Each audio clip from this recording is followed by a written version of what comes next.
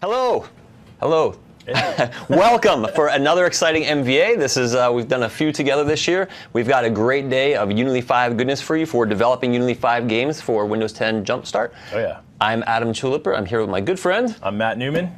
And we're going to talk about a bunch of cool stuff. So first, let's get rolling a couple of slides so we can kind of understand the audience, what we're going to talk about today, and then we shall get rolling on some really, really cool game development stuff with Unity 5, one of my favorite software programs on the entire planet. Let's do it. All right. All righty.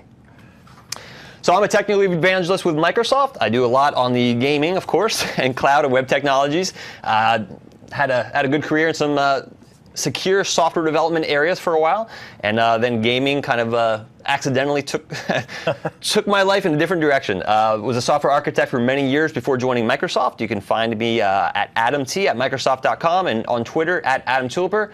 I always try to tweet out pretty cool things about stuff I'm interested in, especially game development stuff. So, and if you have any questions on anything that you see today, whether you are live or watching this on the net at some point in time in the future, feel free to reach out to me at adamT@microsoft.com for any clarification or help. And Matt, yeah, let's talk about you, shall we? Yeah, let's do it. Okay, so I'm Matt Newman. Currently, I'm serving as creative director of Silicon Storm. It's a kind of augmented reality firm based in Orange County. I have my own, I've done actually a multitude of indie game studios. I am an indie game designer. My main studio is Subscience Studios. That's where I do a lot of the games I've done. Last year, we did a game for the band Avenged Sevenfold called Hail the King. You can find that on pretty much all mobile markets. I created my first game I ever created was Grave Stomper, so I kind of have an affinity for that kind of dark, whimsical type stuff, which is on iOS and Android. And that was with a company that I first started, Mad Menace Entertainment, a couple of years ago. So bounced around a little bit. But yeah, now been doing video game stuff for years. Started as a Flash designer, now jumped into Unity for the last 5 years, been through all the different iterations of it. So. Yep. Here to basically show you some cool stuff. I've worked with a multitude of different clients and different people, so and Matt, exciting. Matt and I both run the Southern California, the Orange County Unity meetup, so if you happen to be in Southern California, check us out. We do some cool stuff down there. Absolutely. All right, today we're going to start out with a Unity overview and our workflow for using Unity, which may or may not match others' workflow. Everybody has their own different way of using it. This kind of builds on another course that we did. There's going to be a little bit of overlap and a whole bunch of new stuff as well. I'll show you a URL for the other course shortly. We're going to talk about integrating Unity 5 features, and we're going to have our good buddy Mark here from Unity, who's going to be joining us, talk about Unity 5 features. In Module 3, we're going to go over some coding and a little bit of AI, which is a funny term because really it's not really intelligence in games. Then Module 4, everything I wish they told me about cameras. If you're starting out in Unity and or even been using Unity for a little bit, hopefully you'll pick up a couple tricks on what you can do with cameras. There's still plenty more than outside what we're going to show, but hopefully we give you some cool tips on there. And number 5, UI, Unity's UI system, so overlaying like HUD elements, I should say, and the wow factor. So doing some cool stuff to make that game stand out just a little bit more. And finally, Module 6, we're going to be talking about building for Windows 10, which is not fully released yet. So is this kind of the chicken before the egg? You know, Windows 10 has been out for a while for public download, so we're going to we'll talk about how you build for that, what to expect there. Unity's done some pretty cool work on the tooling there, which is currently in beta. So we'll get to that as well. Awesome. All right, today the target audience, this is going to be beginner and intermediate Unity developers. If you're a beginner, there's going to be tons of new stuff. If you're intermediate, I think Module 2 is going to be especially interesting to you. And ideally, you're a C# programmer. Now you can do a whole lot in Unity without code, and we're going to look at actually a lot of stuff today that is not code-based. We're going to do code as well. The main code module will be in Module 3, but there's going to be some code outside of there as well. But we're going to see a lot of stuff in Unity's interface. And for some suggested supporting material, C# fundamentals, digitaltutors.com has some great Unity learning content on there. And we also, about September or October, we did a 9-hour course. Matt and Carl from Unity and a bunch of my other good buddies here at Microsoft. And that you can find on ak.ms/free Unity training.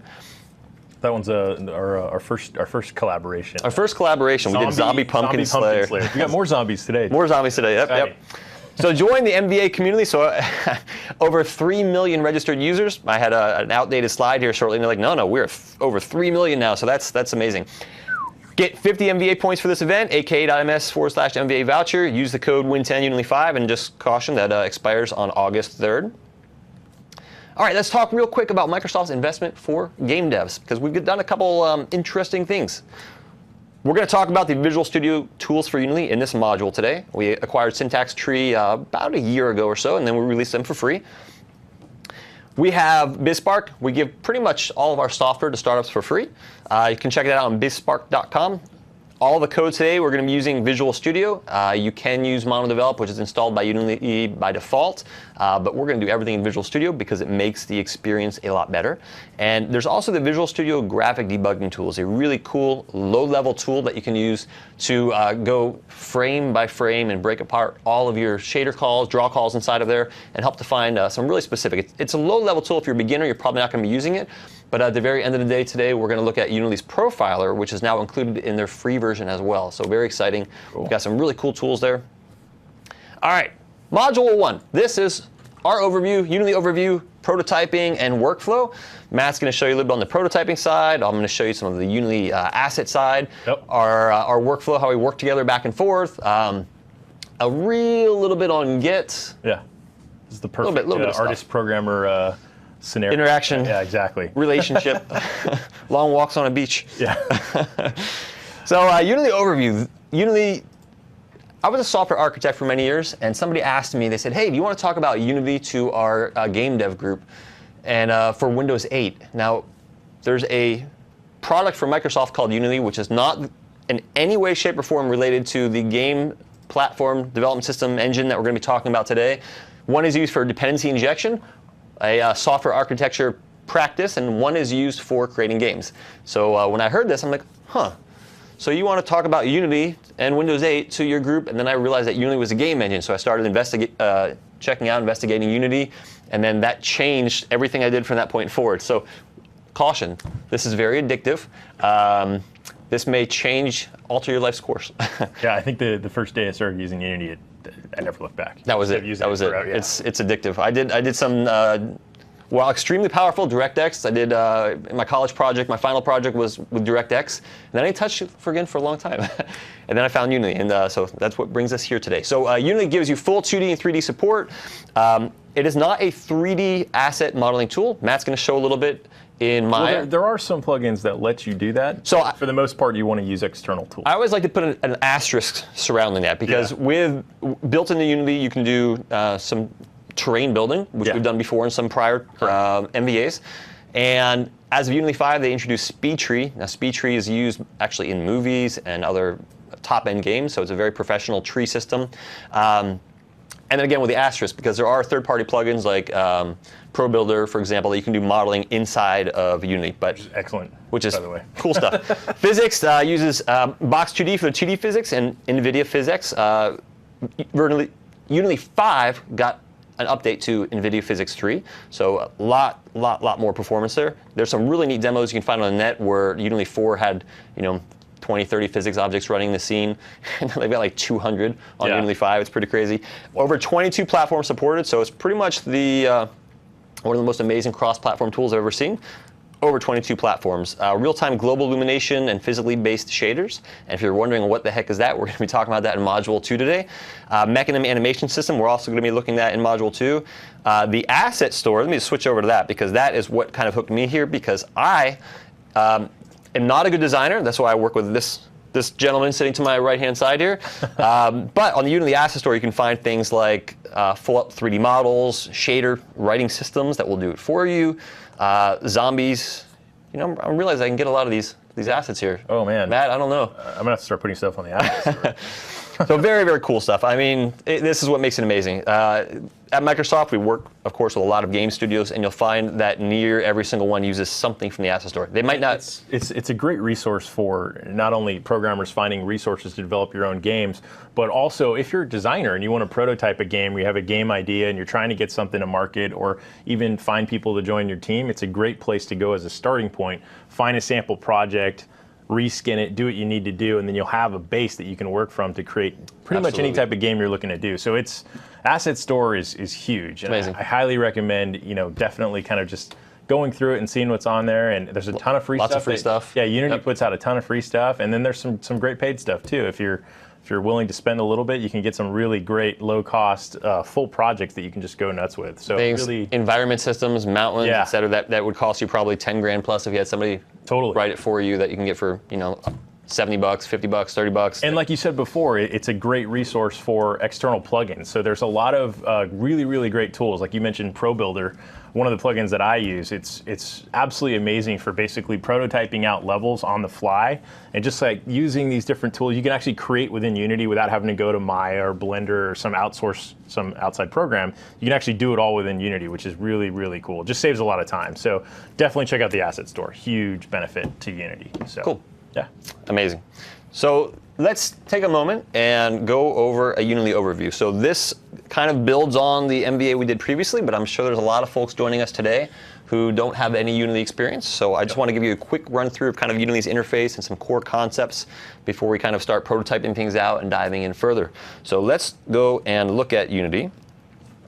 I'll talk briefly about what we're going to be doing later. We're going to be building out various aspects, looking at some things in this particular project. Matt, what is the name of what we're looking at here?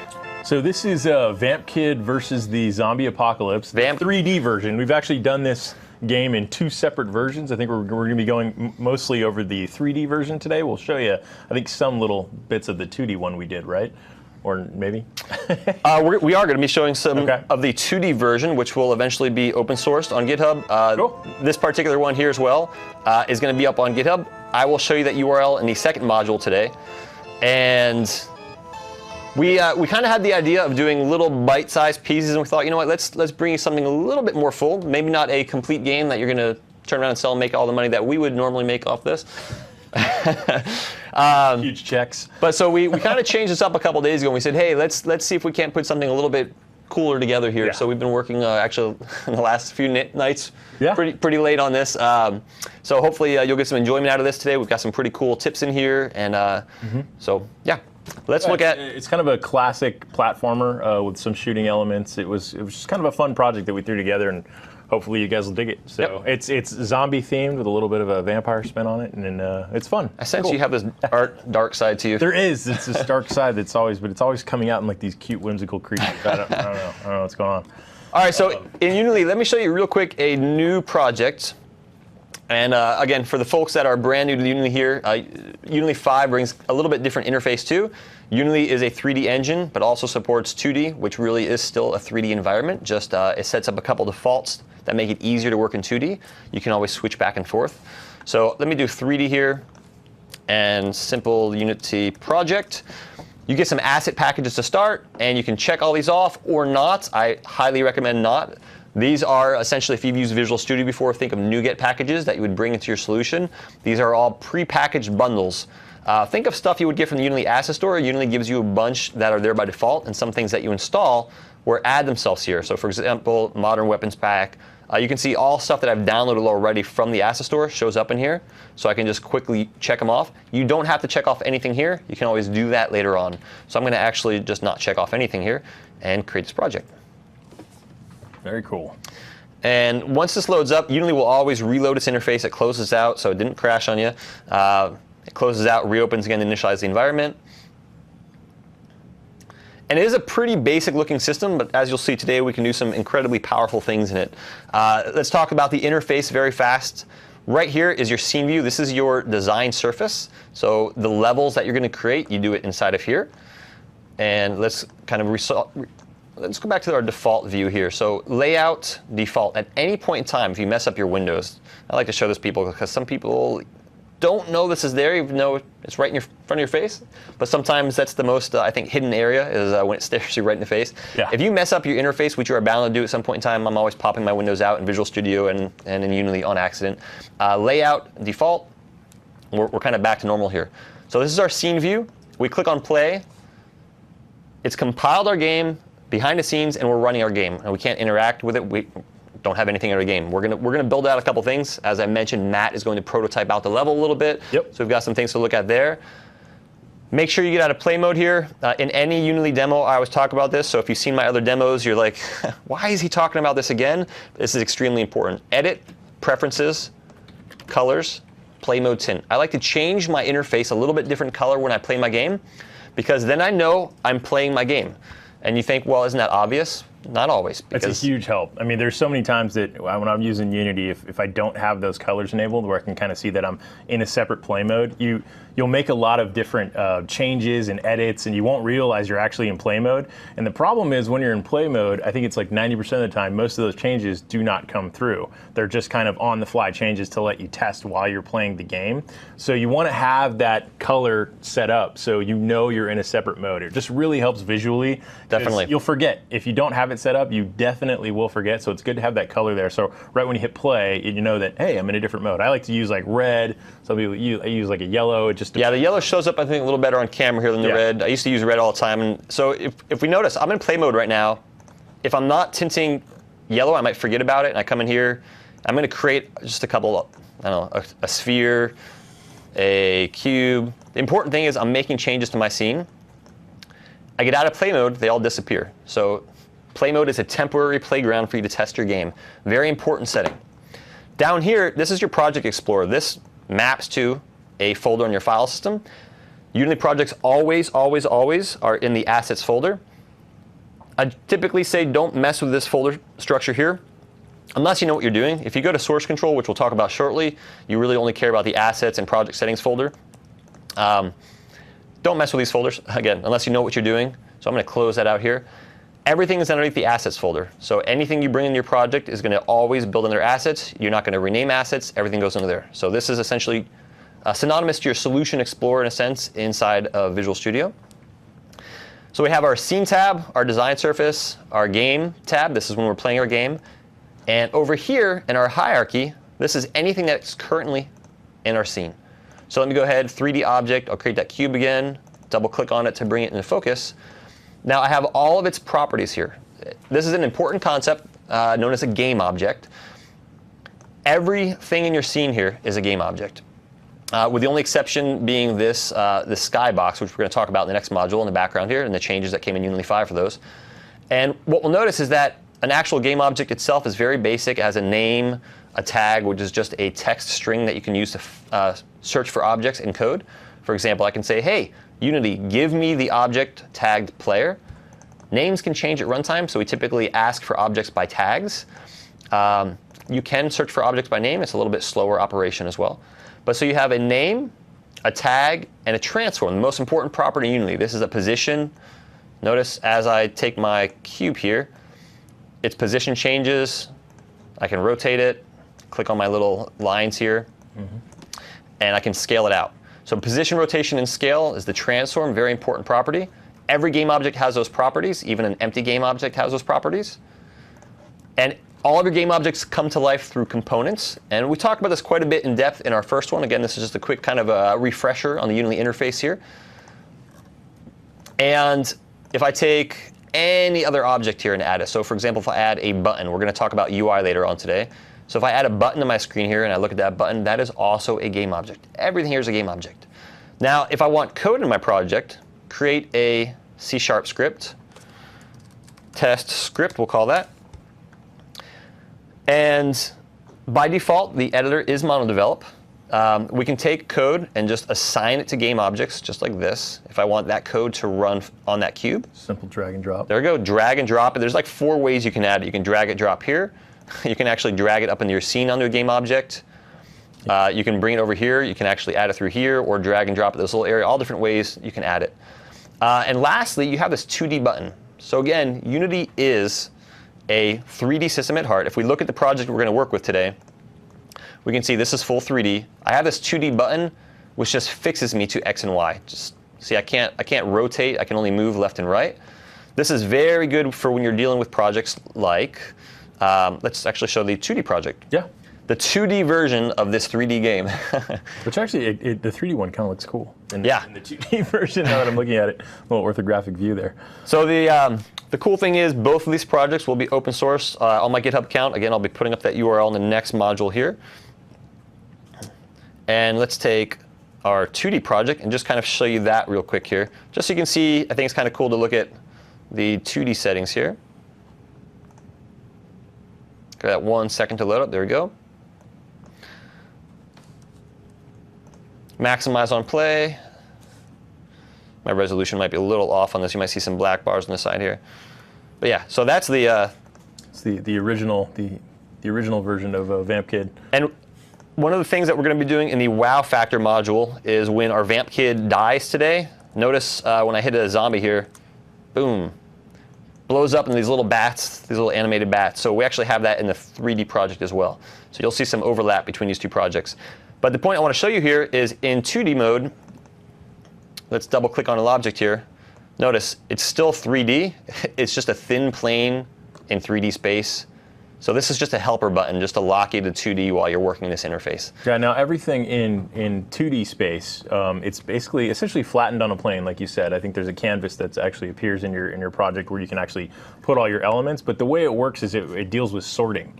So 2D elements, when you start applying them, when you start building a 2D project, you can actually add sorting layers. So in essence, they are all flattened, but sorting basically tells the camera on which to render in a certain order. So you get the feeling of depth and different things by using the sorting order. Yep, yeah. Very important on cameras. We're going to talk about layers and sorting layers when we go over everything I wish they told me about cameras. I think that was the name of that one. Yeah. Everything I wish they told me about cameras.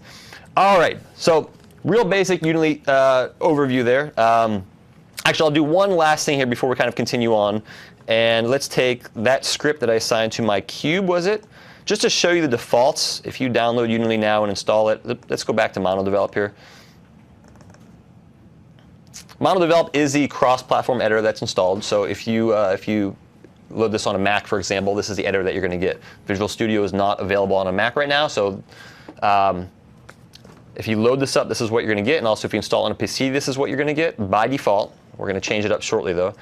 And also, we announced a month or two ago, pretty special relationship that we're going to have with Unity. And one of the options on install is going to be being able to select Visual Studio Community Edition during your Unity install. So that gets all set up for you by default. Very cool. All right, so when this starts up, debug.log, starting up. Who's starting up? How do we know who's starting up? Game object dot name.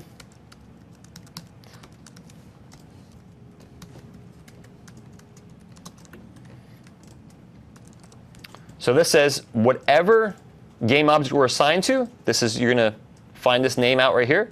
So let's go ahead and see what happens when we start. You'll notice there's a brief delay when we go back to Unity. If you saw the icon spin there, the mouse pointer. Let's play this. This super exciting game that we have here. First time I opened up Unity's interface, I was like, now what? Because you can see all these really cool things that you do. If we look in the console window here, which you can always load through Window Console, it's not there by default. Also, if you click on this little line at the bottom of the screen there, that will load up the console window as well. Sometimes there's error messages that you won't see unless you're actually looking at the very bottom of your screen there. You click on them, and it opens up the console window. And it says starting up, forgot a space there, starting up cube. If I take that game object and I assign it to anything else, let's I'll put it on my directional light, and I'll put one on my main camera as well. Click on play, and I should see 3 of those debug statements now. There we go, starting up camera, directional light, and cube. Real easy to create code and assign it to game objects. And with that, let's move on and talk about using the Visual Studio tools for Unity.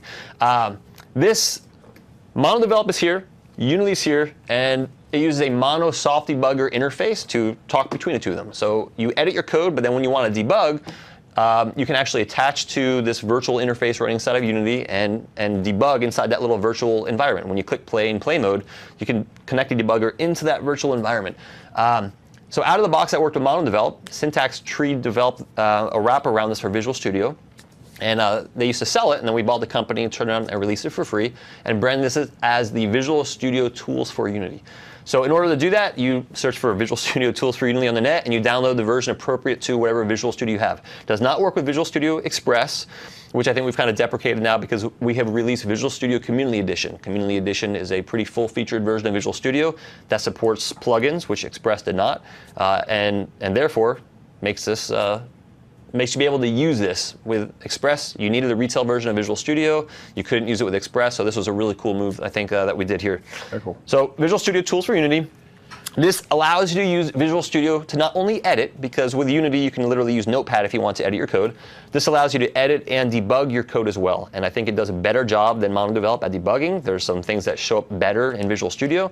Coming from an artist side who's just starting to learn programming, I have to say that Visual Studio is just it's so much easier for me to use than MonoDevelop. Not to say MonoDevelop's bad. It's just just a little more intuitive. There's there's features. It kind of even assists you while you're writing code. It kind of gives you the definition. Good auto completion and IntelliSense. So really good. If you're starting out, I'd highly recommend it. It's just going to help you a lot with your code and making sure you get your syntax proper and all that kind of stuff. That's right. It's good. And you can get third-party plugins that integrate with Visual Studio, which I use as part of my daily workflow. Some really nice plugins. So Visual Studio Tools for Unity gives you shader syntax highlighting. Code templates, which I'll show you in a second. A lot of folks that even use Visual Studio Tools for Unity don't know about the code templates. IntelliSense, which is essentially the auto completion for you. The recommendations, code completions. Full debugging support, and in some cases, better debug visualization than what MonoDevelop provides you, and a better debugging experience overall. So, Visual Studio, Unity, two separate products. Visual Studio Tools for Unity is the bridge that goes between them, and it underlying uses the same thing that MonoDevelop uses to talk back to Unity. It's this Mono Soft Debugger interface, so it's not like everything was rewritten again. It's a wrapper around the Mono Soft Debugger interface, and with a plugin that allows it to work inside of Visual Studio. Let's look at Visual Studio Tools for Unity. I'm going to assume that you have downloaded it and installed it onto your system, and let's go over here. Once you install it on your system, it's good from the Visual Studio side. Now, on every single Unity project that you need it in, you need to bring it into that solution. And the way that you do that is Assets, Import Package, and it'll show up here. If you've just installed it, close Unity out and reopen it. These map to just a folder on your file system. You can actually drop any .unity package file in there, and it will show up in this folder. So Visual Studio 2015 tools, I will import it into my project. It brings in just two files here. And we'll see those show up in my project interface here. Give that a second to finish. It's going to import those, compile, and you'll notice a Visual Studio Tools menu pops up there. One note, if you're just starting out using Unity and maybe you're bringing in broken code into your project, you're downloading some code off the internet that might not work, and you're dragging and dropping it in your project, both with MonoDevelop and Visual Studio, Unity will not generate the proper project files for you unless your code compiles the first time. Once you've already gotten around that, it's already generated your project files for you, and you can double-click and open code. But it's a common kind of beginner trap. You load Unity up, drag and drop some things that you got from the net. The code doesn't work. You can't open it up. You get errors. Note that you kind of have to have that first project that gets created for you, and then go ahead and bring things in. So I've got a real simple script here. If I had noticed under Edit, Preferences, External Tools, which is where I could configure Notepad if I wanted to edit my code with, if you like painful things like that. MonoDevelop, which was the default, now it's Unity vs.openFile. So I'm going to X that out. If I double click on my code now, voila, Visual Studio is loading up. Now you'll notice I'm running the enterprise version here. This experience is the exact same with the Visual Studio Community Edition as well. There's no difference here whatsoever. This is the release candidate for Visual Studio 2015. This looks the exact same in 2013 and 2012 as well. The process is all the same. Give this a second. It's going to load up, and I have some additional Visual Studio plugins in here, so just take 1 minute to kind of initialize. While that's doing that, I just want to talk about when you click on a script file here in Unity, notice on the right-hand side here, you can see your code. This is just a little preview. You don't edit it over here. This just kind of gives you a little bit of a preview there. All right, let's go back to the Visual Studio side here. And if you notice, there's this Assets folder here. And this, for folks that are used to using Visual Studio, you might be just saying, well, can I just compile my program and run it here? No, because this is meant to work in conjunction with Unity. So let's open up that script, and I'll show you what I mean here. There's my debug.log. I'll set a breakpoint here, so it'll stop on execution. Now notice, instead of like deploy to local machine, there's attached to Unity here. So I can attach Unity and play. I'm just going to attach Unity first. There we go. This is all set to go. All I do, this is waiting for me now. I go over to Unity. I can still design, do all my stuff in the environment here. When I click on play, compiles everything, and then I should see the breakpoint get hit inside of Visual Studio here. You notice a brief delay as it's starting up. There we go. Starting up gameObject.name. Get all the full debugging support here I would expect inside of Visual Studio. Works great.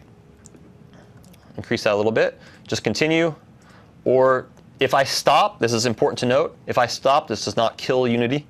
This just stops my debugging session. My game is actually still running inside of Unity. So a slightly different workflow than you may have been used to if you're just using Visual Studio to develop an application.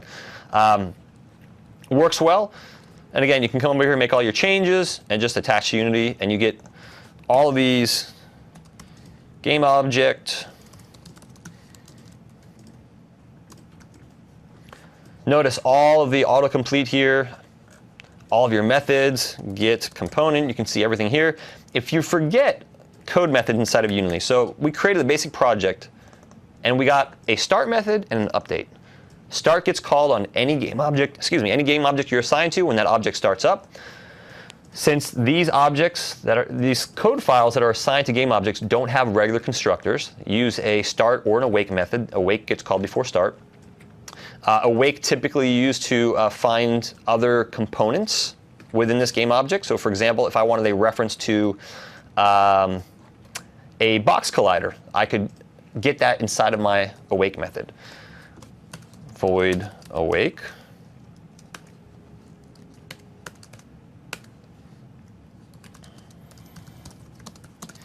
Get component. So I'm saying, hey, on this particular game object, can you do me a favor and give me in code a reference to that box collider, and then I can alter its properties in code. So very easy to do. Typically, you'll see that done in the awake method. Some folks do that in the start method as well. The important point here is there are no constructors. Update gets called every frame. If your game's running at 60 frames a second, this is going to get called 60 times a second.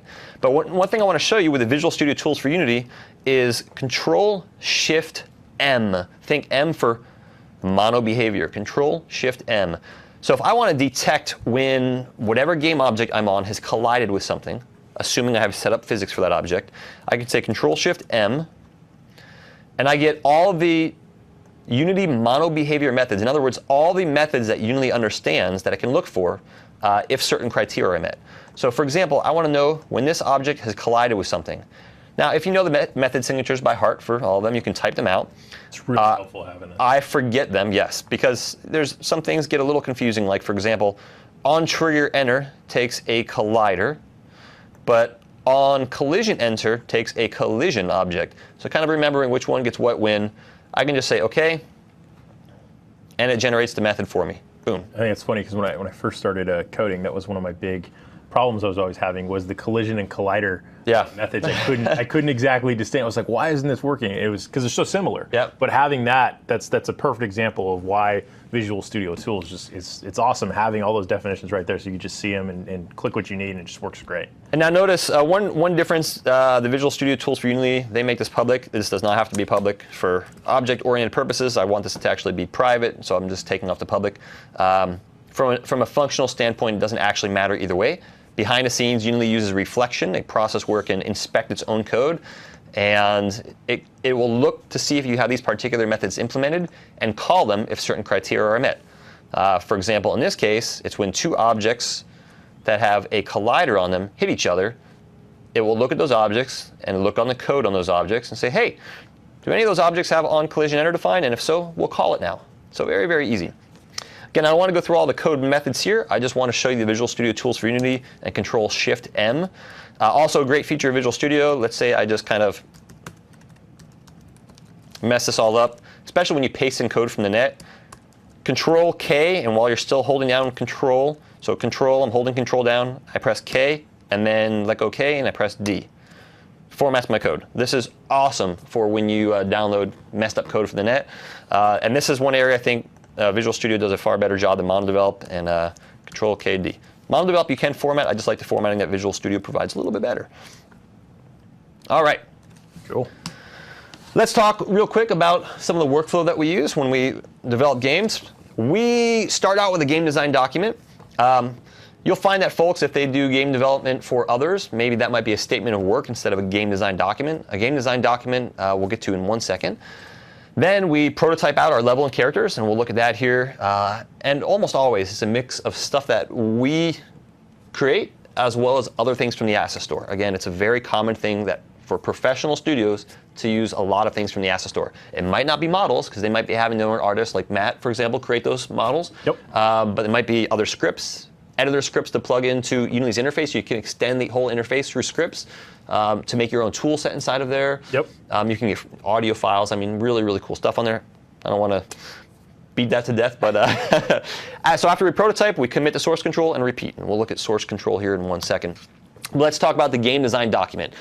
Ideally, it's really good to start with one. This is the blueprint of your game. This can change. Every game that you design, you always just want to get in the habit of creating that initial game design concept, right? Just putting it down in black and white to kind of really give you a vision of the concept. And then from there, you can start adding your details like, hiring artists or kind of sketching out like the different elements of the game that you want to complete. You want to flesh out all the areas of how the game is going to work, how it's going to control, what type of experience is the user playing the game going to get. All that you really want to flesh out, and it's just good to have it in black and white because as something you start to refer to. Yeah, something to refer to. That's kind of your. Are we on track? Yeah, are we on track? Yeah. Exactly, because you'll hear a lot of times in game development they call it feature creep, right? Where you'll get going, and Unity's one of these engines that you can really start going crazy and doing a bunch of really cool stuff. But that can be good and bad, right? It's like herding kittens, right? Yeah, exactly. You start here, you're like, oh, this is a cool feature. Oh, look at this. Exactly. So you can really start going off on a tangent, but those take time, right? And so at the end of the day, if you're trying to deliver a product, the one thing you want to do and just get in the habit of doing is keep it on track. And how you do that is with a game design document, right? So, and there are times where you'll come up with a feature and absolutely we have to put this feature in the game, and that's going to happen, and that's going to happen organically, especially in indie game development. But I would say more times than not, you want to stick to that game design document just to keep you focused and on track. And plus, it's going to give you'll know the vision right off the bat. You know what you're trying to complete. It's easy. Yeah, you want easy to get lost without one. Good idea to have one. Absolutely. Describes the gameplay, the mechanics, the storyline. You'll see that some have quite a long document, and that's fine. Some folks prefer a single page. Think of this as kind of a resume. Some recommend that a resume should be a single page, and there are others that say, no, if you have the experience, we don't care that you have a 38-page resume. Absolutely. And there's a 3-page resume. And if you're kind of unsure as to how to create a game design document, there are a ton of examples online. I mean, if you just Google game design document, you'll see a ton of templates that people have written, things you can download, just kind of like things to follow along when you create your own game design document. In fact, I have one here on my screen. This was just something I found online. And as luck would have it. Started to tailor it to this to the game we're creating. But this kind of has some key points you want to see in here. So you want to start with the title of your game, game design document, and then put your copyright information. Boring legal stuff. Boring legal stuff, exactly. And then from there, all the things that are pertinent to your game, like your game design, the summary, the gameplay, the mindset. Can you crank up that font size a little bit? Oh yeah, absolutely. Let's see. There we go. Perfect. So yeah, you want to get in the habit of these are very important things that you're going to have when you start creating your game. What is the game about? How's the game going to play? Getting into the technical aspects of the game regarding the controls, the screen, the devices, the themes of the game, the flow of the game, and then start getting into the actual development, the pieces you need of the game. How long is it going to take? All that stuff, and you really want to define all those elements out. And it's just, like we said before, it's just something really great you want to refer back to as you're creating your game.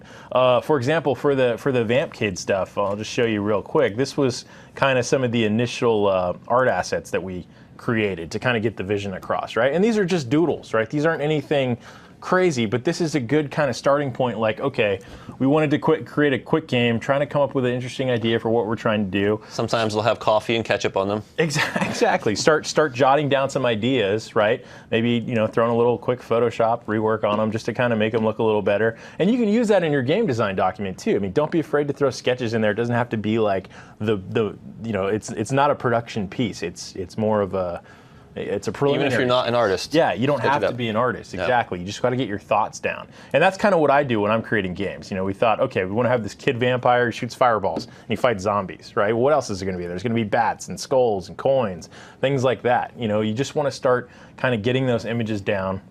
making them work, throwing them into the game design document, and getting that vision together. From there, you can even go in and prototype, what are some of the level piece is going to look like. So for here, we kind of sat there and said, okay, what kind of stuff do we want? We want platforms. Okay, we've got, these kind of graveyard-esque platforms he's going to jump on with dead trees, and we want castle pieces he can jump on, all that kind of stuff. So you just kind of want to sit there and start, kind of getting these elements down, and, take your time with it. You don't have to rush, right? I mean, if it's a really great idea that you want to do, take your time and just kind of put it all together. So in theory, that's kind of where you want to start with the game design document. You want to start with sketches, an overall concept, and then you just want to start fleshing it out and putting it in an actual document and making it all make sense, right? Getting all the elements you need, putting everything together. And, it might seem boring, but at the end of the day, it's really, really going to help you, especially if you're planning on hiring out sources, getting a team together. This is a document that you can give to everybody on your team so everybody's on the same page. It's just kind of that really ultra important starting point for any project. Very cool. Yeah.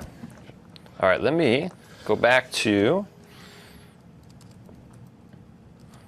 let's jump around a slight bit here and talk about Unity standard assets. Matt's going to do some cool stuff with prototyping out the level, and I want to talk to you about what Unity provides as a basis that you can start from. Now, there's lots of sample projects out there you can use, lots of stuff in the Unity Asset Store. You'll find some cool tutorials on their site you can use. The sample assets they provide give you something to start out with. In fact, this is what we based our character on today. Yep. So let's look at that. There's two ways of getting the sample assets. The first is going through the Asset Store and standard server version update. Okay. Reload that. So notice, and there's two different versions. One is for Unity 4.6, and one is for 5, which we've been at 5 for a little bit now. If you download it from the Asset Store, you can pick and choose which little pieces that you want to bring into your project.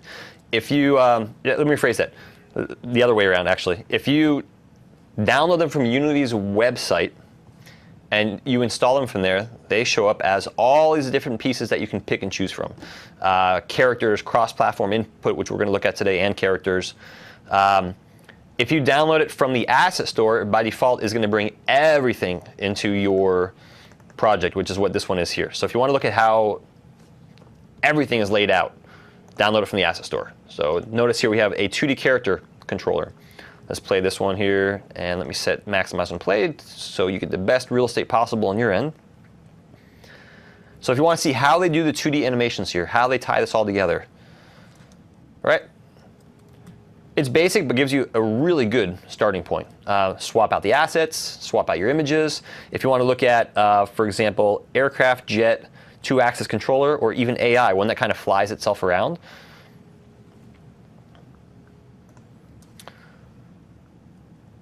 They've come a long way. The last one was, the prior version was simply a character controller, third-person, first-person character controller. Now they've got a jet, they've got a car. Yeah. Cool particle effects here you can use in your own games. And you can take these assets, use these assets in your own games, of course. That's why Unity provides this to you.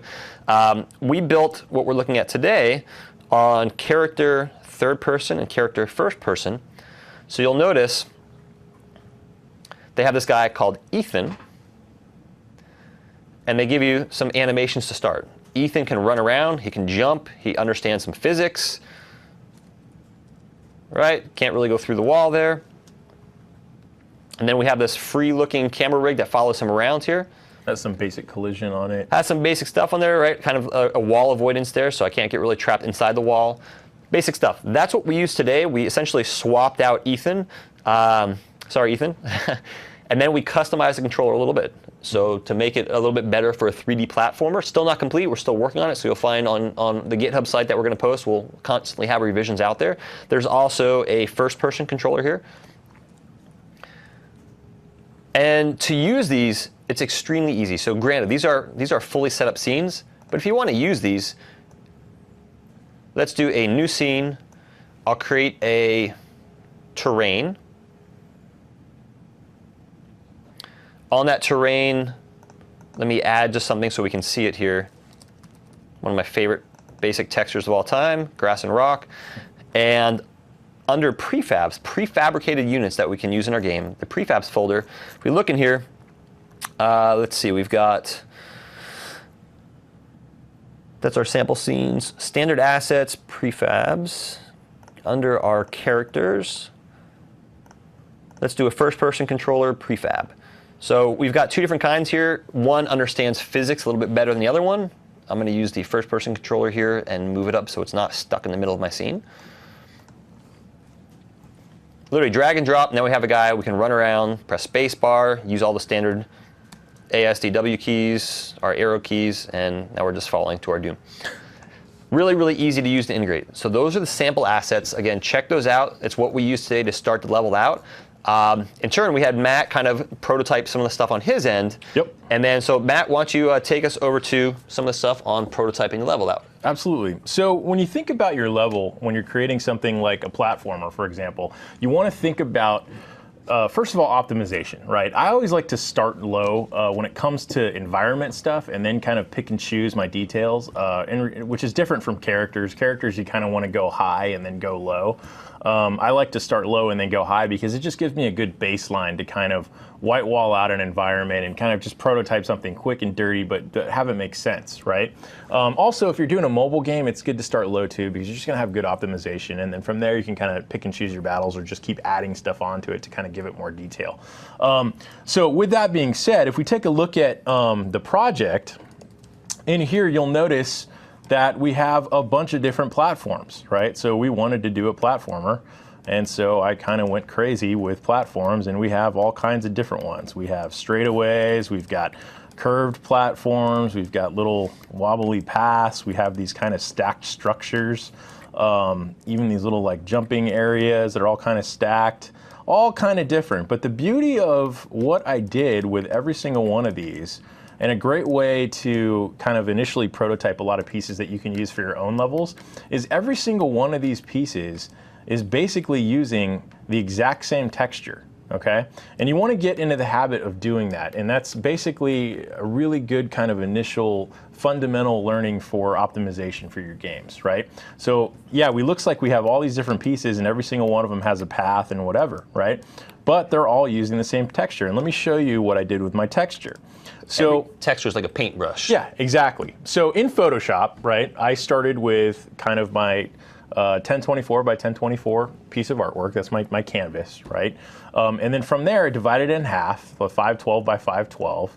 I thought about my platforms and how they were going to be constructed and repeated. And so the right side of my artwork, which would be this side right here, is the top path that you would run on, right? And so if I created a structure and I UV mapped this part to the top of my path, as I repeated and made that, particular object longer or shorter or whatever, I know I can repeat this indefinitely in the y-axis and it's always going to match up, right? So what I did was I made sure that the bottom and the top in Photoshop, using your polar coordinates, you went in and basically I have stitched this so it repeats forever, right?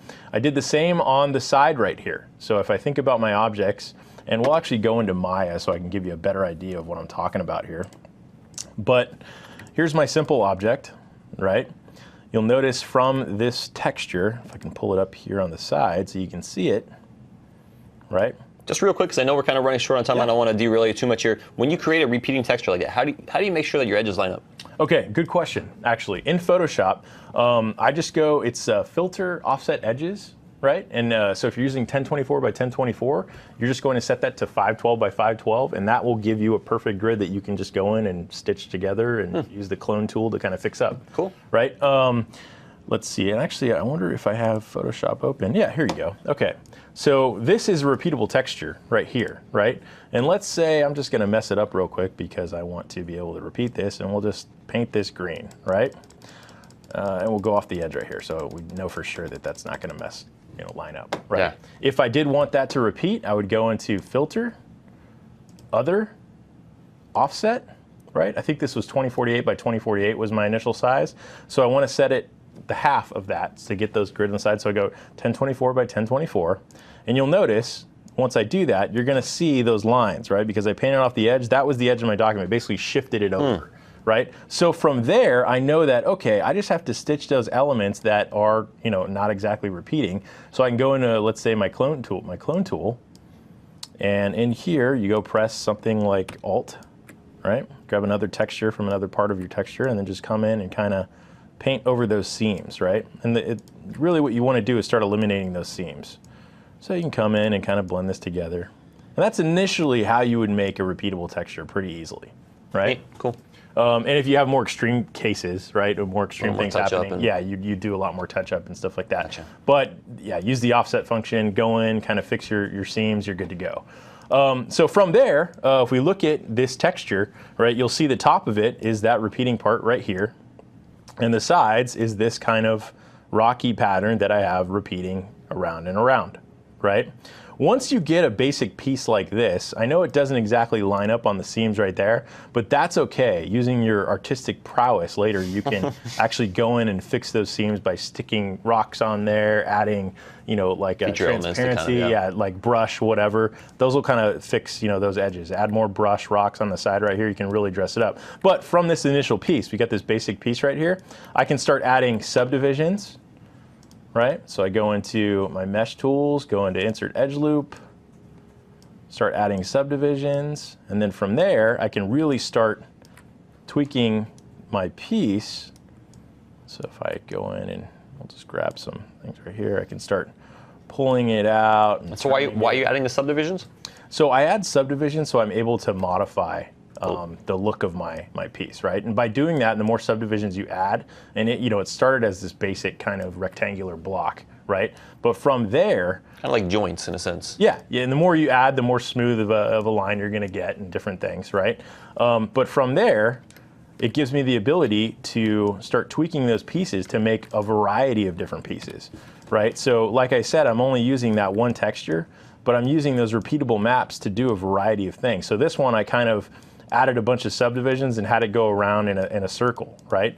This one, the same thing, a little platform. This one was kind of a snake curve I made. You can see all the little subdivisions in there, but they all started out as this basic piece. Exactly. So from there, from one little piece, you can get a whole bunch of variety of different pieces you can use in your game. And then once you get those done and you've started creating these individual pieces, you just export them out of Unity, or out of Maya or Blender, or whatever program you're using. Fundamentally, it's the exact same in every program. You're going to do it. I would essentially create something exactly the same way I'm doing it here. But from there, export them out as FBXs, which you want to get in the habit of doing. You can use Maya files. Or Blender files. Or Blender in Unity, yeah, you can. But the problem is if you're working with a variety of artists or you want people to edit it in the future, you might have problems because they might not have the software where they use like 3D Studio Max versus Maya. It's got to be installed in the machine to be able to. So you want to get in the habit of using a standard 3D format like FBX, right? I guess FBX you can consider as kind of the PNG of the 3D world, right? So from there, you export your FBX, you bring it into to Unity, and then you'll be able to have all these different prefabs, and I'll go into my folder here so you can see everything I have. All these different prefabs that you can start using to construct your level, right? And we can kind of see them right here on the side. So those are all the different FBXs that you exported from Maya. From Maya, brought them into Unity, and now I've got all these really great pieces that I can use to build my level out. Just take those, drag, drop up in your scene, and... Yep. And, as long as you're setting these to static, your draw calls, you're going to have a major improvement because it's going to batch all this together. It's only using one material and one texture, so you're going to get massive performance gains by having all of these different pieces using one texture. When we talked about kind of the different paintbrush approach, so to say, every time that you paint a texture, think of your graphics hardware has to switch paintbrushes, and it's an expensive operation. And there's only a certain amount of time that it can do it before you start kind of getting this backlog of batches or draw calls, so to say. And so ideally you want to get as much drawn out that shares the same texture at one time. Now in our last MV that we did, we had about an hour-and-a-half module on optimizing your games and reducing draw calls, things like that. Check that out. But the idea is here that by sharing the same texture, all those different platforms can be painted all at once with one draw call. Very, very efficient. And one thing to note too, when you do bring in these 3D objects into Unity, one thing we've noticed, always make sure in your import settings, if you look at my screen here, you'll see on the side right here, you'll have your scale factor, which should be set in your 3D program, whatever that is. I have it set to scale factor 1, which is basically the unit size of I'm using meters for Unity. So make sure you have it set to meters in whatever program you're using. But from there, you always want to make sure that, and I don't have it set on here, but to click Generate Light Map UVs on each one of the objects that you bring in. And when you do that, Unity will try to figure out your UVs for you if you don't have that selected. Define what a UV is, because when I first started, I was like, what is a UV? Ultraviolet light? Yeah. Essentially, it is the UV space, right? It is essentially the texture space on your 3D object. Instead of like X and Y, they use U and V, right? U and V, yeah. And basically, that just is the texture coordinates that are on your specific object. So the faces on your 3D object, you're basically mapping those to a point on a texture. Right, that's essentially what UV mapping is. So from there, you want to bring your objects in, but make sure that Generate Light Map UVs is selected, because when you do that, it's going to use the UV shells that you've unwrapped on each of your models, and you're just going to get a better result in the stuff you've already created. Yeah. When Unity tries to figure it out for you, sometimes you're going to get weird artifacts and different things on your... Light might not show up right. Things might be kind of transparent at times. Yeah, and you'll notice that too. If you start building a lot of your own assets and bringing them in and lighting them, you'll start seeing kind of weird artifacts when you do baking and things like that. So if you make sure that when you bring as just a rule of thumb, I always do it, but when I use my own UV shells and I generate light map UVs, I just get a much better result when things start getting light mapped. So just a rule of thumb. But yeah, I mean, this is a great starting point. Just by using this simple process, as you can see, you can get all these different pieces, and then from there you can really start prototyping a level out, laying out the pieces how you want. Creating custom pieces, doing whatever. And then if things need more detail, you can always go back into a piece and start adding more detail, right? I always like to just kind of stick more things onto my elements. So, start with a really basic kind of solid shape as your base product, and then from there, then start adding more rocks and detail and fluff and brush and grass and all that kind of stuff. So that's just my process, but I think it works pretty well, and I'll share it with you. All right, let's move on a little bit to a couple tips here. I just want to share workflow tips. So when I work in Unity, there's a couple things that are awesome. There's a couple things that are painful. So two real basic things that I like to do that I think will make it a little bit easier for you. And this will be posted with the code out on GitHub as well. Again, that URL will come on the next one. Oh, and a good point too. When we do upload this project to GitHub, those FBX files are there for you. So take a look at them in your 3D program, bring them in, see exactly how I stretch my UVs and repeated things. It's really going to give you a good idea on how to create these. Drag, drop, feel to reuse, feel to take absolutely our content and reuse it however you want. Use it however you want. Reskin it, make your own textures, whatever. As part of publicly putting out there on GitHub, it's now available to the world. So exactly, take advantage of that. Now, when over here, let me close this VampKit project out and go to my desktop. And you'll notice when you open a Unity project, you actually have to point it to a folder. So if I open up Unity here, and it says, hey, what project am I going to use? If I say open other, you have to point it to a folder. And that's not a Unity project. Oops, don't want to drag and drop that. That's not a Unity project, that is. But I find that a lot of times, like, I'll keep folders on my desktop and throughout my file system and my file sharing services. And so there's a little register script that I use. Again, this will be posted out there for you guys, that I can just literally right-click and say open as Unity project on any folder. I use this probably 30 times a day, I feel. And that will just, from a command line, spawn off Unity and pass it that folder, and it just loads up for you. Clever little addition. Clever little thing. I just got tired of doing it, so just one day wrote it, and now I use it all the time. That's on your GitHub? That will be posted up there with this project. Okay. I'll have a little folder on there and some directions on there. It is actually on, I believe that's actually on my GitHub right now. That's awesome. If you go to my GitHub account, so github.com/Adam Tuliper, let's see here. I did post out some of that code recently because you can actually find it on my, let's see if this is listed up on here. I did a blog post on there. Let's just go right to completedevelopment.blogspot.com, and I think it was the most recent one there. Yeah, so you can get the code there as well. I'll post it up on GitHub too, so check that out. That's really easy. Super helpful. I never. The second thing here, it saves. Yeah, no, that's it awesome. seems simple, but it saves a lot of time. Yeah. So even if you get nothing out of today, hopefully that will that will be useful for you. Secondly, this is another script that I got offline, and let's go to the. Let's go to 3D project for this one. File, open project, since it's in my history here. VampKit 3D. So right now you can't click on a project outside of Unity and say open in Unity. No, because there's no solution file. There's no single file. It's a whole folder structure that Unity needs to point it. You can open up a scene file. Yeah. It's like, but you have to navigate into those folders, double click on the scene file, and then Unity will say, oh, you've opened the scene file. What project does it belong to? And then it opens it up. So this just kind of bypasses all that. From the outside, I right click on a folder, which is my project. Your root folder. Open in Unity. Boom. That's done. clever. Yeah. Nice job. Well, thank you, sir. Secondly, this is a script here, the second one that I found on the net, actually. It goes in your editor folder, and it's save on play. There's an autosave script you can find out there as well. Unity does not autosave.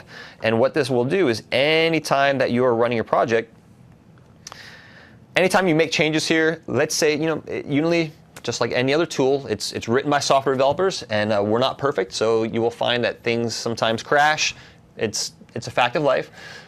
It will happen in almost any program you use for a long enough time. It's going to happen at some point in time. Expect it. So idea is save early, save often. This editor script will just make it that anytime you click on play, it will auto-save everything for you. There's also Unity 5, I believe, was added under preferences here. It's probably staring me right in the face here. Hold on one second. So verify saving assets. This was another thing that you can kind of do too, which gives you a little bit more of a list. This can get annoying really fast though. Verify saving assets. So if I come in here and I just, I don't know, let's make one little change here and take something like a coin and drag it into our scene. We play, it says, hey, this has changed in your project. Do you want to save these? It's good to kind of see what you're saving, but this kind of gets annoying very fast. So I'm going to say don't save it. Close that. And get rid of that. So there's also a version of that autosave script out there, which will, or that save script, which will autosave for you every 30 seconds or minute or 5 minutes or however long you can specify. So just a little quick workflow. And last but not least, let's go to our Git workflow. There's really, really great content out there already on how to use Git, lots of it. There's kind of the joke that Git is not a disconnected tool because you need to be online to be able to read the documentation on how to use it.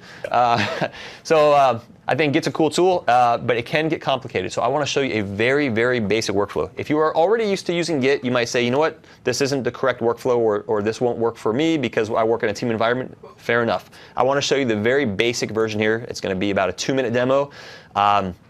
There are many other ways to do this. So I'm going to show you the way of, if you go and create a project right now on like Visual Studio Online, or if you use GitHub and you have this Git URL you want to use, how we can use that.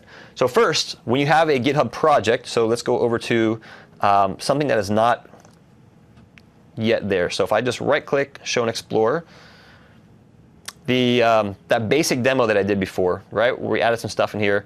Or let's even go a little bit more complicated. That whole standard asset demo, this has got a lot of assets inside of it here. So a lot of things in this folder. The first thing you need to do is take a git ignore file, and that will tell Git, hey, I don't want to include library, I don't want to include temp, I know there's a bunch of garbage here that I don't want to save in the source control. And so git ignore will ignore that for you. I have a specific one that I use actually for, where's my git ignore here? I will do under my source, Unity snippets, .git ignore. And if you go to any of my Unity projects on GitHub, you can just reuse the one I have on there that's visible online. I'm going to take this git ignore and paste it into my project. Boom, it's there. I've got the Git tools for Windows installed. So I'm going to open that up, go to a command line here. That loads up. I'm just going to switch over to this folder. So I'm going to copy this path out, say cd that location, git init. I have now initialized it. It's created a .git folder inside of here. Git add. Most folks do git add dot, in other words, git everything. I get in the habit of doing -a because if you add and then remove files, you need -a to be able to find those files. So as a general habit, I do git add -a dot. That is telling source control about every single file that you have in here. Once we're done with that, in fact, what we can do is while that's processing, let's go over to like GitHub here and say, you know what, I want to create a new repository. my Unity project. We'll create that as public. They give you the commands. We've already run git init. I'm not going to add my README right now. I have a whole bunch of other things that I need to add there. So we're going to proceed with this one right here, git commit. Let's see if it's finished yet. So it's still adding all my assets into there. As soon as that finishes, we're going to commit. In other words, take a snapshot of everything I have there and name it something. After that, we're going to do this one-time operation to point my local system to my GitHub site. And then when I'm all ready to go, I can push my local changes up there. And then I just essentially repeat. Let's go back to my slide here because that makes it a little bit easier. So we init, we add, commit, push, and then we just repeat these 3 ones over and over and over again. It's very, very easy. Let's see if it's finished, and I will just, yeah. Let's go back to this one here, which was the much smaller one, just because, again, we are kind of getting short on time here. I'll show you how easy it is to set up, though. We go to that other fairly empty project here. We right-click, show and explore, paste in my git ignore, copy that path out, open up GitHub. The Git tools, I should say, not GitHub. cd git init, git add -a. You don't need the -a the first time, but again, I like to do it as a standard practice. Voila, we only had a few files on there. Git commit -m, my changes. There we see everything we've just done. And let's actually point the one I just created on GitHub to that guy there. I'm not going to be able to finish this just because of authentication here. Copy that out. There we go.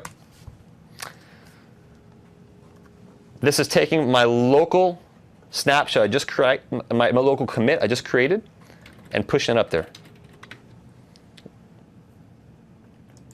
Oh, actually, I am already authenticated on my Git tools here. That's why it worked. If I go over to GitHub now, look, everything's there already. If I go back to my Unity project and I change something, let me just change this location, save that as my main.unity scene, and close this out. Let's go back to the command line here. If I say git status, it says, hey, we see there's a couple things that have changed here. Let's add that. Commit it. I added a scene and move stuff. Push it up to GitHub. And as soon as this is done, I'm rubbing my hands like an evil. When it's done. When it's done, give that 1 second to finish, and there we go. Refresh our changes here. That's it. Simple as that. Now, for some of you designers out there or other people who maybe are not so comfortable with command line and GitHub, there are several GUI tools available for GitHub synchronization and things like that. So I know command line sometimes can be a little foreign to some people. Yep. And if that is, there are tools like GitHub Windows, and I think Subversion and there's other different products out there. So there's SourceTree. I know some folks that really like SourceTree. The Git tools for Windows, the ones through GitHub are really easy to use. It's a nice GUI, and Yep. you don't have to use a command line at all. So, but I just want to show you that if you're using command line, the basics of it, so you understand the command structure. Absolutely. The GUI tools essentially do the same thing on the back end. So very basic to use. All right, well, that takes us to the end of this module, and we will all see you very shortly for module 2, where we're going to talk about new Unity 5 features. Yep. See you shortly. See ya.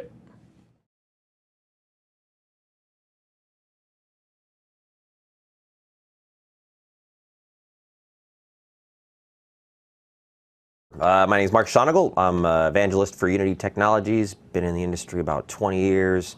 Film, games, visual effects, rendering, all sorts of good stuff. You've been an evangelist for a long time for various products and pretty good stuff in the marketplace. Long time at Softimage. Spent some time at Microsoft a long time ago. That's right. It's great. Now Had lunch with Bill Gates. I did. Cool story there. Not for today. You have to hit them up privately for that. Yes. All right, today, for this module, this is since we're going to be talking about what's new, some things in Unity 5. Not necessarily a whole, not an all-encompassing what's new in Unity 5, but we're going to take some Unity 5 specific features, look at them. We're going to be talking about the standard shader, lighting, and skyboxes. Animations. Now, the animation system in Unity has existed for a while, but there's been a little bit of change there. But we're going to kind of do an animation overview and then talk about the new audio and audio mixer system as well. So I think we've got some cool stuff in this module. Yeah, for so sure. whether you are a beginner, intermediate, or whoever, hopefully this is some pretty cool new content that we're going to show you. I think so. All right, let's talk about the standard shader, because the standard shader is new to Unity 5, and I think it's extremely important to understand. About 75% of what we're going to cover here is somehow involving the standard shader. Why another shader? Well, I guess first, what is a shader? A shader takes typically some either color or image, and basically it's code that says, hey, here's how we're going to draw this. Maybe we want to maybe tunify it, maybe look like a cartoon, or maybe we want to make it reflective or not reflective. And Unity has a whole bunch of built-in shaders. You can see kind of on this image here, there's mobile shaders that were optimized for mobile. You've got like Tune, UI. I mean, there's so many different shaders. Why another shader? Because the idea is now to simplify this. With a standard shader, there's two of them. There's the default one, which can kind of give you metallic, and specular is the other one. And you can see them both listed here, standard and standard with the specular setup. You can make the specular setup look just like the other one as well. It's just more of a matter of what you use for your workflow. If you are brand new to Unity, it really doesn't matter one way or the other. This is really for preference. Some will choose one over the other. I was going to say the specular setup actually allows you to make objects that are not available in the real world. You can go beyond the extremes that the real world allows, which your chart will show in a minute. I'm trying to think of some superhero named elements. Like kryptonite. Kryptonite. There you go, kryptonite.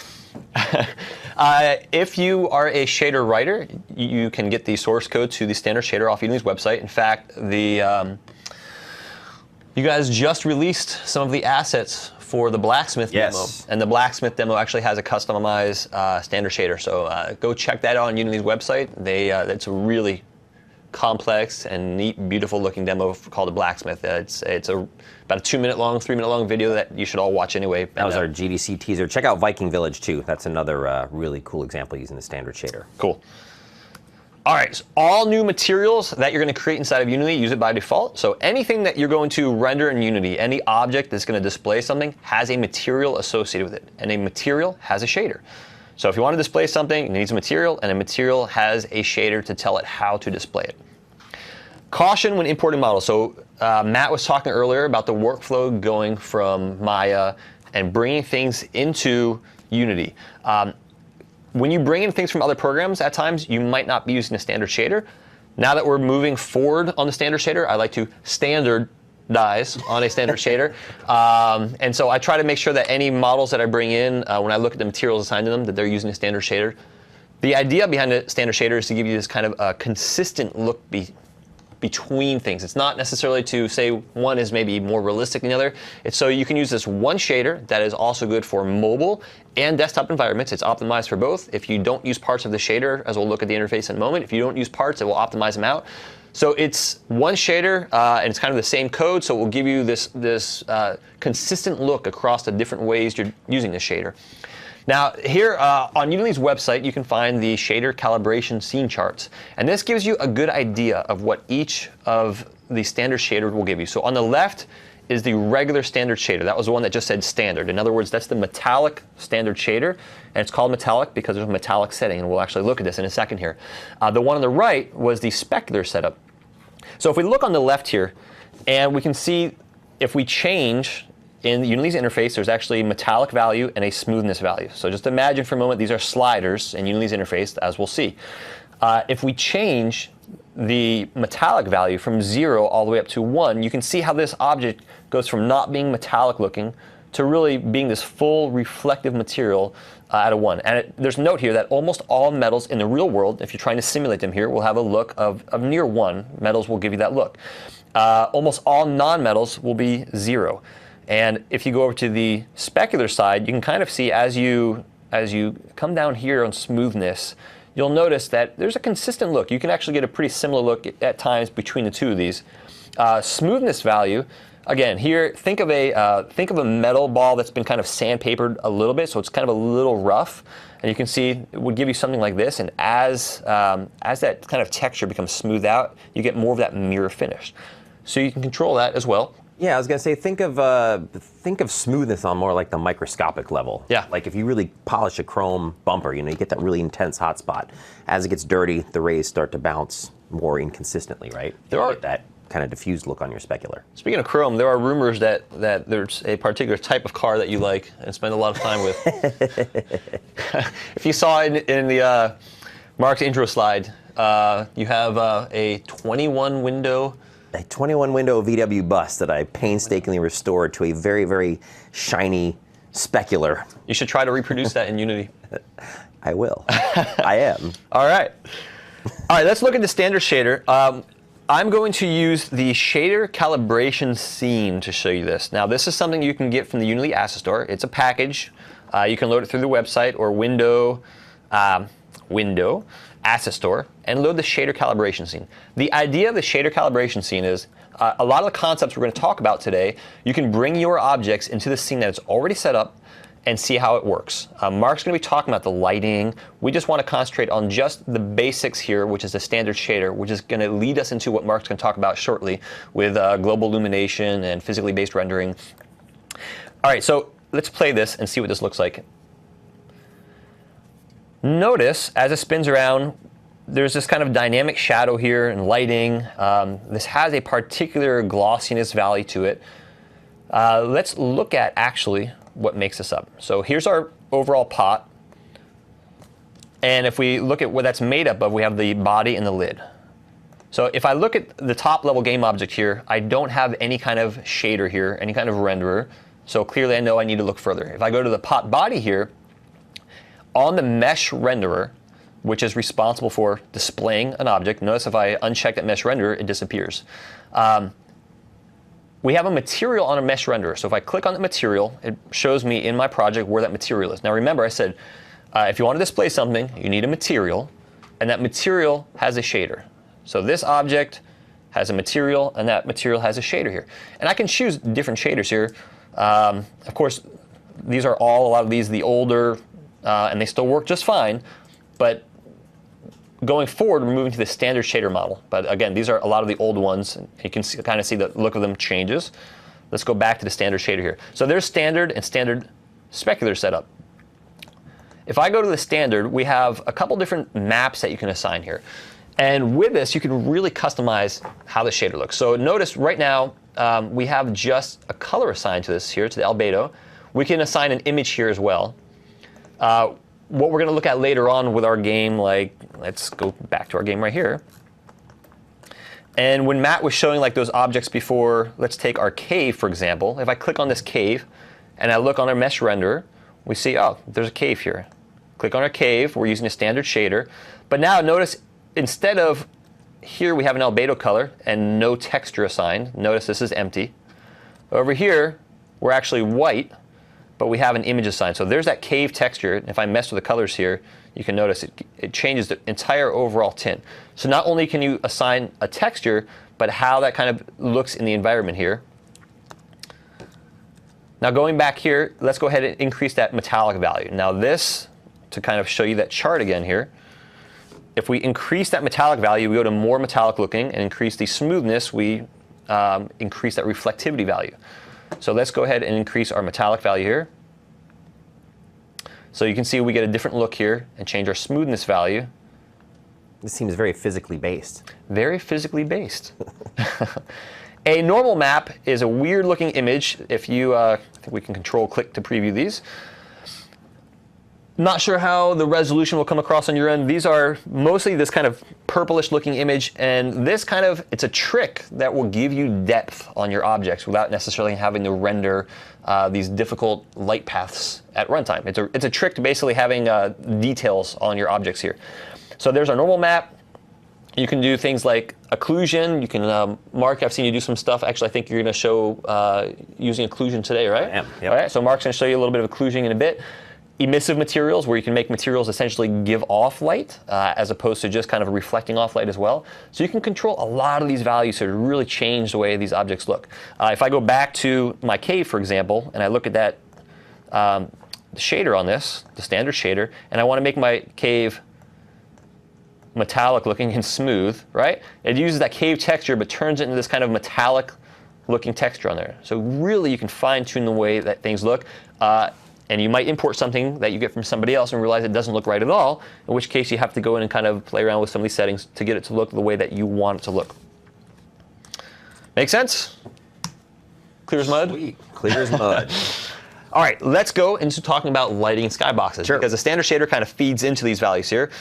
In Unity, we have a new skybox. Now, previously, skyboxes existed in Unity beforehand, and we could use them for some time. You want to add clouds to your world, nice blue sky scene, you add a skybox. With Unity 5, skybox is also a material, and it has a what did I say about materials? We need a shader on a material. Yep. So a skybox material, it has it's a material with a skybox shader. And that shader can be, you can choose a 6-sided image. So if you are a photographer, you can use 6 images and piece them together and make your own. QMap, new Unity 5 is procedural. We'll look at that shortly as well. Mark, you want to tell us a little bit about HDR skyboxes? Sure. So HDRs are high dynamic range images. And you'd mentioned being a photographer, go out there taking 6 images. Imagine taking 6 images of the same image. So actually, I'm going to minimize my screen here real quick. And I'm going to show you guys an HDRI. So this image that we're about to see on my screen, let's get this guy to load up. There we go. Oh, what's going on here? No one doesn't want to load. All right, well, that's weird. Come back to the slides, work on that a bit, and we'll get back to that because we're going to do some other stuff for our skybox demo here. With the new procedural skybox, you can also dynamically control these properties. And we're going to look at some of this here with the new procedural skybox. So I'll start out while you get that kind of running over there. Sure, I'm not sure what, that's not launching the HDRI viewer. All I was really going to show was what an HDRI is. So essentially what an HDRI is you take 4 or 5 different pictures of the same image. You put your camera on a tripod and just increase your f-stops. So you take one like f2, f6, f10. You put all those into a program like HDRI Shop, which munges them together and creates one high dynamic range image. You can then use that to light your scene, and it's pretty amazing what it can do because that image now contains the entire dynamic range, obviously that's why it's called that, of that day or that environment, indoor, outdoor, whatever. So, when your camera's only letting in a little bit of light, the sun is going to appear as a little tiny white hotspot, whereas the rest of the image is going to be black. As you start to let more light into your camera lens, that increases how much the visible light is in that image. So you take all that, you put it into Unity, and you have something like this. So let me just show you that here. So here I've taken that the cave scene, just kind of simplified it a little bit, and we're just using the procedural skybox right now. But if I go here and literally just grab a skybox, let me go into my skybox folder here. I've got a couple of them set up. As soon as I drop this in, look at what happened to the entire lighting of that scene. You can see we really get a very different lighting effect. And if I grab this other one here, look at that. The entire scene gets changed just by me changing that light source. If I go here to my directional light, and let's just tweak down the intensity, this illumination, every bit of the illumination except for the blue that we're seeing in the cave is being delivered by that HDRI skybox. And I can actually go and rotate that with this slider here, and you can actually watch that light rotate around inside and around your cave.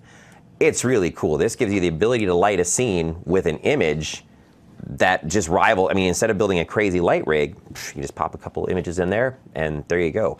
If I go back to my skybox here, let's take our directional light. We've always been able to, if I crank up my directional intensity again, we've always had the ability to scorch the earth. And you can see I've got my hard shadows going on right now. So that's just coming from the main directional light. The skyboxes use more of like a ambient occlusion style lighting. So it's a very soft, diffused sort of a shadow that you get. Very, a lot less harsher or intense than a directional light or a spotlight shadow, but it just has this really warm look to them. So I kind of like to use both in conjunction. I like to have a directional light to kind of give me that heavy shadow, and then I use a nice skybox just to kind of fill in the nice ambient light with that. It gives all, that deferred lighting. Let's go over to my scene here. And I'm going to go to window lighting. I already have it open, but just to show you where it's at here. So window lighting. Now Mark showed dragging and dropping into a scene. You can also see what is set. It used to be under edit render settings, I believe. Edit render settings, and you can set your skybox in here. Now in Unity 5, it's different. It's under window lighting, and the little scene here shows you your skybox material. So if I click on my skybox material, it brings me to the material in my project, which is a material. It's in .mat. Now I have to go back to my inspector to view those values. Let's close this tab out and this tab, clean this up a little bit. All right, so my skybox here, notice when I look at my skybox shader, again, a material uses a shader, there's what I can use. A 6-sided, if I want to set all my images here. If I want to set this to a cube map, I can set my cube map, or the new one here also, I can set my procedural. And with a procedural, you can control all these values in code. Let's rotate, let's increase my sun size here. There we go, there's my sun, which in this case, in this scene, kind of actually looks like a moon because of my kind of sky value here. Out in the desert? What's that? Oh, we out in the desert? Out in the desert, right? Hear the coyotes right now. But so with a sun size, you can change this here. Atmospheric thickness, again, so this is all procedural. This is all calculating it at runtime. It's not an image that's based upon.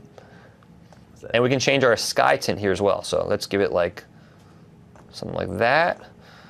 Change our sun size, so it kind of almost looks like the moon just coming up here. And you can change your exposure. Let's look over at everything here.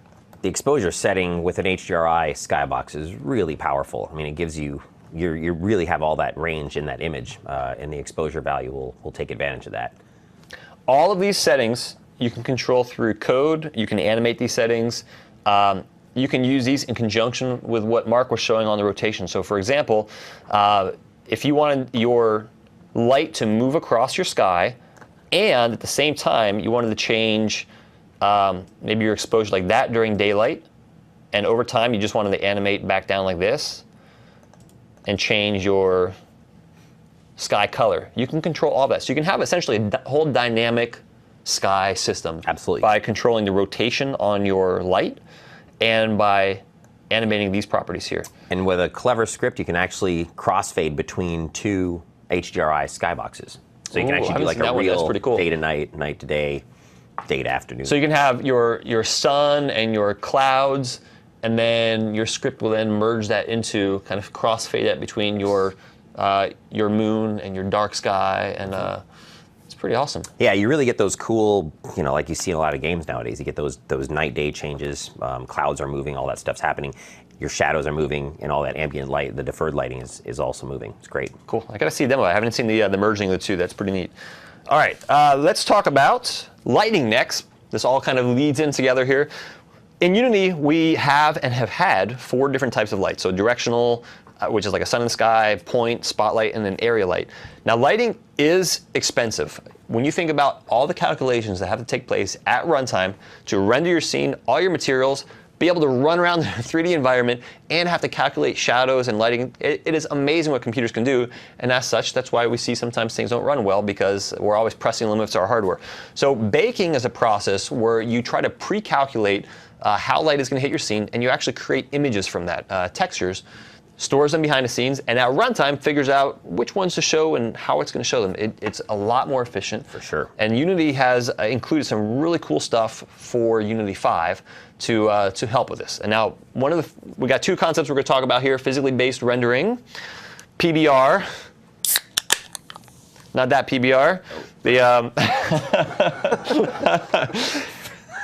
And global illumination.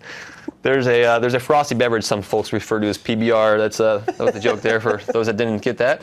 And if you did, I hope you're laughing at home right now. So let's talk about a little math on this slide here. I don't know how much simple. I don't know how much math you guys remember. We're gonna dive kind of a little deep on here. On the left-hand side, I'm just kidding. You and I solved that earlier this morning over breakfast, right? That's right. Is that the one we solved? Did. Right. We solved that. On my old graphing calculator. Yeah. So that's a simple formula that helps enable the physically based rendering. Unity 5 has added this real-time system that's enhanced by a system called Enlighten. Yes. And Mark, this allows us to do what kind of cool stuff?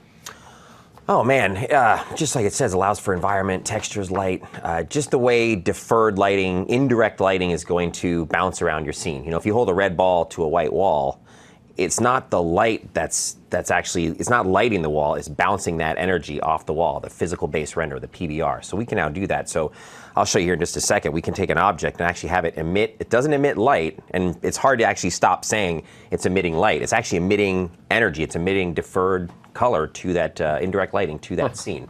It's very cool, and then it bakes it, so there's no performance hit at all. It's zero impact on the GPU. So the idea is that you get this realistic, physically accurate look to what you're doing. Yes. As you mentioned earlier, there's Viking Village. So if you want to see a great example that you can download and kind of play around. So we had that kind of setup scene that I showed you before, the shader calibration scene, which does have PBR in it.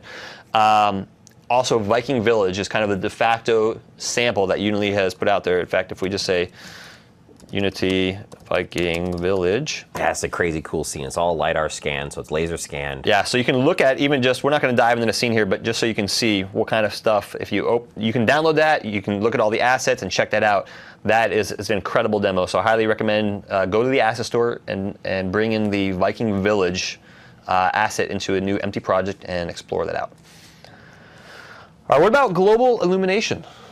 Global illumination, you know, that's stuff that we used to do with ray traced rendering engines, and you would literally like wait an hour, 2 hours a frame to render, go home, have a coffee, whatever, come back, and now we can do a lot of that stuff in real time. It pre-bakes it. It can only work on static objects that are not moving in the game.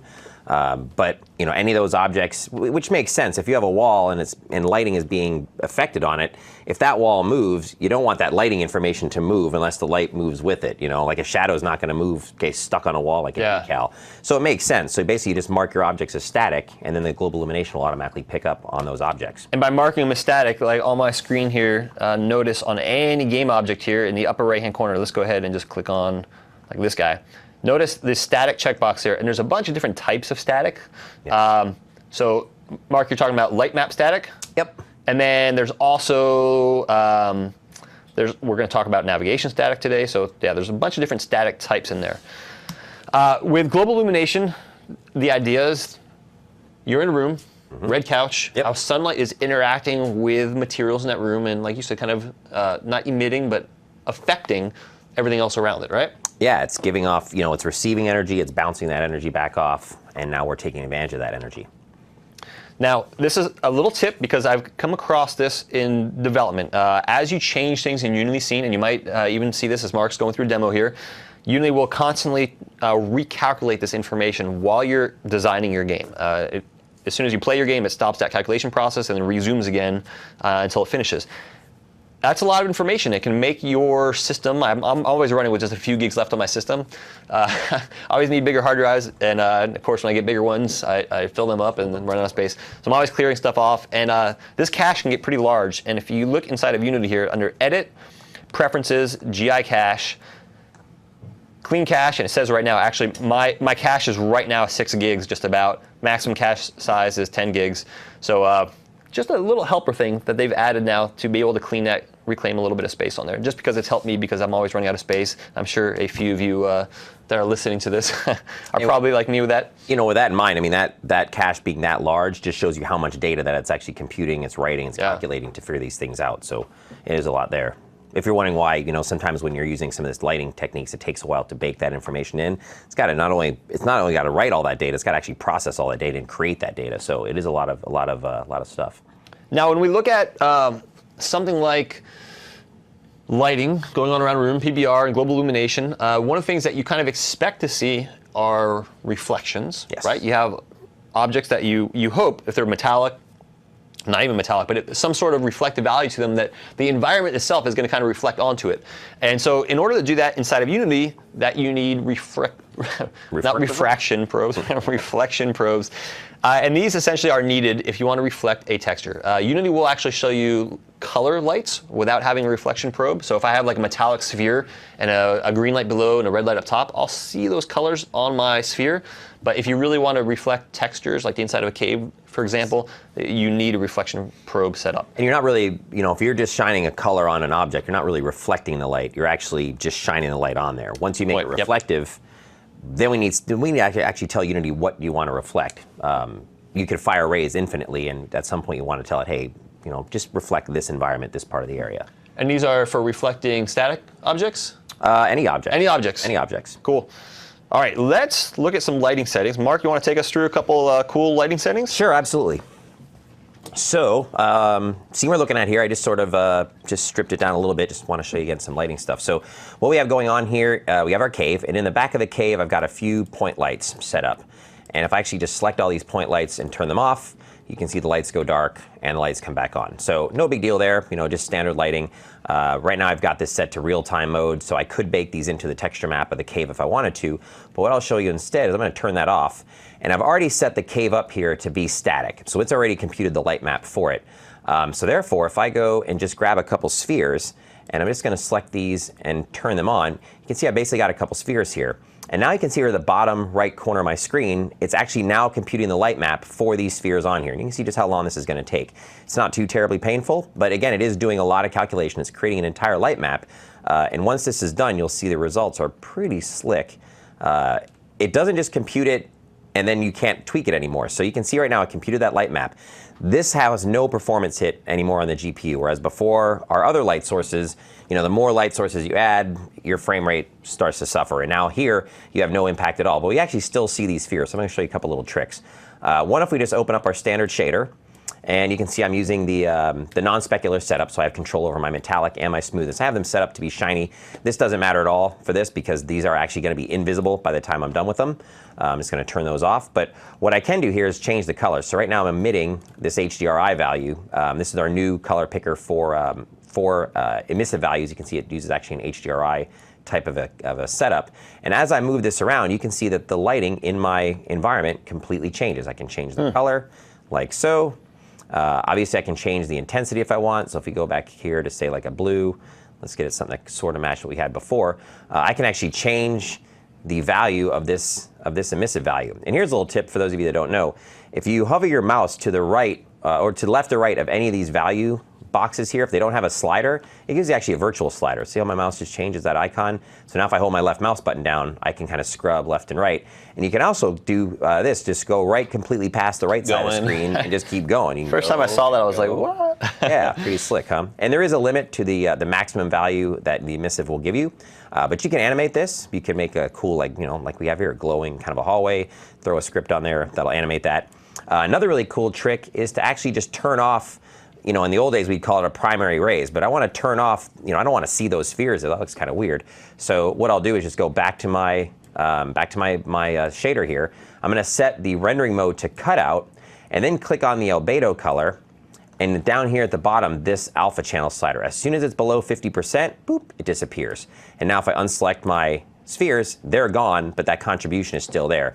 So I can select it, I can still go tweak the amount of emissive value that's in there, and then unselect it, and that sphere then hides. So a really cool way of creating lights. There's no overhead on this at all. And you say that was on the albedo, cutting out the yeah, I'll show you that again. alpha? A lot of people try to use this slider here, the alpha cutoff. It's not. You actually have to set this to cutout, click on the albedo color, and set your alpha channel down here to something below 50%. It's either on or off when you're using 50% is that magic value. That is the magic value. And I'm going to tone that down a little bit because it's a bit ridiculous.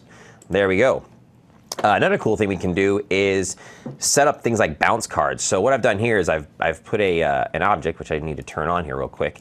And right now you can see it's missing its texture map or its material color. If you're familiar with Unity, you know that purple color right there tells you, hey, something's missing. So what I'm going to do is I'm going to create a new material. So I'm just going to say game object, create material. And here I'm just going to give it, say, a color. We'll make this maybe red. And I'll also set the emissive color to red, like so. And everything looks good there. Maybe give this a name. So I'll rename this to red or whatever. It's not really that important, but call this red emissive, like so. And now if I drag and drop this material onto here, we should start to see a little bit of red spilling in there. Now I haven't cranked up my emissive value, but if I do, look at that. Now I've got a cool, nice, glowing hallway that's actually getting it from that hole in the ceiling right there. So it's really a nice way to create fill lighting. Like, if you want a nice daytime or a nighttime look to a scene, put a couple blue dark bounce cars outside, and you get that nice spill coming in like so. Another thing that we can do, which is pretty slick, is use reflection probes. Let me talk about those real quick.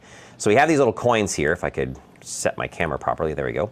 So if I hit play on our little game here, we can see I've got these little coins as soon as it starts playing.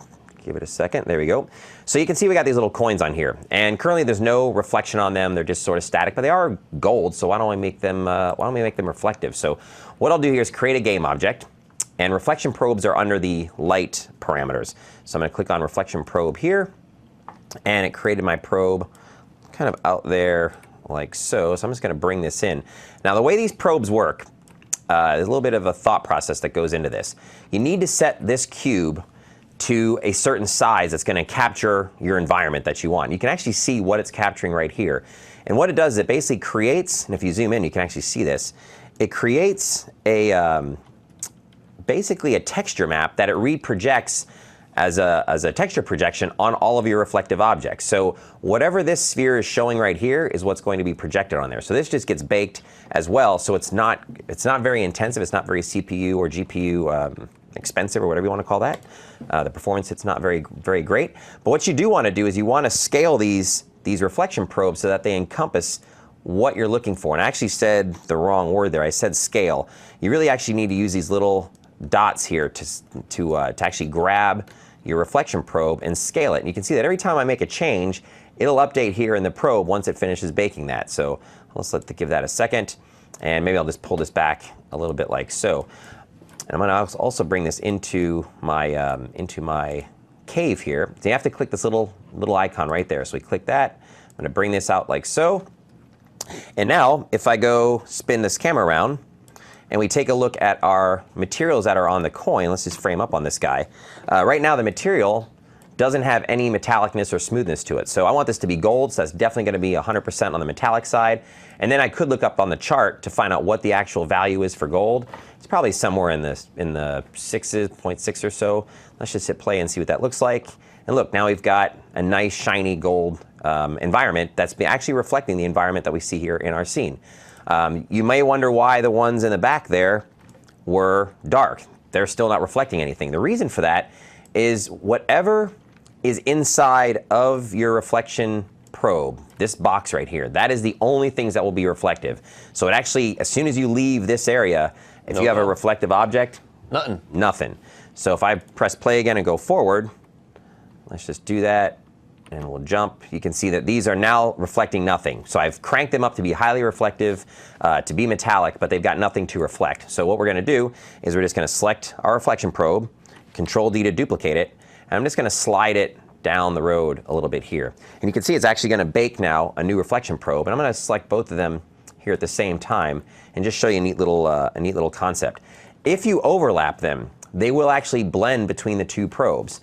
And you can actually click on any object in your scene, and it'll tell you what do you want to blend when you go between two probes. So you can tell the probes and the skybox if you want to include the outside environment, or just completely turn it off or have a nice blend. So we won't really see that too well with this example, so I'm going to do something here in a second. But now you can see we've got some shininess going on both of our probes, on all of our coins rather. So what I've also done is, just to show you something else here, it's pretty slick. I've got on my character controller, I've got an object here called the bazooka. And this bazooka is somewhat famous in the Unity lore. It's the standard bazooka from the asset store.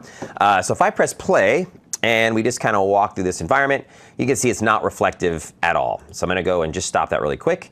Select my bazooka. I've got the standard shader on it, and I'm just going to crank the metallicness up. I'm going to crank the smoothness up. Beautiful. Beautiful. Look at that. It's getting our shininess there, but you can see it's not actually sliding the textures, it's reflecting, and you can see it doesn't quite look right. Well, the reason for that is if you don't have this setting on your reflection probe called box projection set, it doesn't slide the image past the reflection. Actually, it's much easier to explain than to show. So I'm just going to select both my reflection probes and turn on box projection. Without this turned on, it works really well when you have objects that are animating, like this, where they're just rotating around. That's fine. But if you want them to actually appear as though you're sliding through that environment, you have to turn on that setting there. Oh, look at that now. And now you can see it's much more realistic as a slider. Now, I should point out, I can't actually move my mouse and have it move the input just on the way we're projecting today. So otherwise, it'd be a little more dynamic with the, oh, I've just fallen off. Ha! And you can see once I left that area, we're no longer reflective at all. So you can see it just turns to black. You need some more reflection probes and pummeling to my endless demise. Whatever just happened there. So anyway, cool. yeah, that's a little bit on reflection probes and those emissive values. Awesome. That little trick of setting the cutout and setting that alpha channel, that's really, really good to know. It took me a while to figure that one out, but it's just great that you can populate your scene with those emissive values. Cool. It makes it beautiful looking. Awesome. Why, thank you. Let's move on next to talk about some animations inside of Unity. They've added a couple new features. Unity supports 2 animation systems. You've had the legacy support there for a long time. Some folks still use it, but then we've got Mechanim, this awesome animation system, which we're going to look at today. It uses 2 components. It uses an animation file and an animation controller. Now we have these animation state behaviors. Previously, if you were doing any kind of anything a little bit more complex with animations, you actually had to call API calls like this to find out what the current state of animations were. And now we can actually use code called animation state behaviors, which we'll look at shortly. 2D root motion. So root motion is taking an animation and mapping its movement in the physical world to an animation. So for example, if I have a guy doing a zombie walk, I don't have to actually move my object. Just the fact that he's doing a zombie walk like that, like this. Is that what you're like doing? This. Just the fact of him walking along like that. Without root motion, he would just be in place. You enable root motion, and it tracks his positioning, and will actually move him through space. So really brilliant way to get realistic looking animations. Now there's 2D root motion. We're like, well, how does that work? 2D root motion, you basically define an animation for a 2D object, and then it will move that object through space. So we're going to look at some other things today. We are limited on time. They've added a whole API in there. So from code, you can create all of your animation controllers. You can essentially populate everything we're going to do today all through code without having to do anything in the UI. Maybe if you wanted to write animation extensions, things like that. But just maybe to enhance your workflow. It's not something that I use on any basis. I don't write the code to create my animation controllers. I like to click in my UI to do that. But I just want to tell you that in Unity 5, there's now a whole API to script all this if you want. So first, let's look at animation state behaviors. And if we look at our project here, let's go to my main scene and run it. And you can see the baking kind of was happening in the lower right-hand corner and got cut off as soon as I click play here. A little bit of music there. And notice, if I fire, the animation, like the ball doesn't come out of his hand right away. There's about almost a half second that goes by before he shoots that out. So how can you control something like that? Now, previously, Unity had a way of doing that in the animation system. Let's open up this guy's animation values here. And in the past, you could come into your animation window and you could go to like your shoot animation, for example. And you could come in here and define an animation event through this little tiny icon. You had to know it was there, and then you had to know to look for them. And if you ever got an error, it was forever trying to track it down. So I never was a big fan of the approach of essentially calling a code event at some point in time on the timeline here. You can do it. Again, that's what this little icon is for. But now we've got these animation state behaviors. And also, you could call a code event here. It still didn't tell you how far your animation was from being done. So now we have these behaviors. If I look at my shoot behavior, what I'm doing here is this is all the stuff, everything you're looking at here beneath shoot is from the Unity standard asset. That was a third-person controller. These were all the built-in animations. The beauty of this animation system is it's retargetable. If you have a humanoid character, like a zombie, an elf, or a vamp kid, anything that's a humanoid shape, you can take any other humanoid animation and apply to that character. If I want this guy doing the Gangnam Style dance, or a zombie walk, or shooting an arrow, I can buy all those animation files or make them. There's third-party systems you can buy. You can write your own. There's ways of using the Kinect to actually record yourself doing your own animation files. There's so many different ways of doing it, or you can download them off the net. Is that where you do your zombie thing in front of I don't know what you're talking about in front of my Kinect. Yes, I practice at home. That's right. So you can take any of those animations and apply them to these characters. So these were already set up for me, and I was able just to, instead of Ethan, use the Vamp Kid and swap it out just by changing the model. And it just worked. Nothing complicated there. Now, I want to shoot, but when I shoot, I want to know that at a certain point in time to fire off that projectile. And so if I look at this code here, what you can do now is on any animation, you can add a behavior. So if I open up this behavior, now again, it's not on a game object, it's on these little animation blocks. And if you're brand new to the Unity animation system, we're going to cover what these blocks are in a second. But if you're already familiar with Unity's animation, then you'll be like, oh, this is something new. I don't understand. I didn't know that was there. That's a huge thing too. It's really cool. And so what I'm going to do in this, once this loads up, is after 0.4 seconds elapses on my animation, I'm going to then in turn say, hey, at this point in time, I want you to fire off a projectile. So let's let this code load up, and I will show you the goodness in the code. Code goodness for short. Code goodness. CG. It's getting thick in here. You know, we are working on making the state machine scalable, so you can zoom in and out. I was going to ask you that earlier today, Yes. actually. Yeah. All right, so here, there's a couple different methods. If you create a new state, a state machine behavior, that's what this inherits from, it will create you some default methods by default. You can see the ones that are commented out here. So Unity will generate that code template for you, then comment it out. I'm just using onStateEnter and onStateUpdate. So in other words, when something triggers off my shoot animation state, and for those folks that are new to this, I'll show you that in a minute. As soon as I enter that animation state, I'm saying, hey, we have not shot our projectile yet. Shot is false. Now, onStateUpdate gets repeatedly called each update frame from the time you enter to exit. So you enter your state, you constantly call onStateUpdate, onStateUpdate, onStateUpdate. Your animation's processing.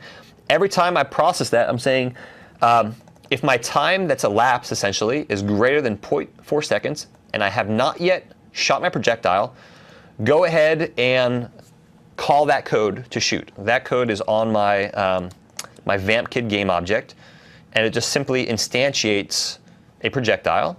We're not using new for folks that are new to Unity and wondering, why don't you just new up an object, var projectile equals new something. We're not doing that in Unity. When you want to instantiate a game object, you use instantiate. Fast typer.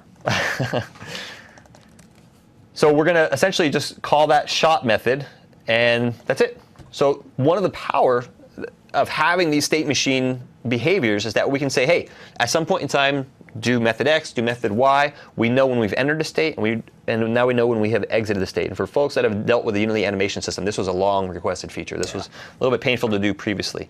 All right, now let's look at the basics of the animation system and some things that were added here. And what Mark had just mentioned is I can't scale this window out. I can shift spacebar on any Unity window and expand it, so I can have a little bit more real estate here, but I can't zoom in and out. Let's go ahead and create a new one here. I've got a really template scene that we can rip through on this. Scenes, we'll do zombie animation. I have this zombie, and when I click play, it's going to go to my game tab, which I don't have any way of exploring my world yet, which is perfectly okay for this demo. I'm just going to switch back to my scene and just notice that my coin's not spinning and this guy is not doing anything. Now, Matt created animations for the zombie, and I can find those in here under my characters, zombie, and we have a zombie anims. And in here, we can look at all the zombie animations and preview them. Zombie death, zombie attack, zombie rise. So all the animations there.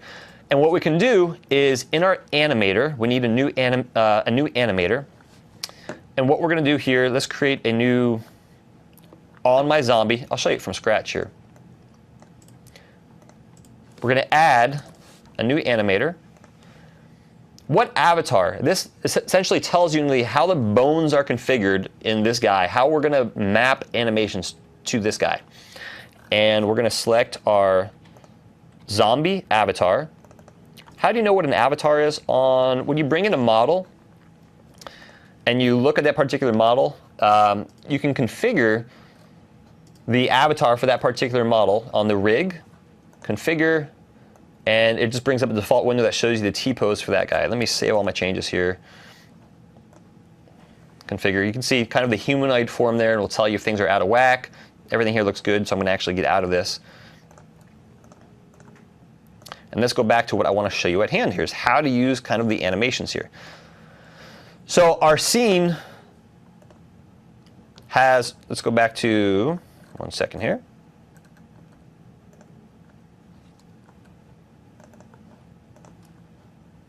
All right, so back to our zombie guy. We've added an animator, and we're going to look at what this requires in a second. We've pointed it to an avatar. Again, these avatars are just configured when you bring these models into Unity. Anytime you want to do 3D, you have to configure an avatar. When you bring in most things from the asset store, it's there by default. It's typically not something you have to worry about. But we're saying for our animations, we're going to use this zombie avatar. In other words, this is how his bones are configured. Next, we need an animation controller. So I'm going to right-click, and I'm going to create a new animator controller. And I'm going to call that zombie move, and then just assign that guy right here. And apply root motion you can use if you want to move the object through the world without having to write the code to move that object through the world. Now I'm going to click on my controller. So again, all I've added was this animator component. Open this guy up, and we'll notice there's a couple new things here. The exit is off the scene by default, so you have to watch out for that. We have the ability here to say, hey, when you enter, when this guy starts up, what's our default animation going to be? And so we say entry to some default state, idle we'll use, for example. And then we can transition from any state to another animation and an exit. Let's look at, make a lot more sense once I do it. I'm going to take my animations here. Let's take idle, for example, drag and drop. Boom. Play.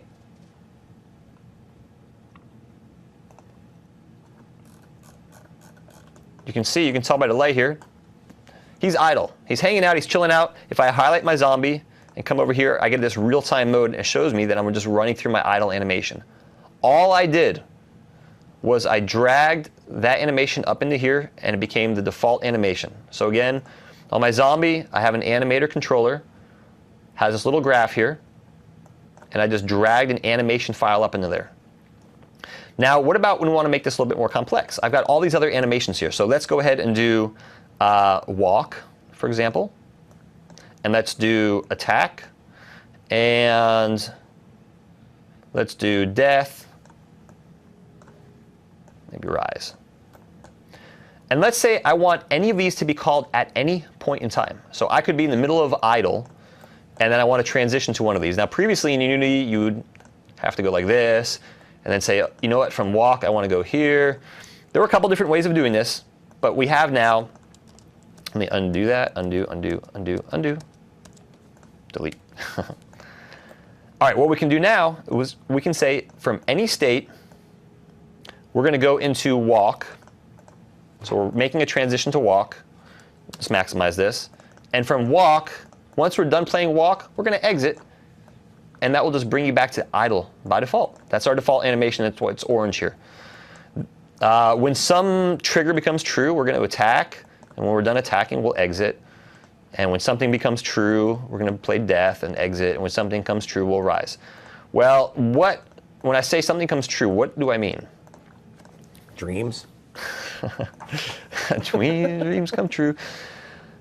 I define parameters here. So I can say that when a Boolean value called walk becomes true, we'll go to walk. Attack is a one-time operation. In other words, when I'm walking, I'm typically walking for a while. Like a zombie, apparently. Zombie, yeah. The zombies are slow. They're going to walk for a while. Attack, that's like a once and done thing. So I'm going to say a trigger. It's like, think of it as a one-shot Boolean.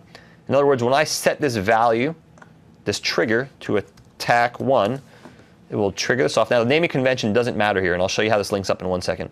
Let's do another trigger for death. Basically, the difference there is a Boolean stays on. You have to tell it to turn off. Tell it to turn off. On, as soon as you consume that value, it automatically goes back to false again. The first time you use it, boom, goes back to false. You don't have to worry about setting its state true, false. And then we'll do rise. All right, now how do we use these values? You actually have to click on the arrow and say when walk becomes true, we're going to walk. Go down to attack. Now, attack is a trigger. It doesn't have true or false. It's just when attack is triggered, we're going to do that animation. And death, when death is triggered, and these are one line of code, you can call that. And rise, let's do the same thing here. Rise.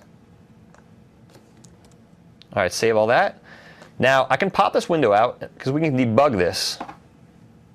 Let's get a bigger view here, like that. There we go. Run that. Switch back to my scene view. All right. I am currently on idle. Now, if I walk, wow, look at that. He's kind of funky. He's walking in circles. And you'll find sometimes you have to kind of fiddle around with some of these, and you have to say, you know what, this value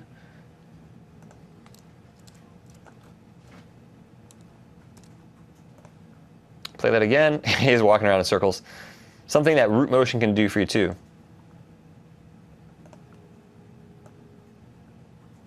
So there's a guy walking. This sometimes the animations don't cycle up exactly on top of each other here. Let's turn off root motion. Another thing that you'll find when you get animations from various places on the net, or you make them yourself. So you notice, right, we had a different behavior here by turning off root motion.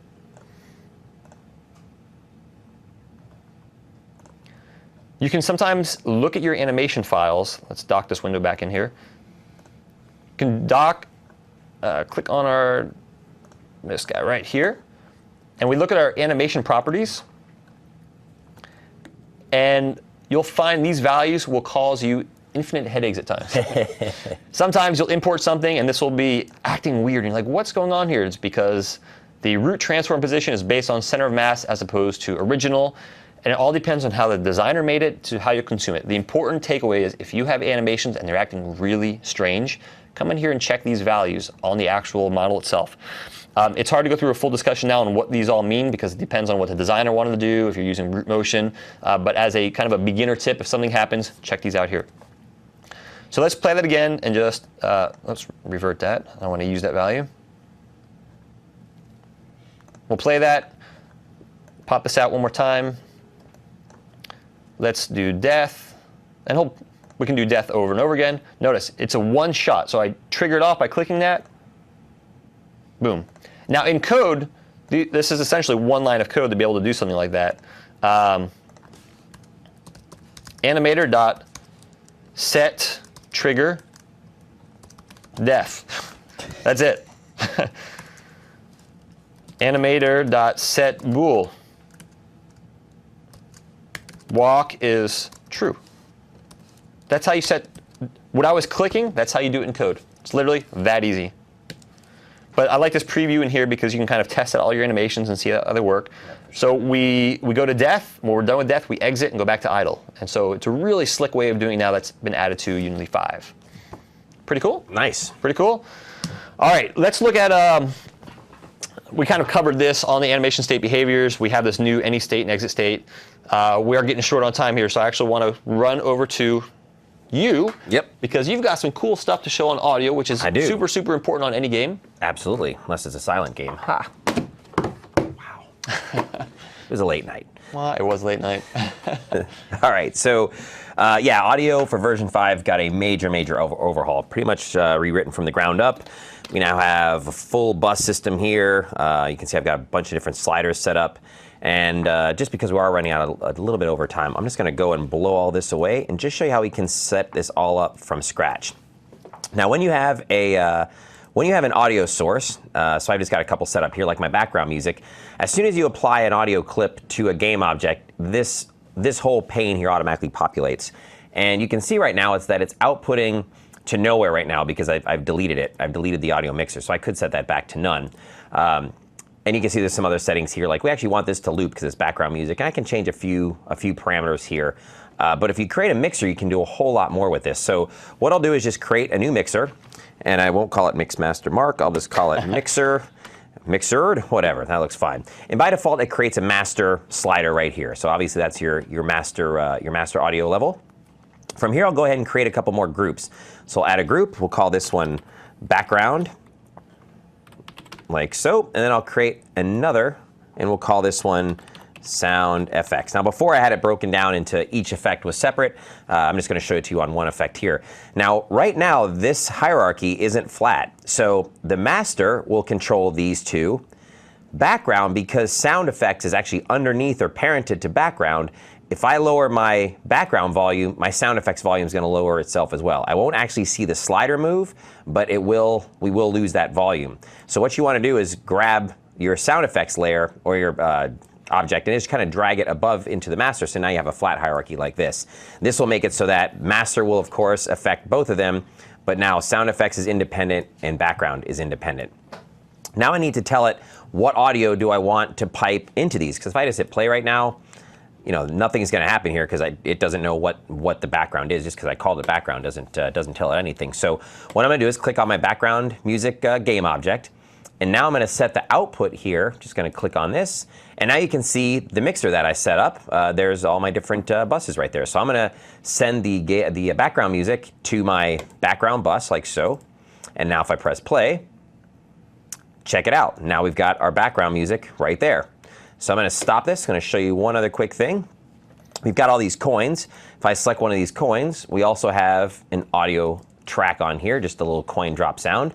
Again, this one also needs an output channel. So I'll click on this little icon right there, that little bullseye looking thing. Click on sound effects like so. And now if I press play, I have my background music there. And if I walk over a coin, bling. Oops, I'm making sound effects that aren't even happening. You are your own mix master. Oh, you know what? You guys can't hear. Can you guys even hear my sound? Oh, geez, I'm sorry, guys. I wasn't sure if you could hear it. That's better. Hopefully you can hear that. So I had my audio muted. It's always good to give an audio demo with muted audio. The best way to do it. Anyway, I think you can visually see what's going on.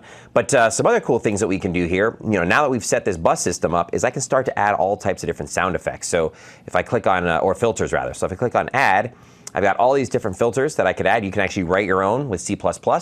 That way they're nice and cross-platform, but you know, I could put on here something like a pitch shift, press play now, and I can go and just start to tweak the slider here. Now notice, you know, for those of you that know Unity, you know you can't make changes in play mode, right? Well, with audio you now can. So I have a button here for edit and play mode. I've got another one right here.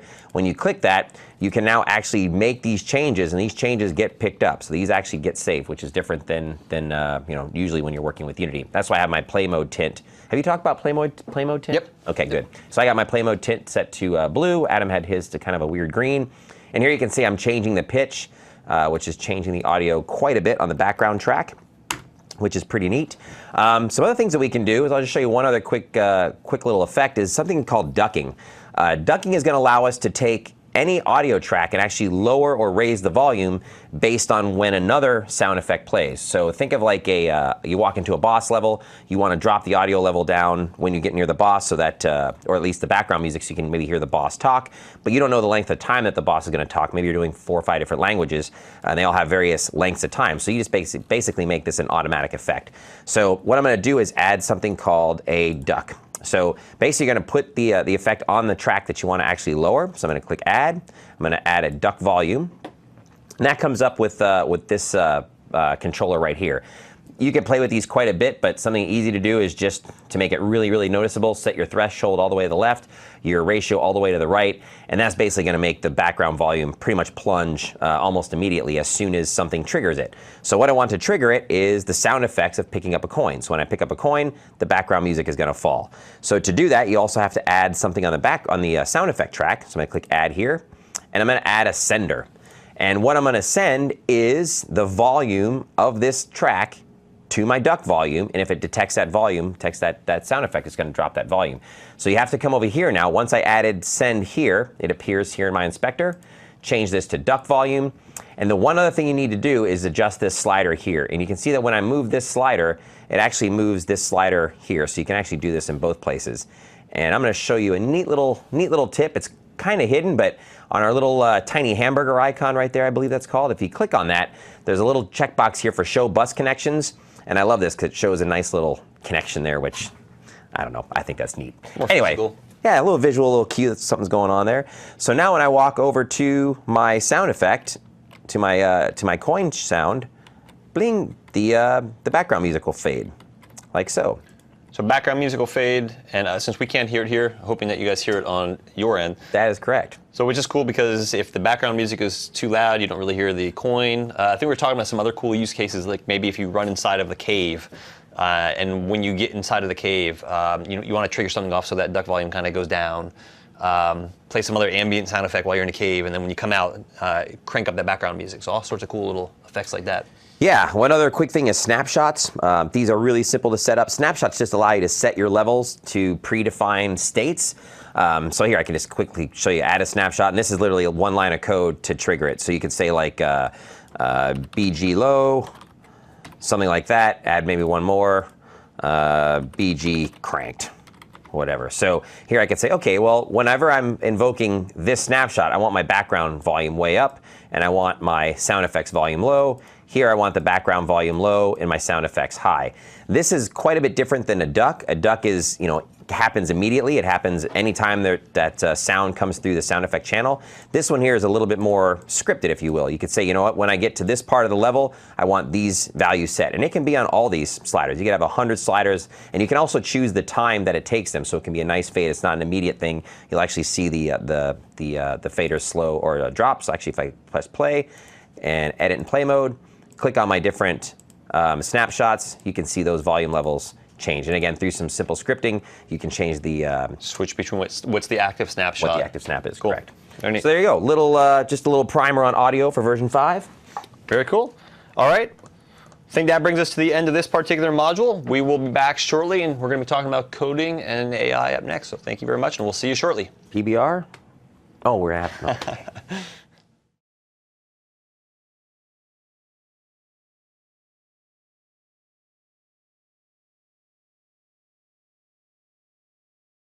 Welcome back yet again. Thanks for sticking with us, or welcome if you're just joining us for the first time to Building Windows 10 Games with Unity 5. This module we're going to be talking about coding, AI, and a little bit of the mobile input controls that they have in the standard asset packs. So some really easy way to get up and running with mobile controls. Expect a lot of laughter in this one. Laughter. Very, very right. entertaining. Here also again with my good friend Mark from Unity, who's going to be my sidekick throughout this module. I am. We have Matt as a heckler in the background there. Hey, we're also, by the way, we're also gonna give you guys a link to win a free Unity Pro license at the end of this also. So for those that are live watching it right now, Mark's gonna give a link to win a free Unity Pro. Yeah. Can we cut off and I just go to that link? All right, so in this module, we're gonna talk about a little bit of coding, coin pickup, zombie score, level death, how to put a border on a level, essentially how to detect when you've gone off a level, some of the input and mobile input, and just some rudimentary basic AI. So on the coding side, the typical process for most of the code that you write is very, very similar. Anytime you want to detect a collision with something, it's either you're using what's called a collider or a trigger, which we're going to look at. When that collision happens in code, Unity will call your code method and then you increment some variable. Like the process is extremely simple. It's template code that you use pretty much all the time. In this project that you can download, you'll see that there's going to be a player score component. And at lunchtime here, we're going to break. You're going to be able to find the code. Everything that we're showing is going to be out on github.com, Adam Tuliper. My repositories, though, I will make this public. You're going to see the VampKid 3D project out there. So that is where you're going to find it. Is where you're going to find all my stuff is out on GitHub. So github.com/Adam Tuliper, VampKid 3D. If you go right now, you won't see VampKid 3D. Again, at lunchtime, I will make that public. So that will be coming up very shortly here. If you're watching this, the recorded version, it will already be live. Simply a variable that we're going to use to track our inventory, in other words, our coin score. And there's some challenges of UI and rotation, and I'll talk about that with how we're going to do something cool in the coin pickup. We're going to look at the zombie score, and again, it's template code. We have some variable we're going to update, and we're going to check that when we hit, in other words, when we collide with a player, we're going to tell someone about it. Again, it's template code. Visual Studio Tools for Unity will actually generate the method signature for you. But the idea is that in coding in Unity, when you want to do near anything, if you want to communicate with other objects, you ask Unity for a reference to those objects. And so notice this code sample here. Assume this is the zombie, and the zombie wants to know how to alter the player's score. So the zombie, when the zombie wakes up, not wakes up from the dead, but when Unity wakes the zombie up, well, I guess it's kind of waking up from the dead. You call GameObject.find GameObject with tag. And if you recall, when we talked about tags on a GameObject, let's look at the zombies, for example. Now, Matt was appreciating these green prototype zombies. He made these green prototype zombies, and he's actually made a much cooler looking zombie. This is a prototype zombie. When we resume after lunch, you guys will see a final zombie, which looks a lot better than this guy. But on any particular game object, you have a tag that you can assign. You don't have to, but you can, and you can assign your own custom tags here as well. You can add super zombie, just for example, if you wanted to do that. You have some built-in ones by default, and if you look at a common one is player. So Unity provides a few of these by default because people use them all the time. They don't have any special meaning. They're saying, hey, we realize that a lot of folks will use these, so we're just going to give them there by default. If you want your own, you can make new ones. You don't have to use any of them. But this is the common way that you ask Unity. GameObject.find GameObject or GameObjects. There's an API called an S. GameObject with tag player. And that will look through all of the game objects that have a tag set and then find the one for player. This is a pretty fast operation. I wouldn't do something like this every frame, but it's perfectly okay to call when that object starts up. That's when you ask for references. In other words, the zombie wakes up, says, hey, I want a reference to player that I can use later on. So that's what your kind of code that you're seeing here. Okay, let's look at some score code here. And we're going to do our no coin level on this. So we have a couple scenes that are going to be set up that you'll find in the demo project here. And we have main no coin. Let's run this.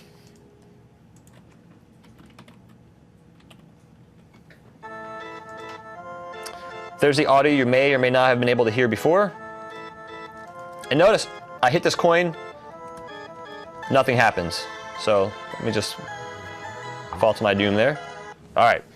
Now, this coin, there's some code we can assign to this, and we'll walk through it. The idea on any object you want to pick up is that you want a collider on that object. So if I look at this coin, and notice I don't have anything there yet. As such, I walked right through that. Let me collapse these just so my view's a little bit cleaner for you here. Those watching this.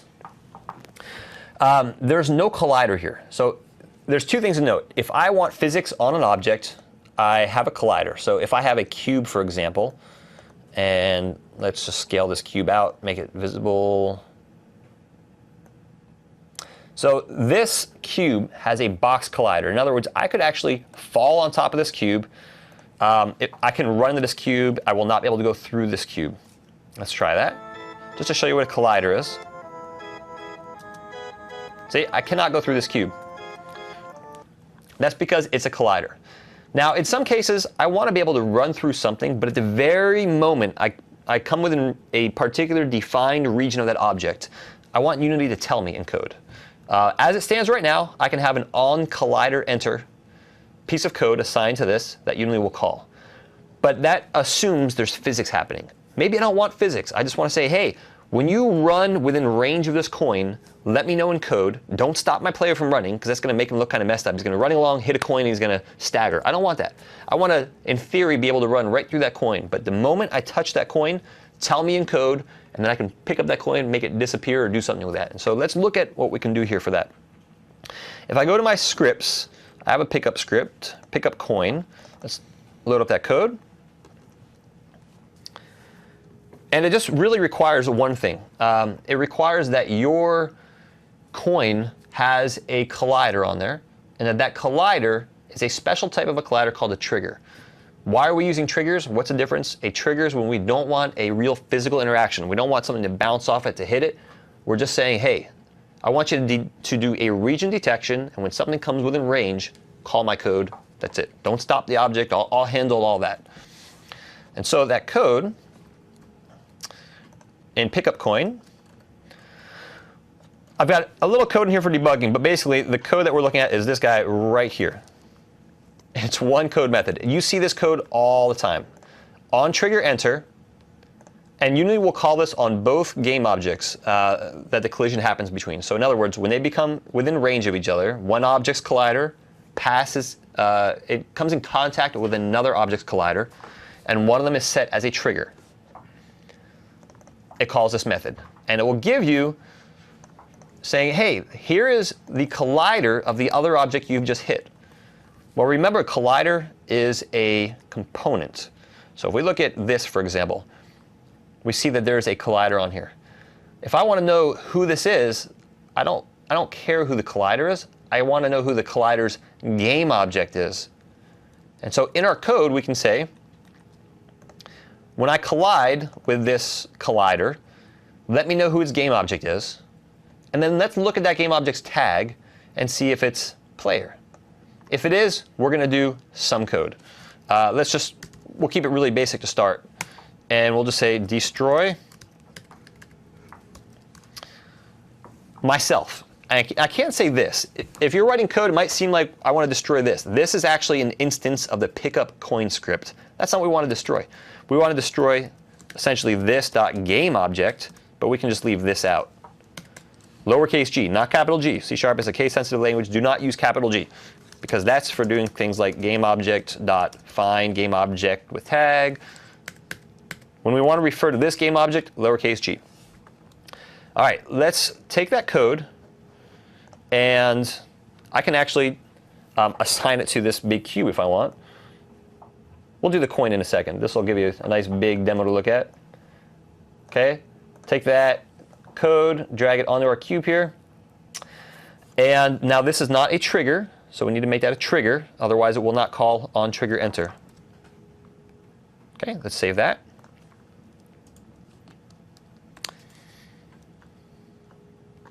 Run that, and let's, boom. As soon as I hit it, call this code method. In fact, I can even just debug this if we want. Attach to Unity. Wait for that to start. Debugging is super easy with Visual Studio Tools for Unity. Click play over here. Now when my main player, who has a collider on it, comes within range, this box's trigger, it's a collider with the trigger checkbox checked off. When it comes within range of that, it will call our code. So let's hit this guy, right? There we go. Just happens. There's our game object tag, is player. There's all our game object properties, it's vamp kid. Perfect. F5 to continue. All done. So let's take that code and drag it onto that coin, because we can just reuse that same code. So take our coin, add our code there. And we talked a little bit about prefabs. Let's go ahead and make a prefab out of this coin. So I like to do that in the prefabs folder. And I've actually had this coin started. Let me just create a new temporary folder here just so I can show you this demo. Take my coin starter, drag it down here. OK, now it has, we still need a collider on here. So let's go ahead and add this shape. We have a couple different colliders we could use. It doesn't have to match the shape exactly. Let's do a sphere collider.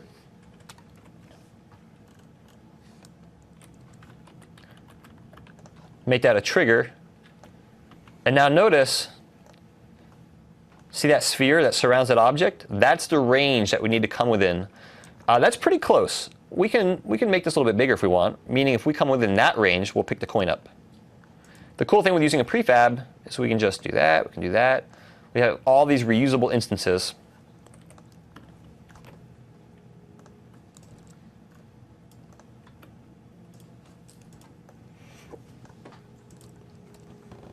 And let's go ahead and change. Let me just do one thing here. Apply those changes to my prefab. There we go. So if I change any one of these prefabs, like for example, if I change the radius on this one prefab, and I like that change, and I want to apply it to these guys, I click apply, and it updates this and pushes that back out to the scene again. All right, so all we did, we added a collider and added that code that had that one method in there. On trigger enter, that's all we care about. And there's also 2D versions. So there's on trigger enter 2D. There's on trigger exit when they leave each other. And there's also on trigger stay, which is called constantly while these objects are in contact with each other. Let this compile, and we should be able to run right through and pick these guys up. OK. I'll clear that breakpoint so we don't see it every time here. Perfect. All done. Now let's take this one level further here. So that was just destroying it, but let's actually pick it up, so to say.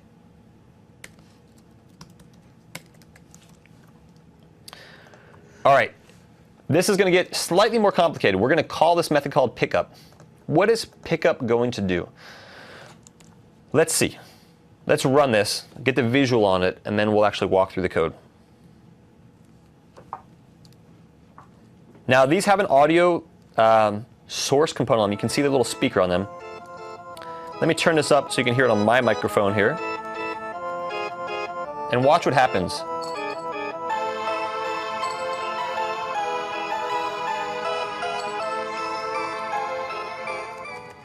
So we picked it up, it made a little coin sound because each one of these has an audio source. And then it actually took those coins and spun them up to the corner. And that has some challenges because if we look at this coin, and when I pick it up, I'm going to quick move my screen away here. Right? I'm shaking it, but it's still consistent. Like no matter where I look, it moves up there just fine. So how does it do that? Well, the first thing that we need to do is as soon as we touch this coin, we are changing the parent of that coin. Now, the parent-child relationship in Unity is kind of interesting. If we take any game object, let's just take this coin, for example, and make it a child of my zombie. Now, when I move my zombie, child of that guy. Now let me move my zombie here. Notice any child moves with the parent. So let me undo that change. So we're taking that coin and making its parent the camera, meaning wherever we look, that coin is now going to be, it's a child of the parent, it's going to follow that parent around. Then we do something called a coroutine. We covered coroutines in our first Unity course that we talked about earlier, the ak.ms/free Unity training. Quick refresher on coroutines. This kicks off, think of it as a separate task. It's not a separate thread. Unity uses a coroutine system. So think of it as a separate task. You're saying, hey, I want you to create this separate task and then go ahead and play that sound. So it's not going to wait for this to finish. It's going to kick this off separately. Then right after it kicks off that separate task, it's going to play the audio source on this coin. So it's getting that component and playing it. Getting that component, what does that look like? On that coin, is there an audio source? Sure, we see a speaker on there. So get component audio source, returns this, and play simply plays that sound. Now let's look at this. This is the interesting thing here. Start a coroutine, move to score. A coroutine always has this format. It's IEnumerator. Looks a little bit weird. It's just, that's how these methods are defined.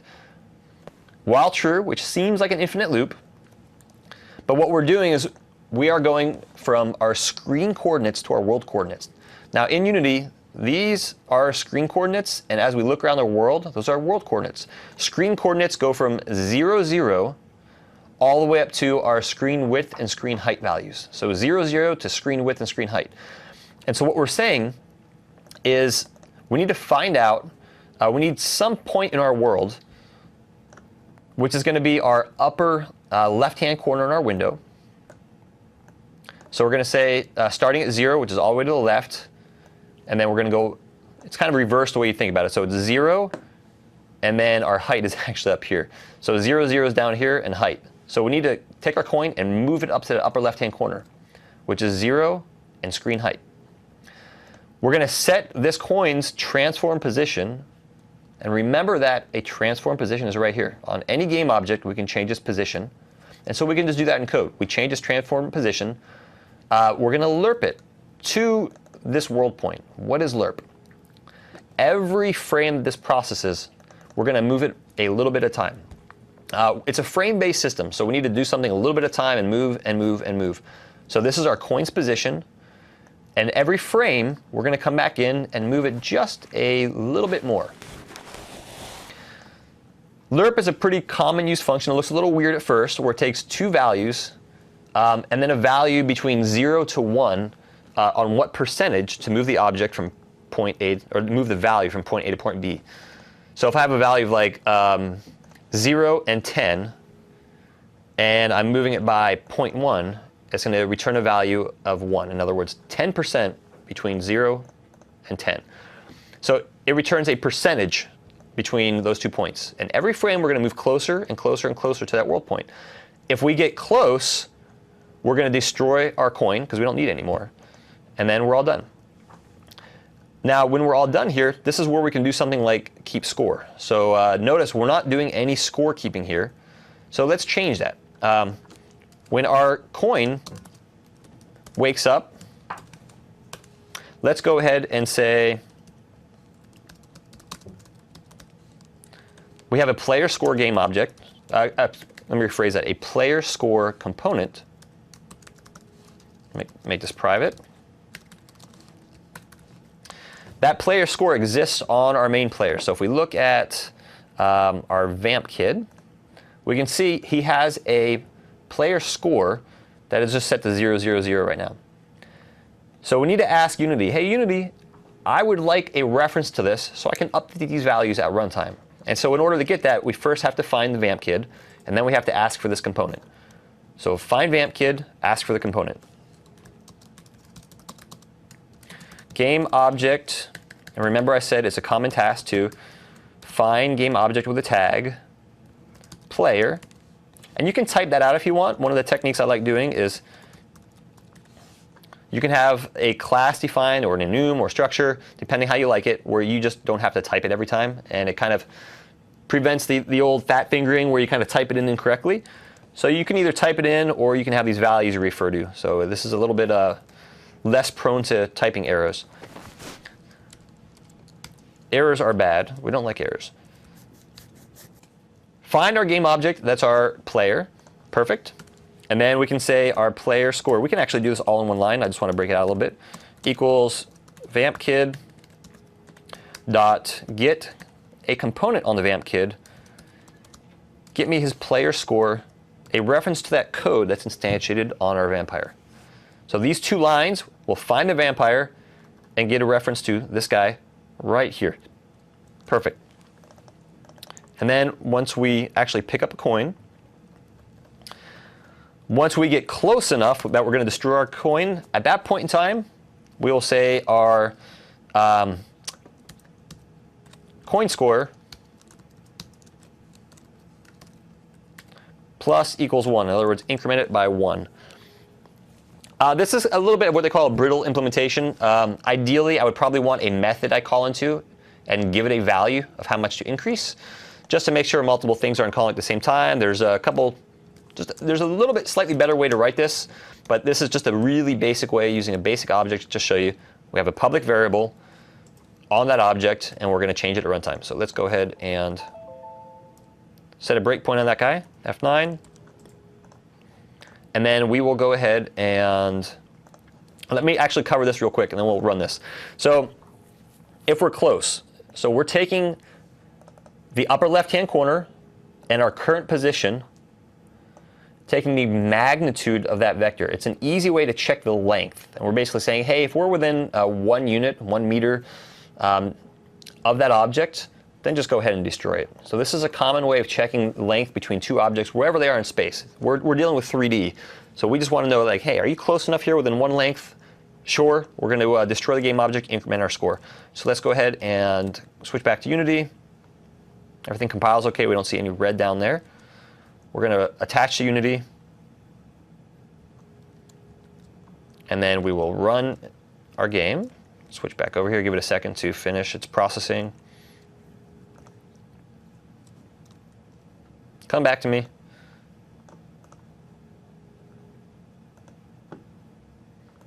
Mark, you know any good jokes? No.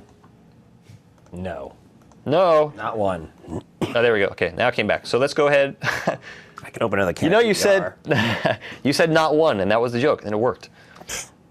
That's my joke. We're going to play this again. Everything's kind of slowing down here. It's like, I want lunch. Not one. Not No, one. Didn't work that time. Oh, there we go. A little delay. We get to listen to some good music. All right, so let's touch this coin. Now, notice, we heard the sound. The coin flew up, and then we hit our breakpoint here. Our coin score is currently 0. Let's F5 this.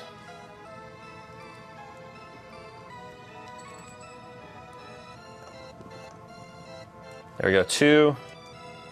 3. There we go. We Very picked up cool. 3 coins. We have 3 as our coin score. I know who's buying lunch. Super. I'm kind of getting hungry. You're going to hear my stomach growl soon. All right, so really, really easy way to write some score code there. We simply take the parent, take that coin, make its parent to camera, so no matter where we move, it's going to move with the camera. Move it up into the upper left-hand corner, and as soon as we get close, then we just increment our score. Sounds good. Real easy. All right, let's talk about level death detection.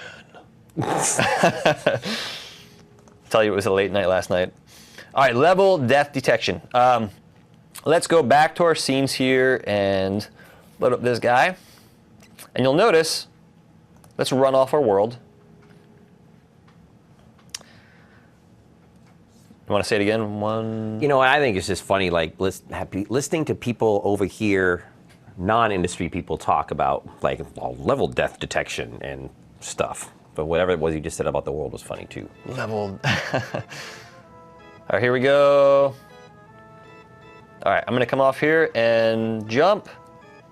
Dude, why'd you do that? You're not very good. Actually, in my environment, in my terrain, I actually had a level end on there. So let's go ahead and stop this, because that's giving us a little delay when we play here. Play that, and you'll notice I'm going to run off this level, and I'm just going to fall and fall and fall and fall. Goodbye. Ow. Right? There's no level death detection. I'm falling. There's my level up there. Wait, can I see it? No. All right. How can we overcome this serious limitation in our game? One thing that I like to do, and this was a question as a beginner I had, how do you do boundaries and levels, like level edges? Really easy way. So let's find out where we kind of want to do this, maybe around here-ish. Game object, 3D object, let's create a cube.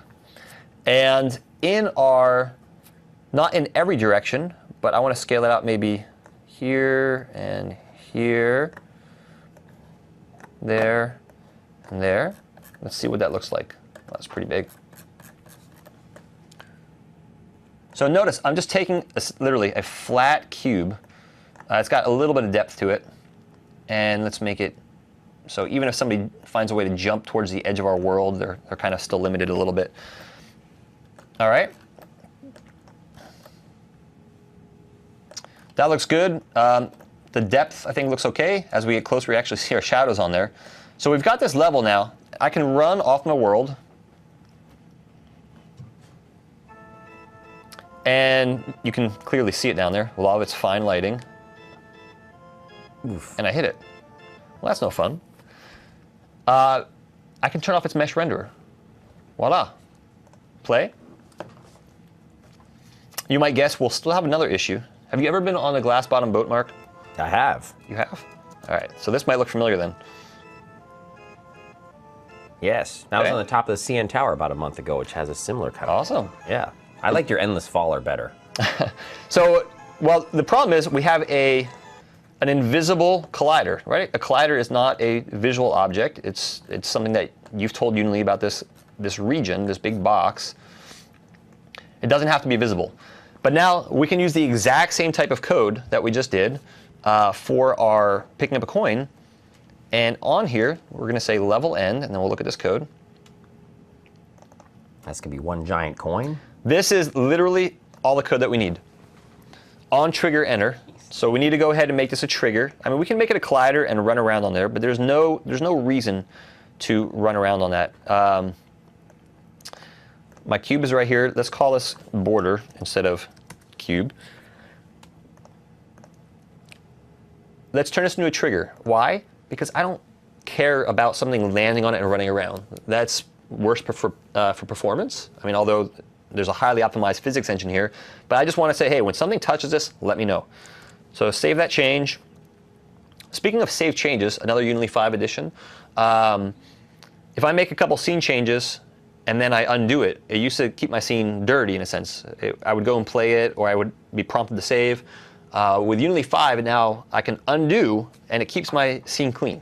So for those using source control, it actually helps quite a bit because If you're just making a couple changes and undoing them, it doesn't dirty your scene, so you don't have to resave it again. Cool little workflow. That was actually highly requested as well. All right, back to this simple code here. On trigger enter, when our player hits this trigger, that's it. He's dead, Jim. Ha! We can do whatever we want to do with that at that point in time. In this case, I have a player health class component, a player health component on the player. So if we go and we look at Vamp Kit again, we just looked at player score. There's a player health also on that character. And so when we hit, that's when we say, our vampire, give me that component. Actually, I just realized we could have done a little shortcut that I did not do.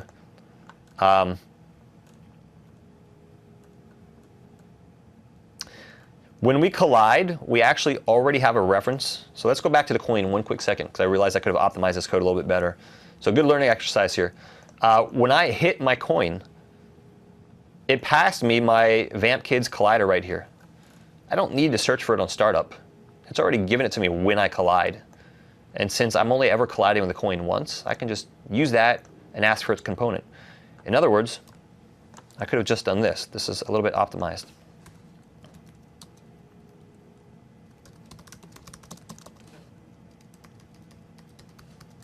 I could have said other dot game object dot get component, and I never would have had to do anything in Awake. So if you're watching this at home and wondering, hey, you could have made this better, well, hopefully I just caught that. I will have the fixed version in the download source. Just a minor change here.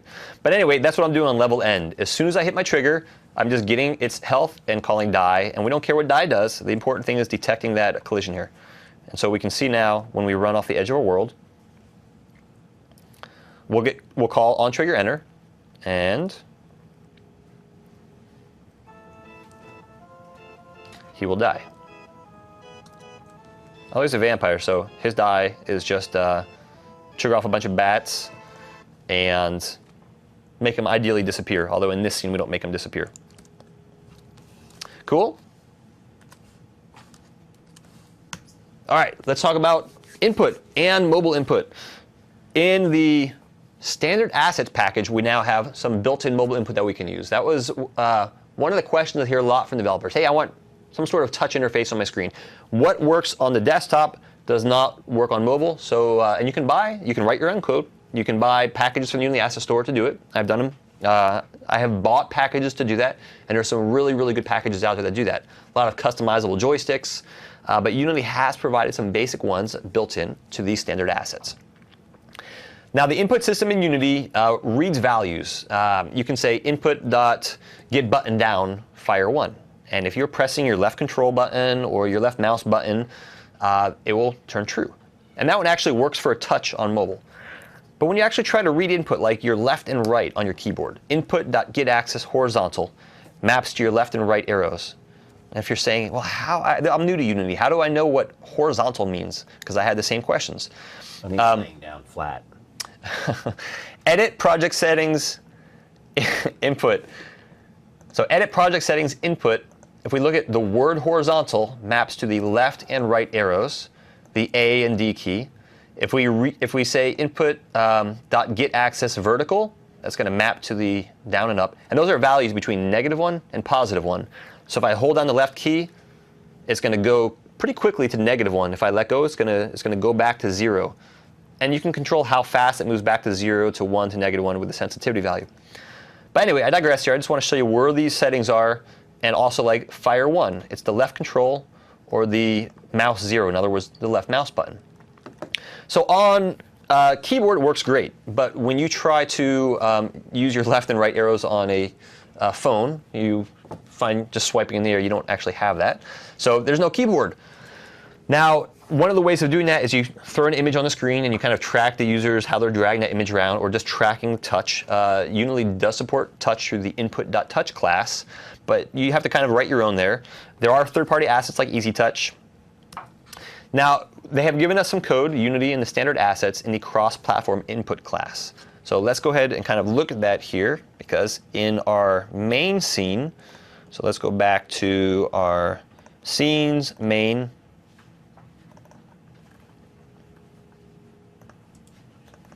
All right.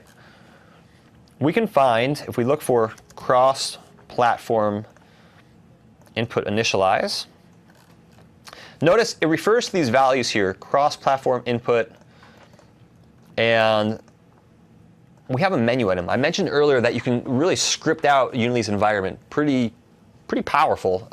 There's a lot of assets that rely on this code. So notice this says menu item mobile input enable. So this actually adds this menu right there. That code adds this to the interface. And when you say enable, you have enabled mobile input. You'll need to use the Unity Remote app on a connected device to control your game in the editor. Now there's an asterisk surrounding this. There's not a Unity Remote app for Windows Phone. There's one for Android and iOS. I think both of those have source code available. The process to test on a Windows Phone, I'll show you here, is actually really easy.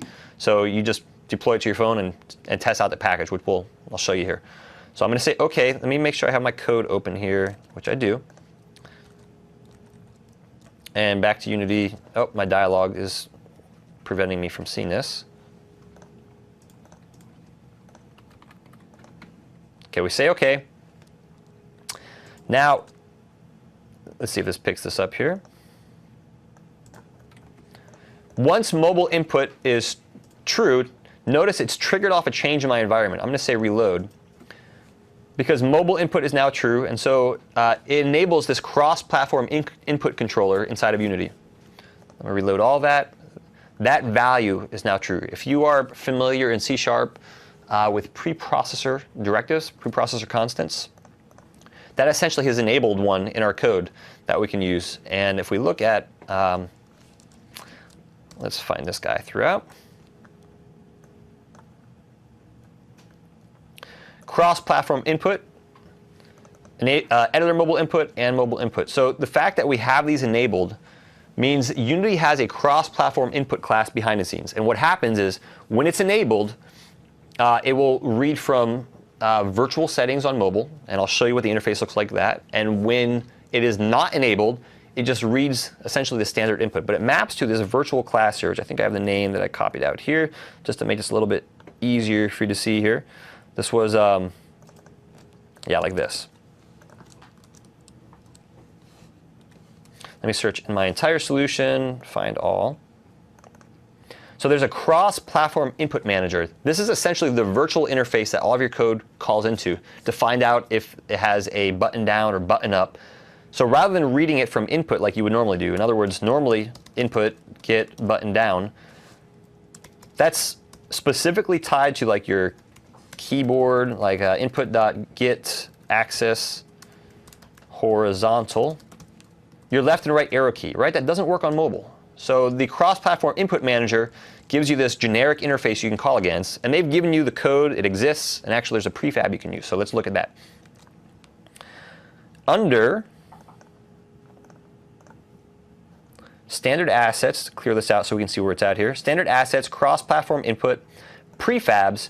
You'll notice there's a car tilt control, dual touch control, mobile aircraft controller, mobile single step, mobile tilt controller. So in this, I've taken these dual touch controls, and notice as soon as I've enabled mobile, they show up in my scene here.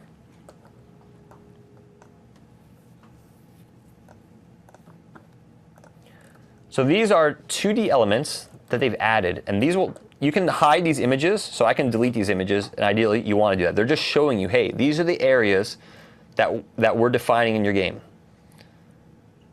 So what happens is when you have this enabled and you do a build, it's no longer reading from the keyboard. It's actually waiting for you to touch. Now this will not work in Unity's interface. If we click on play, and we try to play our game here,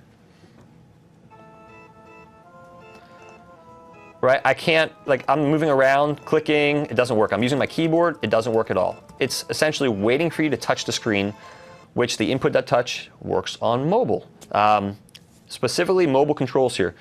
So let me show you, if you build to a phone, you can plug in a Windows Phone that's registered as a developer, say build and run, unlock your screen, and it will deploy right out to your phone. If you want the Visual Studio solution to work with, you just do build, and we're going to cover this in the last module of the day today. But let me load up my phone here. And if you want to see what's on your phone, you load the Project My Screen application for Windows Phone. I click on Yes to allow screen projection. And I've got my VampKit 3D here. Let me get it close to me so you can hear the audio when it loads up. There we go. So you can see the icons here. I'm touching on the right here, turn, touch area. And if I press on the left here and move forward,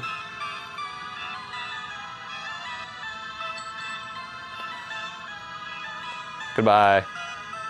There we go. So those map to touch areas on the screen. Let me Alt F4 this application, close that out. So that's the mobile input controllers. It just works. You drag and drop them into your scene. And again, there's a couple different options you can choose here. I'm using the dual touch controls. There's also a single stick controller, tilt control. Drag them up in your scene, enable your mobile input, and it just works, as long as you're using standard assets. If you're trying to integrate the standard assets with some of your own code, you're going to have to call, rather than using input, you're going to have to use their cross-platform input class to read those in, instead of input.whatever. All right, moving on. AI. This is a funny term. Artificial intelligence. Oof. The funny is not artificial, but it's intelligence, because it's not really intelligence. If you look at most games, the logic in games does something like this. If something is in range, do X, otherwise do Y, and every now and then randomly choose some other op, some other Z, some other action, right? Take a zombie, for example. Sit there idle, walk around, sit there idle again, scratch your head randomly, like every 10 seconds, do some random action, and then if the player comes within range of you, then pretend you're attacking, right? It's a pretty simple process. It's not really artificial intelligence. Now, granted, there are games that have amazing, seemingly AI in them, but for what you typically see on mobile and a lot of like desktop games, it's very, very rudimentary AI. That's why I hesitate to use the term AI. Now, we're going to look at just like what seems to be artificial intelligence movement. In other words, Unity's pathfinding system, which is nav mesh, navigation meshes. And this allows you to move between areas to go from essentially from point A to point B. You can go between defined navigation areas. So you have these off navigation areas that you can travel upon to get from point region A to region B. You can be defined to a particular area. You can say, hey, I want to be able to go up these inclines, or I can't go inside of an area that my head won't fit. So there's all sorts of parameters you can specify here. There were pro-only features in Unity 4.x. Well, when Unity 5 was released, they did something that was pretty amazing, and they made the personal edition have all the same integrated features as the professional edition. Of course, the professional gives you additional add-on features, analytics, cloud build, etc. But all the basic in-game features that you're going to use are the same between the free version and the professional version. So you have all these really cool navigation things available to you. So let's look at a demo. We're going to look at our nav mesh Unity, and that is, I'm going to go to my scenes.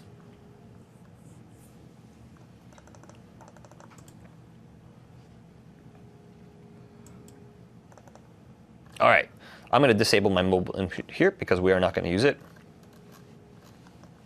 Get out of 3D mode, out of 2D mode, I should say. You can see my bacon going on down in the lower right-hand corner.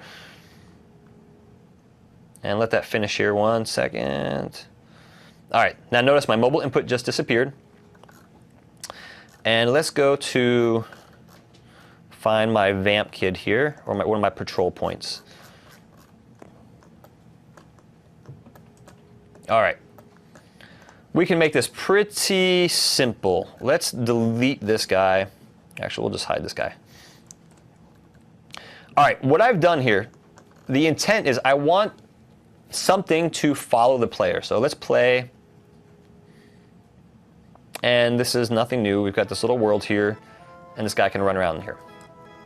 All right, now if I have an enemy that I want to follow my player or move between points, we need to tell Unity about these objects here. So let me just move some of these around a little bit, because I'm just going to essentially break up some stuff. Now we want to go to Window, Navigation,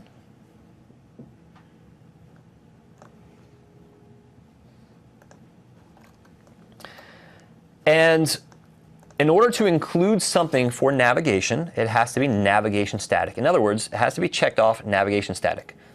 These other ones don't matter here. It's navigation static is what is required for nav mesh.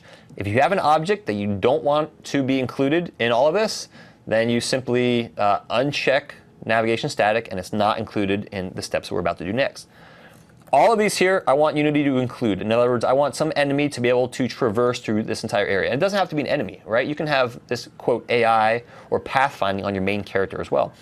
But we're going to do this with a little enemy here. So everything is marked static. Navigation static is all I care about again. Let me save this scene. And once you have your navigation window open, again, window navigation, you simply say bake. And it turns this pretty blue color, but you'll notice that there's kind of some gaps here on the side. And with your navigation settings, you can tell Unity what the radius, what areas you can traverse around areas, what height you're allowed to go within, what's the maximum slope that my characters are able to travel up. You'll notice this has too much of a slope here, more than 45 degrees, so it's not blue. This is not an area that the enemy is allowed to traverse up. And we actually have a problem here because the enemy as it stands now can't get from this platform to up top here, which is a use case for the off-mesh links. In other words, that's what you can use to tell Unity you need to be able to travel between this platform, this area, and this area. We're not going to do that here just because of time, but we're going to look at some other things on how to use all of these defined areas. There's a lot of other parameters you can set on nav mesh. We're going to look at some of the basic ones here right now. So all we did, window, navigation, bake. And I just had anything I want included checked off as navigation static. Now notice I only see the blue stuff when I'm on my navigation tab. Now I need something to actually use that. So let's go ahead and create an enemy. Of course we could use a zombie here, but I'm a fan of the Indiana Jones movies. So why don't we create a big evil sphere. Crank this guy up. That's an evil sphere, if I ever saw one. All right, I'm going to move this guy back a little bit. Make sure in 3D space I'm really where I think I am. So sometimes I like to drop an object down until I see it pass through a surface, because 3D can be a little misleading as you're working at it. You really have to rotate objects around to make sure you are where you think you are. But when you see that you're intersecting other objects, then you have a pretty good idea where you are. All right, so this guy, I don't need to enable physics on him. I don't need a collider here. I don't need a rigid body. I just want him to have some simple pathfinding capabilities.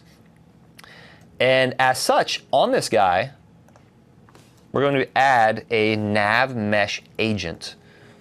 So think of a secret agent. A nav mesh agent you need on something if you want that object to take advantage of your navigation areas. If you don't have a nav mesh agent, you're not moving in those areas. So you bake your navigation and then add a nav mesh agent to whatever character you want to move around, or whatever object. So that's all we did here. So if we look at this sphere, we have a nav mesh agent. And this defines some areas, what radius we need to be able to go through areas. If we have a really skinny area that's maybe smaller than a half of a meter, we won't be able to go through that area. So we can define all these parameters on what size areas we can move through, what height we need to be able to go through areas, how fast we can steer, how fast we're going to go. We're going to keep these at default right now. Let me save my changes. Now, when I play, nothing's going to happen because there's no code controlling this nav mesh right now. This nav mesh agent, I should say. It's just a component on a game object right now. Right? You can see him over there not doing anything. So let's add some rudimentary code. And I've got this navigator class. While that loads up, let's go ahead and take this code and show you one of the other ways you can add it to an object. We've looked at dragging up here. We've looked at dragging over there. You can do it here as well. And there we go. So our code has been assigned to navigator. Let's look what that code does. It's super, super basic. When we start up here, we are storing our starting position. And then we're asking Unity for our player. And again, just to be consistent, rather than typing out here, I like tags.player. We're saying, get me my player game object, my vamp kid, And I want to know his position. So that's his transform.position. Now I want a reference to my navmesh agent component. In other words, on my enemy, get me this guy, because I need to pass this component parameters of where I'm going to go. And then, once I have a reference to that component, I simply set the destination to be wherever the player currently is. So this is essentially, I stored those values, and now I'm saying go to that location. Now, every frame that I update here, we have some code here to find out if we have arrived at a location. And the code looks like this. So you can find it on the net, or you can use my code. Path pending, remaining distance, and stopping distance. Are we currently on a path? Are we currently pending a path that we're navigating on? What is our remaining distance? And what is our stopping distance? So remaining distance, we might have a distance of like 3 meters to a target.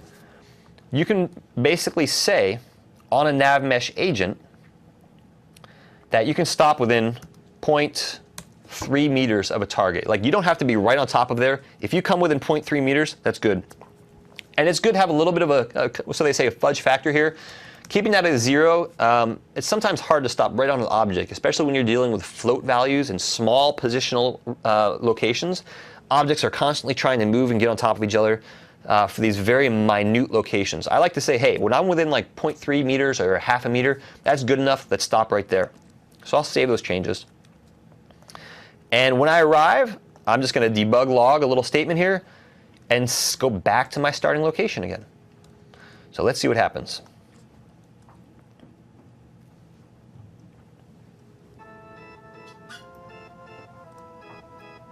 Now you can see he's coming after wherever my starting position was.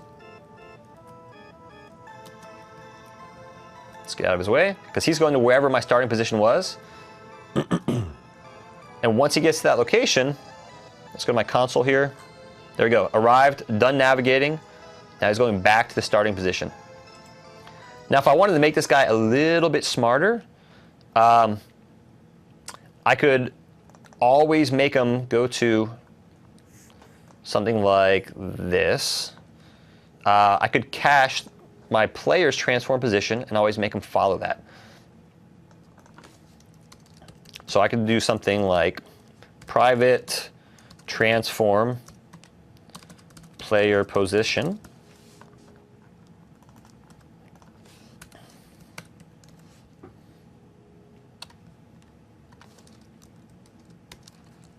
I should probably call that player transform. It's not really his position, it's just transform. And once I arrive at some location, instead of going back to my starting position, I now want you to move to wherever the player currently is. Let's see what that looks like. So every time I arrive at my last seen position, find his new position and go there. That's kind of a good AI for a zombie, right? Because the zombie kind of sees you, moves towards that location. He's probably looking down at the ground, thinking about brains. And then he looks up and you're not there anymore. Oh, you're over there. He's going to go to where you were. So let's go here. Let's kind of keep an eye on this guy. Now we circle around. Oh, it's coming back.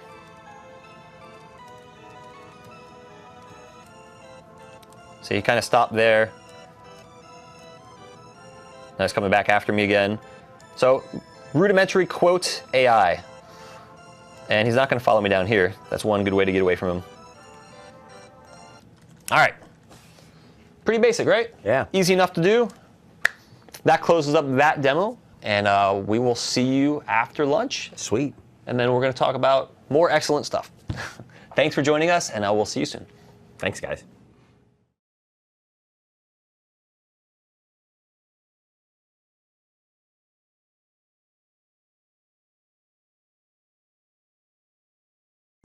Welcome back once again to Building Windows 10 Games with Unity 5. I'm Adam Tuliper, evangelist from Microsoft, back again, joining us after lunch. I'm Matt Newman. I am an indie game developer. And this module, we're going to be covering everything I wish they told me about cameras, or at least a good chunk of it, maybe not everything. So we're going to talk about some good lessons and things that I didn't know when I first started out writing games, and it took me a while to find out. such as using image effects, what you can do with cameras, difference in camera types. So let's get rolling, and I think we got some good stuff for you on this module. Let's do it. Sounds good. We're going to be covering cameras and layers, and how the layers affect things in 3D and 2D. We're going to talk about animating the camera and camera effects. So to start out, cameras and layers.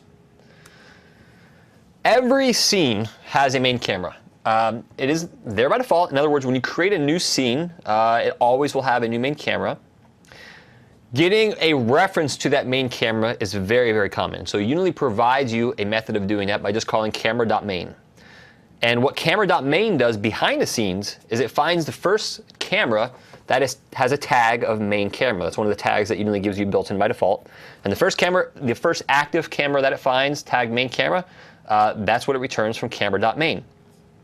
And you can do some pretty cool things with cameras, like shoot rays out into the scene and find out what you hit. So think about when you touch the screen. You go like that on the screen. You can shoot an invisible arrow out, and Unity will tell you what it hits. And that's how, when you do touch controls and when you tap the screen and you want to know if you've shot something, you can use something like this API call here, camera.screenPointArray input.mouse position. So wherever you are clicking on the screen, shoot out an invisible array. And so there's some cool things you can do with that. Now, let's talk about different camera modes, because there's 2 camera modes that Unity will support, and perspective is the default mode in 3D. Let's be specific about that.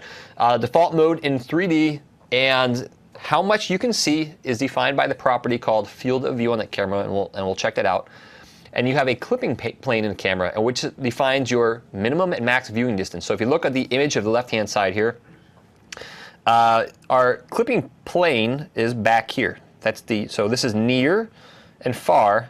I'm suddenly getting memories to when I was a child, and remember those guys? What? Those guys on Sesame Street. You guys don't know those guys? Oh, okay. The near and far guys. Yeah. I'm not gonna do the voice, but near, far. YouTube it if you if you don't remember. So back here is our near clipping plane, and there's our far clipping plane. Basically says how far can we see in the scene. And notice in this image on the right here, I pushed up the near clipping plane a little bit more, and notice here we can see that chop off. Let's go ahead. I'll use that script that I showed you guys earlier today, and let's go into temp, and we're going to say battle build. Right click on this and open as Unity project. I love that right click open as Unity project, if I do say so myself. I hope you download that and get a lot of use out of that. I seriously use it all the time. Under scenes, let's look at, we'll do level 1. Oh, I remember this one. You do? Yeah. You remember this one? I do. All right, good. I made a GUI screen for this. You did make a GUI screen for this. If we're lucky, we'll see it. Come on, load up here. There we go. This is a pretty hefty scene. So let's go ahead and look at this guy. This is a huge terrain, a highly detailed terrain, so that's why kind of a little bit of a delay here. It's chugging a little bit. Yeah, we could actually do, this might be a little bit better for performance here. Let's load up complete. And what we're going to do on this demo is I'm going to just show you how we can kind of change some of these perspective values. While this scene is loading up, let's give this a minute to finish loading up. Let's just continue talking, and we'll get back to the scene here. The other type of camera is an orthographic camera. So we have perspective and orthographic are the 2 types of projection that's handled in Unity. By default, in 3D projects, it's a perspective camera. When you go into Unity and you specify here that you want to create a new project, when you select 2D, my 2D project, your camera mode in this project actually defaults to orthographic by default, which has a very, very different behavior, as we'll see, but it's very common in 2D.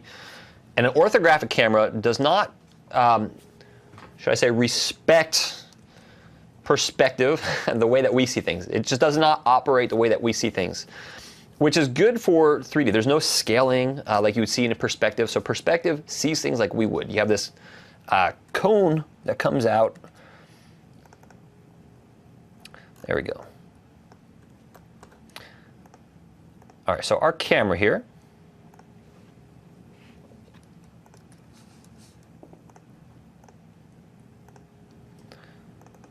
All right, we can see what this camera can see right here. This is a perspective camera. How do I know that? We can see it's 2 different modes here. It's set to perspective.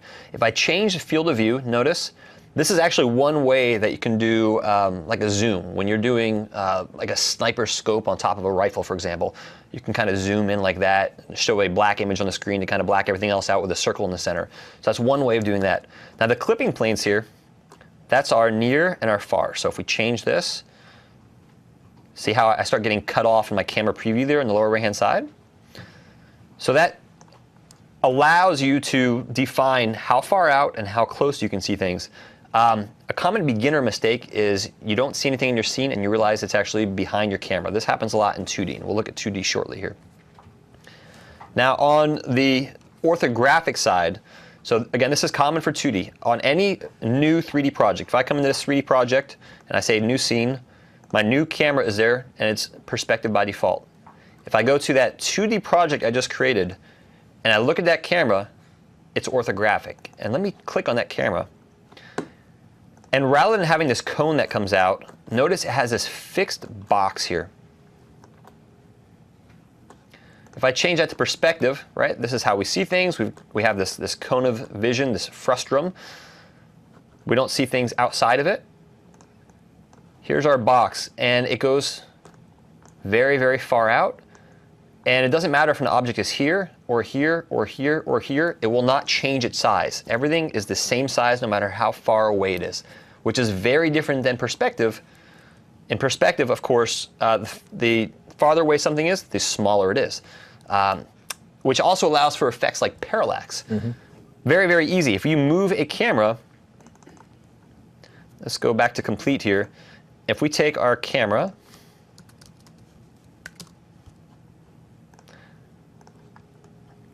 and if we start moving it left to right, you'll notice everything in the background stays almost centered. That building way in the background, but the tank up close moves very fast.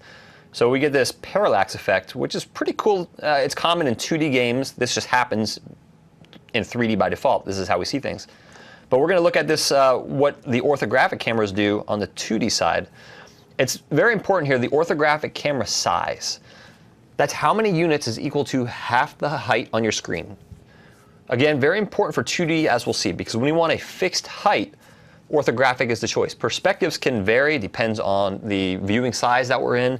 If we look over here, our viewing angle on our game can change all the time. Unity has built in a couple different aspect ratios that you can choose here. So 16 by 9, for example. And notice, things scale. You can add your own custom sizes on here. And this presents some challenges when you're trying to make a game and you want to ensure that you are fixed at a particular box size or resolution, important for 2D. On 3D, when you have these free-flowing games, it's not quite as much of an issue. But let's look at our 2D game, the 2D version of the vampire game.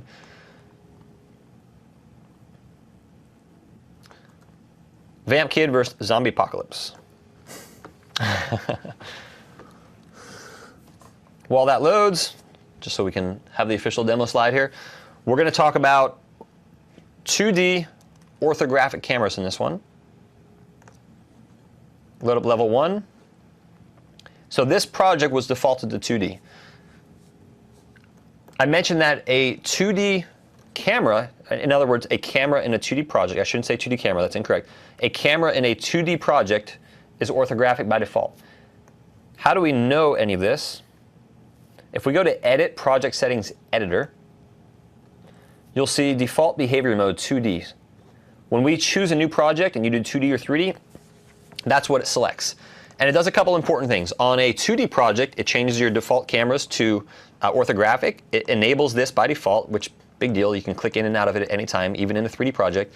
It also takes your images that you import into a project, and it makes them a texture type of sprite. So notice that this image here, any image I click on, fine artwork by Mr. Newman. Oh, thank you. Any 2D image that I've dragged and dropped into my project comes in as type sprite.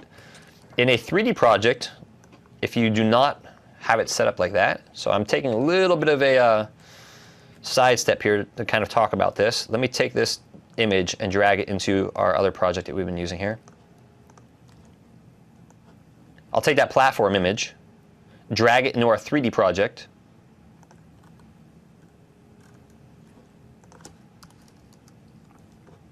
Notice, look at the image, look at the sides on this. It's all kind of white. I can't drag it and drop it into my scene. Whereas over in this guy, I can literally just take it and drag it up in here, and away I go. Like I'd expect to do it. So 2D defaults these images to a sprite, and 3D, they just retain a texture.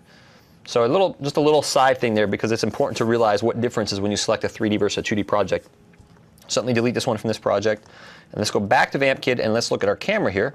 And also, too, when you do sprites for 2D, it's going to alpha out any alpha channels you have in there or anything like that. Whereas when it comes in as texture data for a 3D project, it doesn't really know exactly what you want to do with it. It's just looking at it as, okay, it's an image file. How do you want to now use this texture? And then you have to go in manually and set the different texture settings for that specific texture. Exactly. What Matt's saying here, that white location on the side here, and look over here, how it's perfectly transparent, right? Yep. Like we'd expect it to be. Exactly. 2D in Unity was possible previously before they integrated their support for 2D, but you had to use third-party toolkits or write your own because you couldn't take this and drag it up. Like literally a texture like this is meant to be assigned to an object. I could, notice what happens. When I drag down into there, see what happens? So you would assign it to a quad. So thankfully they added this 2D support, which is pretty cool. And also, if you start a project with 3D settings and then decide, oh, I'm going to start doing 2D, right? It's going to keep those initial 3D settings. And I've had that issue a couple times. You want to make sure if you're doing a 2D project and you want to have that feature available, so when you bring the images in right away, it knows that this is a sprite. Essentially, you got to have the 2D setting set up. If it's set on 3D, it's going to come in as a texture, and then you have to go in and change it to sprite every single time. Good point. If you accidentally or decide later on you want to go to that 2D mode, again, edit project settings editor, and just change your mode over to 2D, and then bam, you'll be good to go. And now anything else you bring into your project acts like 2D. Otherwise, as Matt said, you got to go through and check it off. And it's like an extra step, basically. Yeah. It's not a huge deal, but it's kind of a pain if you have like 100 images. Yeah, exactly. All right, so this guy here, this main camera, notice the box. This is great for 2D because this kind of matches the layout that I want here. If we look at this, I want this kind of boxy layout. This works well for me. And if I change things like the size, see what happens on the camera? It's kind of like a field of view and perspective, but this is size here. And this size will be fixed. So whatever you are looking at here, this is exactly what you will see on a target device in terms of height, not in terms of width. The aspect ratio for an orthographic camera, in other words, this guy here, the aspect ratio determines the width. So ideally, on a 2D game, you come in here, set your orthographic height, and sometimes people want to set that height based on a particular image in their scene. And there's a bunch of scripts out there you can find. Your sprites, you can specify pixels per unit of 100. You can actually go down to 1 pixel per 1 unit, and you know exactly how many units are on the screen. So you can make this pixel perfect, map it out exactly towards your orthographic camera. A whole bunch of different ways to spin this. I just want to show you kind of the layout here, that if you're going to do a 2D game, make sure that your orthographic size fits like that. Now your height will always be set, and your width is aspect ratio dependent. And you might say, well, what happens if I need to change that? Then you have some difficulties, because then you have to have artwork that maybe scales differently. And we're going to look at a brief example of this when we talk about the UI in the next module. But there's challenges. You have to basically ask yourself, well, how am I going to scale? What am I going to clip off? Because you can't change aspect ratios without clipping something off or making it skewed in an improper way. So there's no other way around that. Absolutely. And you brought up a good point, too, in terms of pixel perfect art. When, for example, you're making a game and you know it's going to be for, let's see, 1920 by 1080 for HD TV, right? You're going to be playing it on a console, whatever, but it's a 2D game. right away, that's a great model to know that, okay, my artwork has to fit within 1920 by 1080. Yeah. Use that as your canvas within Photoshop to create your artwork. Bring it into Unity, make your canvas or your orthographic camera the same size as you would an HD television, and right away you're going to get a perfect example for pixel perfect art. Boom, you got it. Yeah. It's like a 1-to-1 ratio. So very, very easy to get that kind of effect, essentially. Cool, cool.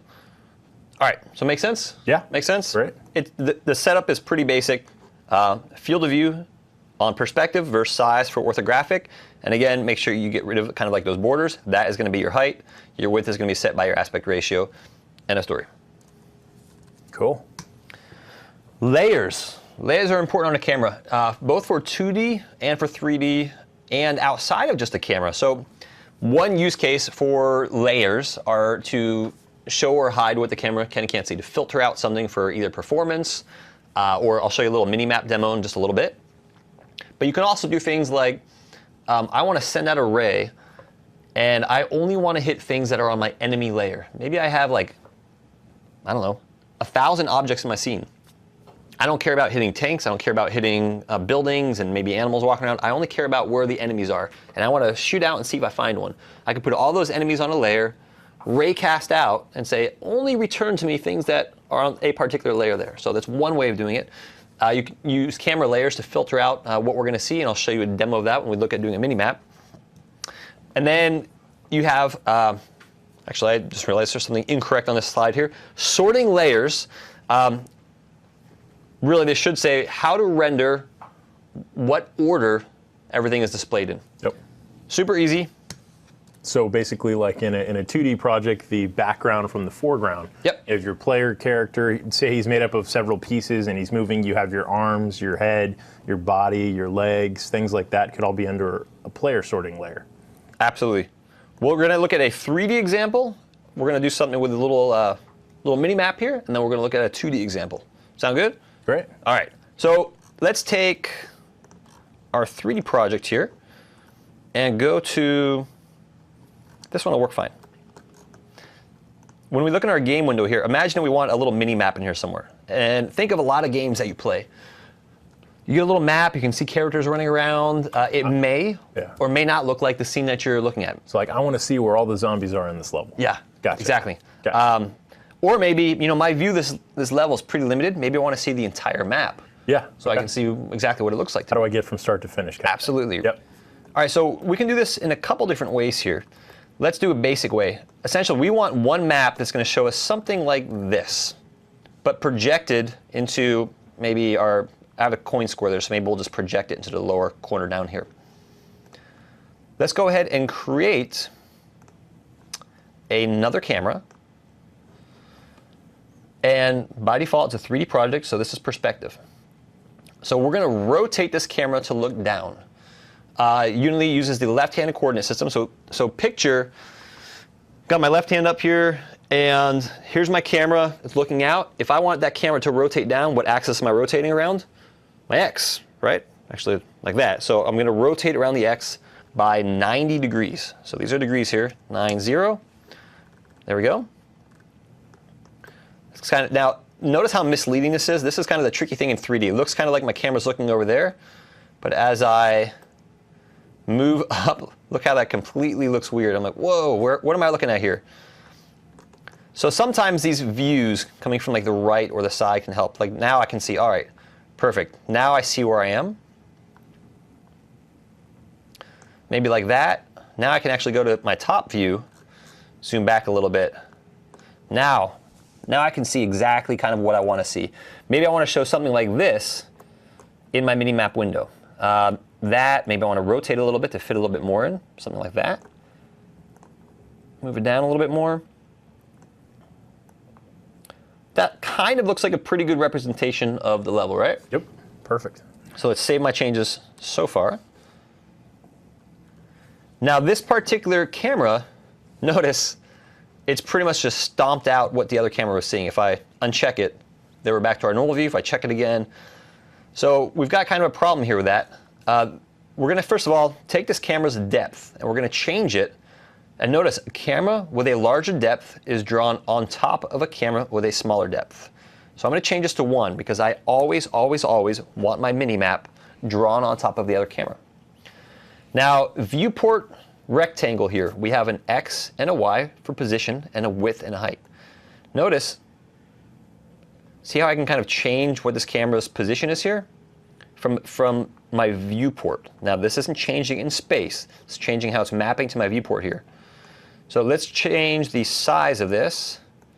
Let's kind of make this a little boxy. Would we want to make that camera orthographic also to get? That is one option that you can to flatten everything out as well. Yeah, you can definitely make this camera orthographic as well. So there's a rough little mini map in the lower right-hand corner here. Let's go to 0. Now, the thing that I don't like about this right now is I've got my level here, but it's also re-rendering all these lights from above. It's rendering this terrain here. That's extra added performance that I don't necessarily need here. So let me save my changes so far. Let's just run this and see what this looks like.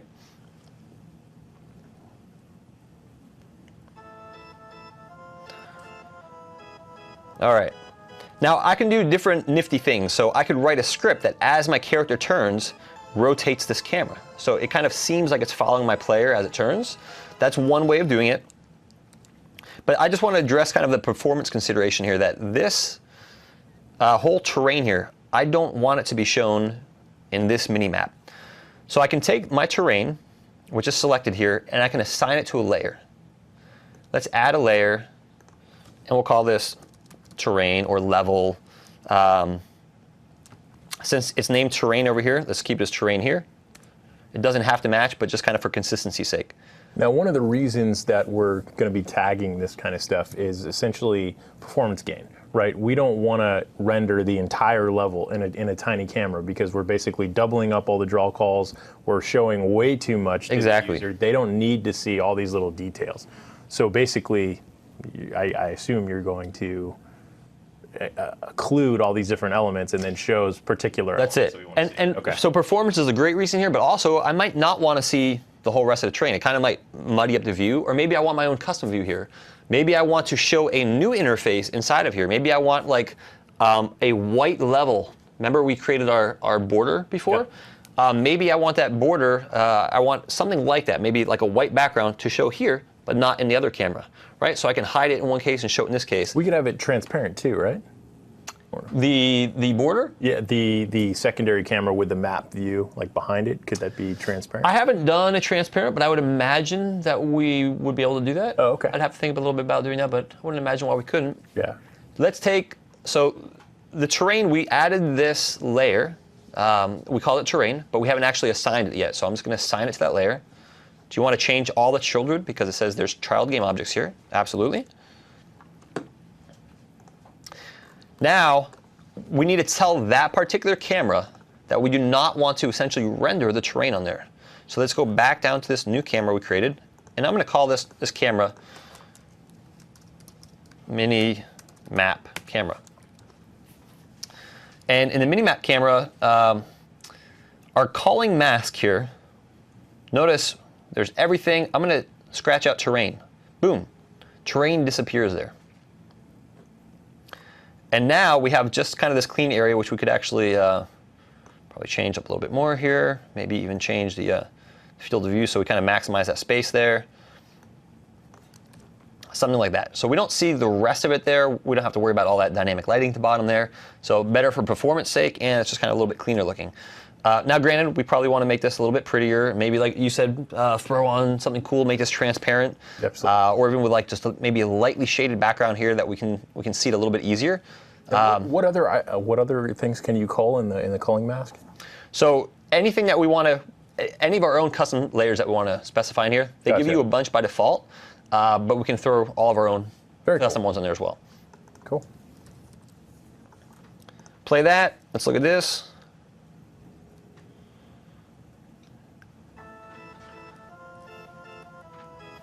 There we go. Now, another thing you could do is you could take all of your characters, and they're really small down here. Like you can see the little green flickers there. They probably won't even show up on your end. There's a tiny little green flicker on my end here. We could also call out the zombie and the vampire and just have a script that that projects him here as a big cube or a big sphere, right? We can do all sorts of cool things in there. And you see that a lot on mini maps in more, you think of like battle type games where you see like the enemy circles kind of moving around. You don't actually see the character, you see a big red circle, right? Yeah, and will they have like a circle sitting far above the character, like above his head basically, and they cull it out of one camera, but they show it in another. And in the other camera, they're culling out the character, but showing the cube or the graphic or whatever, which lets you do a variety of things. You could use the sprite, make a custom sprite kind of iconic icon that you could sit above the character, have that way up there, have it showing in one camera, but not in the other. Absolutely. Cool stuff. Yeah, awesome. All right, let's go on. So that was the regular layers. Let's now look at sorting layers. So as Matt was talking about earlier about being able to filter out, show the order of 2D stuff that you want to do. So let's go over to our 2D game here, because that's where the sorting layers apply. Now, the sorting layers are not shown here. Our sorting layers, it's a little bit misleading because you see all of the layers. If we click on this layer drop down, here's all of the layers that we're kind of just looking at. And then we have separately sorting layers. So the sorting layers are specifically used for 2D. If we edit layers, we can add all of our own sorting layers here. And on this one, there's always a default. And there's 3 rules that happen here for the order that's going to get drawn out. The first is the order of layer. So default is drawn out first. Background will be drawn on top of that. Layer on top of that. Players on top of that. Particles. My new layer would be drawn on top of everything else. So if I took, in this scene, and I took this tree, and I dragged it up here, right? This guy's behind everything right now. If I set its layer to my new layer, this is now drawn on top of everything else. So that's rule number 1. Rule number 2 is order in layer. So let's duplicate this guy, Control D to duplicate. And now maybe I want this guy, he's on the same layer, but he's behind him. Maybe I want this guy in front, but on the same layer. Now I can specify order in layer 1, and now he's the one that's on top all the time. So we can customize within a layer. A great use case for this is if we have all of these guys on level, but now our tree is also on level, and maybe we want our tree to always be rendered on top of everything here. So use case for sorting layer, and then within each layer we have our ordering layer. And then lastly is our Z position will be used. So the most important one is sorting layer, and then within each layer we look at ordering layer, and then after that it is our Z position. And this works great too, not just for level layouts, but also for characters, right? Let's say you brought several pieces in and you're building a character out. You could essentially put all those pieces within a player sorting layer, essentially, and then have each one of them as a different number in that layer. So according to like if I had a hierarchy, a side view of a 2D character, and I wanted his arm to always be kind of like in front of the body. Absolutely correct. Cool. Now, one of the things that it might not be very apparent, like why would you ever do something like this? Behind the scenes, let's see if we can actually get Unity to do this here. Let's take this is level. Let's put this on our level layer as well. 0.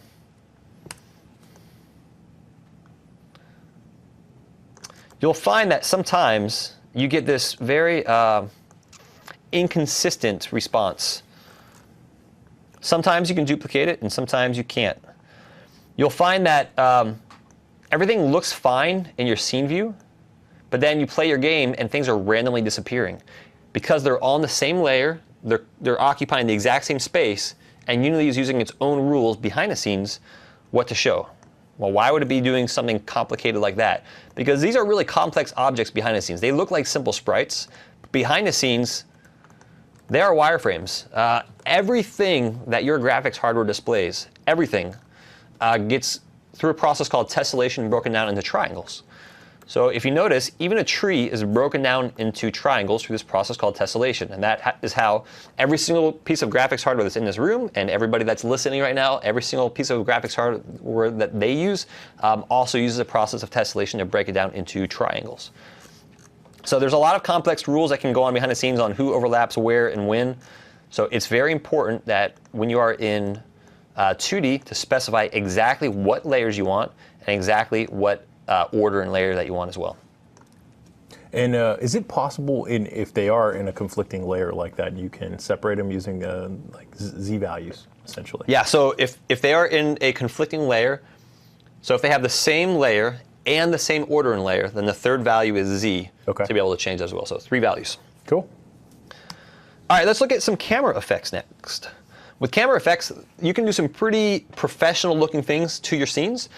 A lot of third-party ones available. If you go in the Unity Asset Store, you can get all different camera emulation modes.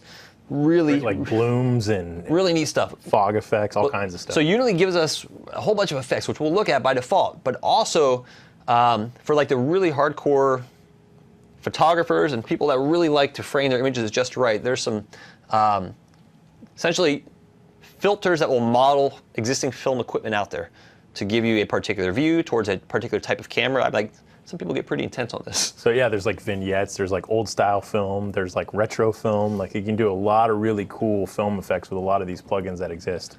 Very, very cool stuff. There's we get a pack that's provided by Unity by default, which we'll look at a couple of those.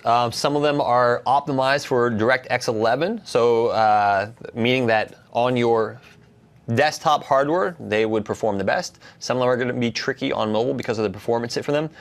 Something like Camera Shake is a simple script, and we'll look at that. Again, the idea here is that some of them are better for desktop, especially because you have a bigger screen to look at too, but because they're more processor heavy, so you can do a little bit more and get away with a little bit more. All right, let's look at a couple camera effects here. Let's go over to our guy here. I'm going to hide my mini-map camera. And let's look at our game view here. Let's say we want to make this, I don't know, old school, right? Yeah. We want to go a little old on this. Let's find our camera here. There's our main camera. Now under Component, Image Effects, notice we have a whole bunch here. Well, where do you find them? If you Asset, Import Package, Effects, this will load them into your project. And we're going to add some of these effects here. So image effects, if we want bloom, find that kind of happy medium here. And you can change these values. We'll animate one of these in just a little bit here. I just want to go through kind of a couple effects here. Like that, that's got a cool, nice initial look to it. You'll see a lot of bloom effects in like fantasy-related projects, like going through forests, things like that. It kind of adds almost like an ethereal. That's true, right? As I go here, because you have this like glow. Yeah, looks almost very magical in a way. Yeah. You know? And that's a cool thing. Like you want to think about if you're doing a game that can support, if you're using a platform that can support these type of effects, take advantage of them. It's only gonna enhance your product in the end. You want to give people the best experience possible when they're playing your game. So why not use one of these effects to just really kind of enhance the experience? And you can dynamically turn these on and off. Maybe if you're in a magical area of the forest, you can turn them on, and you can control them in script. Remember we looked at our get component call? You can enable and disable very easily in code. Yeah. Or if you're like in a dream sequence or underwater even, point. there's all kinds of uses for these camera effects. Let's look at a couple others, shall we? Yeah, absolutely. Because these are pretty cool. Let's take depth of field.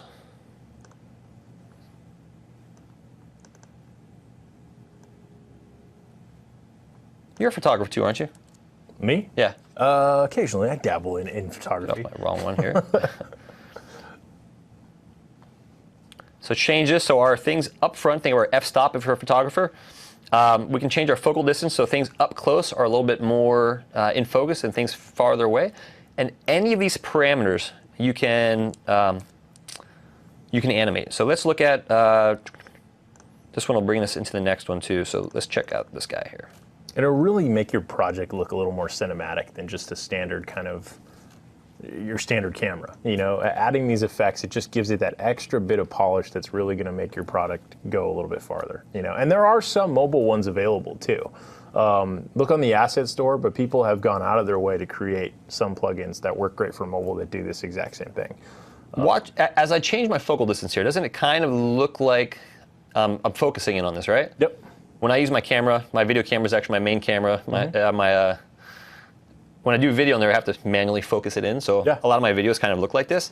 So if you wanted that sort of effect, we could animate something like this. Now, how can we animate something like that? Add component.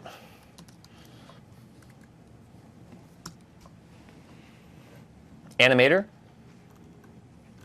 Let's expand that here. And we need an animator controller for this. So there's a shortcut we can use here, actually. We can go to the animation window. So we can just load up window animation.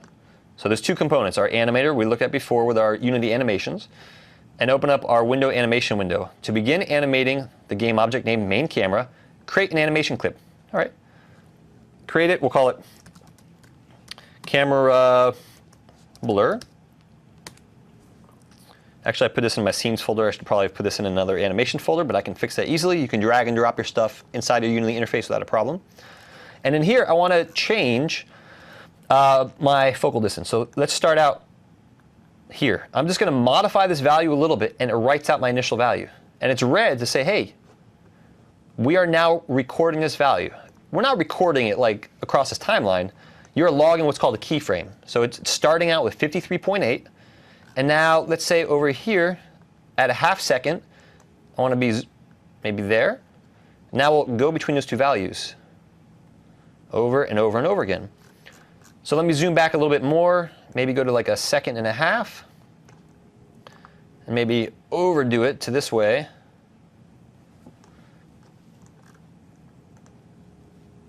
So now we have kind of this auto, maybe something's blurry. You're either coming out of a dream, you're waking up, or maybe this is the view through a camera that you specifically want to look like somebody's focusing it. Yeah, maybe it's like a handheld camera shot or something in a game. It's a security camera or something like that. There's a multitude of different things for it. This is all red because it's in record mode. I can get out of record mode, click play, and that's it. It's going to be animating for me. It's like we had an online question real quick. How much do camera effects affect performance? Yes. How much do camera effects affect performance?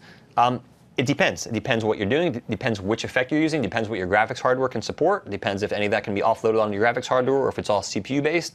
So the answer there is it depends. It can affect it a lot if you're doing a lot of effects, a lot of intensive effects, but it really depends. You'll find that some of the newer Unity effects have optimized versions available. If you look at the docs on Unity's site, it'll say this is our new DX11 optimized version. Yeah. So it all depends on which one you're using in your hardware as well. I would say as a rule of thumb, most of these camera effects work better on console and PC, just something that has a lot of horsepower that can handle these effects. There are some, like I mentioned before, there are some effects out there that work for mobile. A lot of that is kind of faked in a way. They're doing some very interesting things with post-processing to make that happen. So there are some available. I would say most of them are more for your higher end devices. Yeah. Because you are going to take a hit. I mean, it does add a lot of draw calls and different things to it. But like you said, some are optimized for DirectX 11 and certain graphics cards. So yeah, absolutely play around with them, test it out. Test it out. That's the only way to tell. Yeah, if you're getting major draw calls off of a certain effect, then obviously maybe that one's not working. Try to find something comparable, that kind of thing. It is a little bit of trial and error in it, but that's kind of I would say the polish end of your product. Once you start getting your game working, it's running great. Then get in and start doing these things and seeing how can we push this a little bit. How can we really enhance the effect and that kind of stuff. And we'll look at a quick example of the profiler at the end too, so you can kind of get an idea on how things are affecting. That's really, the profiler is awesome. It's really going to show exactly how much performance hit you're getting from these type of effects. Let's add one more onto here. Let's do a component, image effects, and let's just see what kind of looks good here. Is there a tilt shift in there? There is a tilt shift. Tilt shift is under, there we go. So tilt shift is the effect that, it's neat. If you take a picture of people on a beach and you ever see the images where they make them look like little toys? Yeah. It's the tilt shift effect. So let's add tilt shift. Let's clear off depth of field. Okay, now let's change some of our tilt shift values here. So blur area. You can define what areas are in focus and are not in focus, which really gives you that toy look inside of certain images. It might be kind of hard to tell with the scene that we're set up with here, but that is a pretty cool effect to get that. I know what else I want to show you guys. One more effect. This is very common in games. So this is actually with the code. So during the break, as I mentioned, I posted the code out there. So it's Adam Tuliper on GitHub /vamp Kid 3D. We are going to be making changes here. The code is by no means perfect yet, so we are developers as well. So we go through, we iterate, we fix. If you find anything on there, let us know. I'm definitely aware of probably at least 12 bugs that are in there right now. We're version 0.0.2 right now. Yep. So you'll find some code in there. Now, I do want to give credit, and I think I actually note in the actual source code files where I found this on the net. There's a pretty cool camera shake group of scripts here. I think they only work if your camera is located at 000. So maybe I'll have to make some modifications to this code to work in different scenarios. But underneath the scripts folder, there's some different camera shakes and different camera shake modes. So per-lens shake, periodic shake, random shake. And so all I've done is I've added over here the per-lens shake to my main camera. And we can trigger this off in script, or we can set this little checkbox true. So if we look at the code here,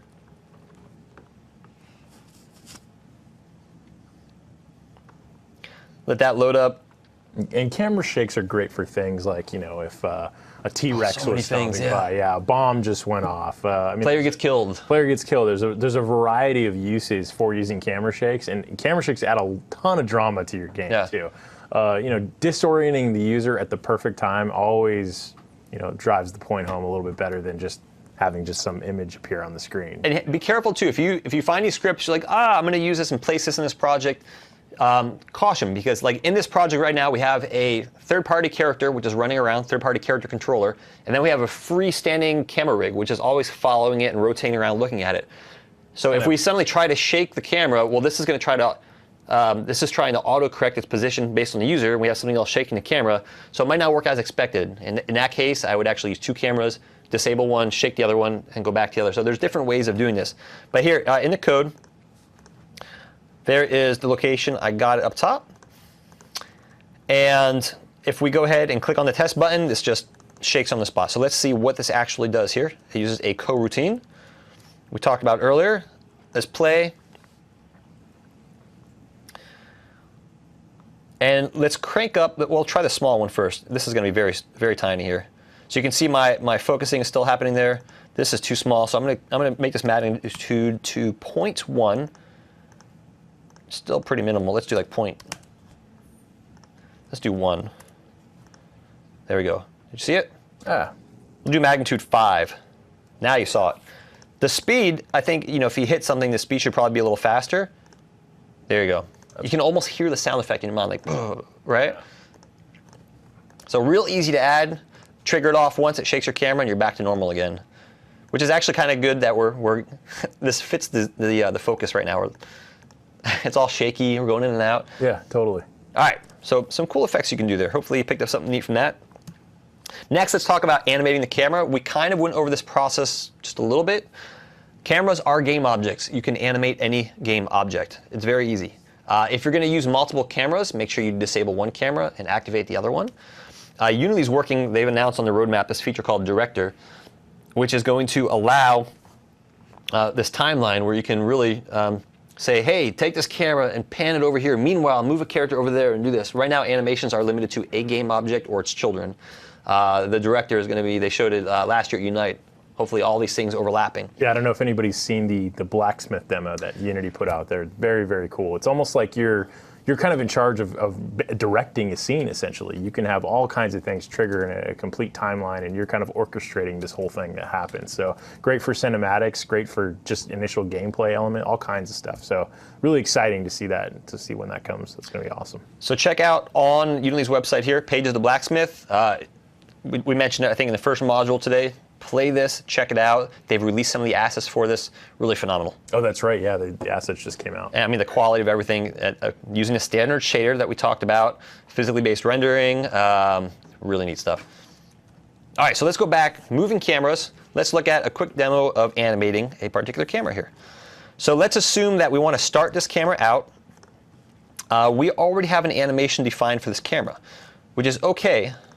If I look at this, here's the animation controller. We looked at this earlier with a zombie. Right now we have one and only one animation. That's our camera blur. So we want to create another animation, and we can do that in our animation window here. Let's highlight our camera. You have to make sure your camera's highlighted. I'm going to drop this down and create a new clip.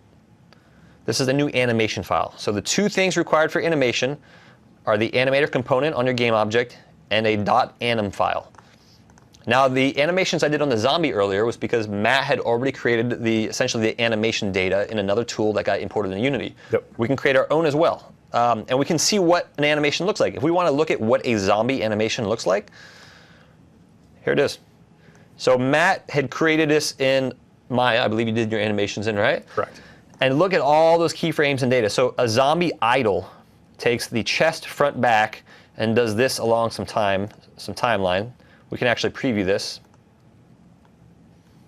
And there was a couple questions earlier, people asking, well, can you do some of these animations within Unity? And so as it stands, you can't really do it within Unity. You really need an external tool that's specific for animation, for rigged characters to do that.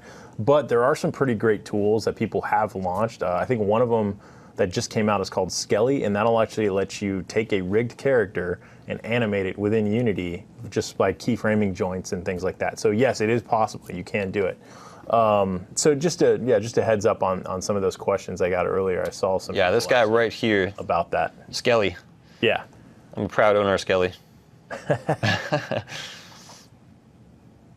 So yeah. Complex animations, when you look at all the data that an animation tool makes, it's like, wow. Yeah. I mean, even for 1/10 of a second, look at all that data that was included just there for 1/10 of a second from this area over. It's a lot of keyframes. That's a lot.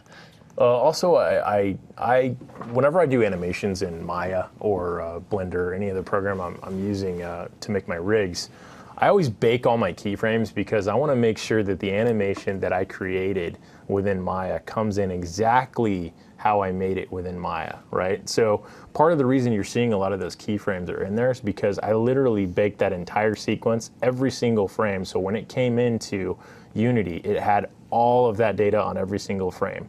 That's not always the case. Because if not, it'll kind of interpolate some of that data. Exactly. Sometimes if you don't bake your entire sequence, Unity itself will try to interpolate those specific movements, and it'll try to tween in between it for you, and you might not get exactly the result you're looking for. It might be slightly off. So as a rule of thumb, if you create an animation in 3ds Max or Maya or Blender or whatever it is, bake it out before you bring it in, because then you'll ensure that you're going to get exactly what you created in another program in Unity. It's kind of like a one. It's funny because going into like the world of game development and art, this term bake, I'm like, what the heck does bake mean? And it's everywhere. It's all over the place, right? It's when you basically take some sort of settings and pre-calculate ahead of time and set it into something. Yeah. That's bake. Baking. So you're taking that animation data and baking it, or in the case of lighting, we are pre-calculating ahead of time and baking it, making an image from it so we can have it pre-calculated and use it later. You'll hear the term, if you're new to game development, you will be very familiar with the term baking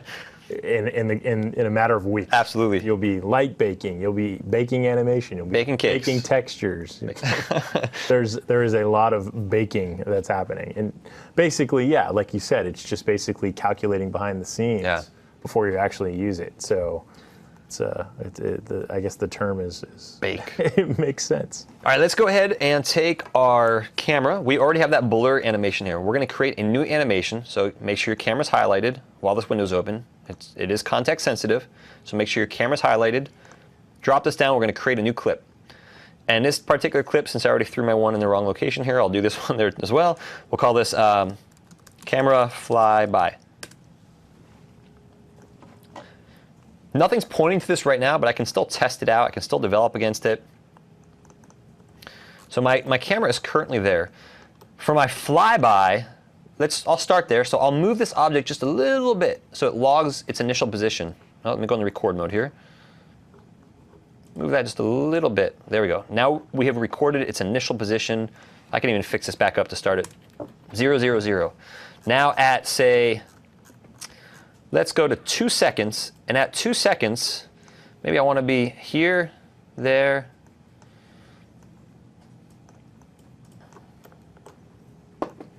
over here.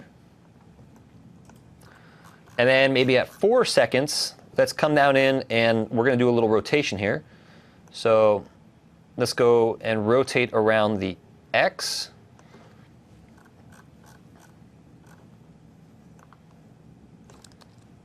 By X, I mean X, not Y.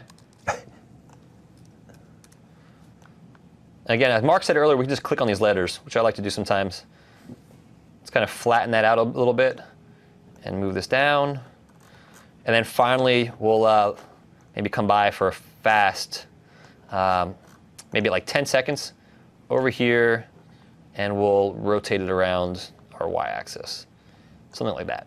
Let's just see how that works.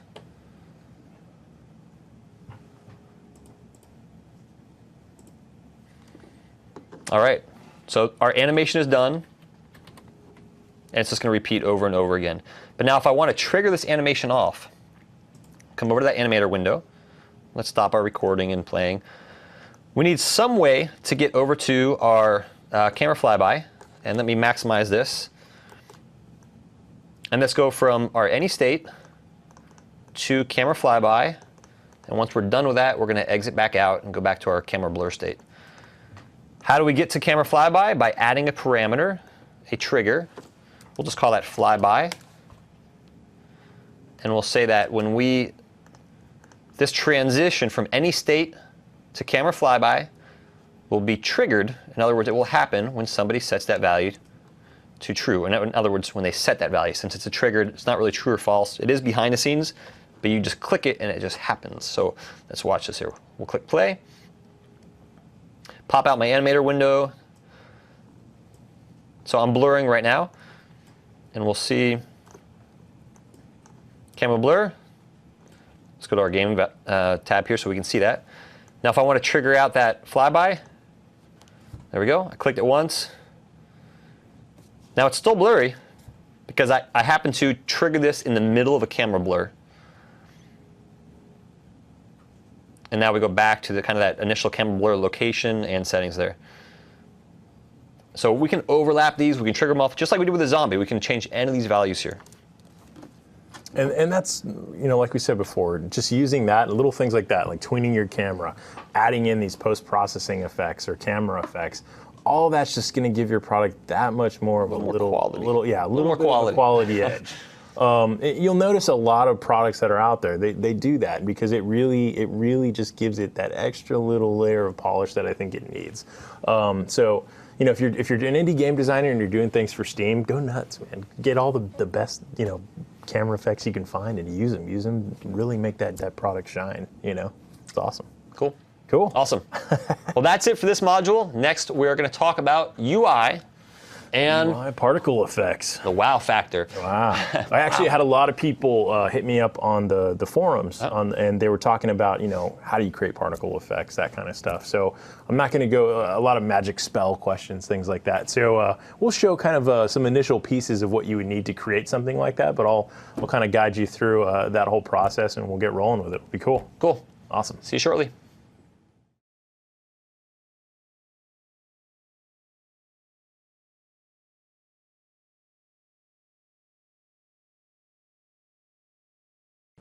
Welcome back once again to building Windows 10 games with Unity 5. Matt Newman joining me on this module once again, and this one we're going to be talking about some cool stuff, UI and the particles. Wow factor. You're not supposed to tell them what the wow factor is yet. It's a surprise. Wow factor. But while we're talking about particles are cool. You're going to show a neat demo with particles. Yes. There are so many things you can do with particles. Well, we'll talk about there. It just gets me excited. I want to talk about particles and Whoa, calm down. Potions and magic and listen. Particles are pretty much everything, right? So you couldn't help yourself. You start rolling on it, right? They're going to give you that. It's a low hit and cost of the CPU. Very efficient. It's very efficient. It's going to give you that extra kind of animated quality. Things will feel like they're moving. You can use them for bullets to magic to wait till you see what we can do with particles. You could even use them for clouds. You can use them for rain. You can use them for explosions. Anything. Anything.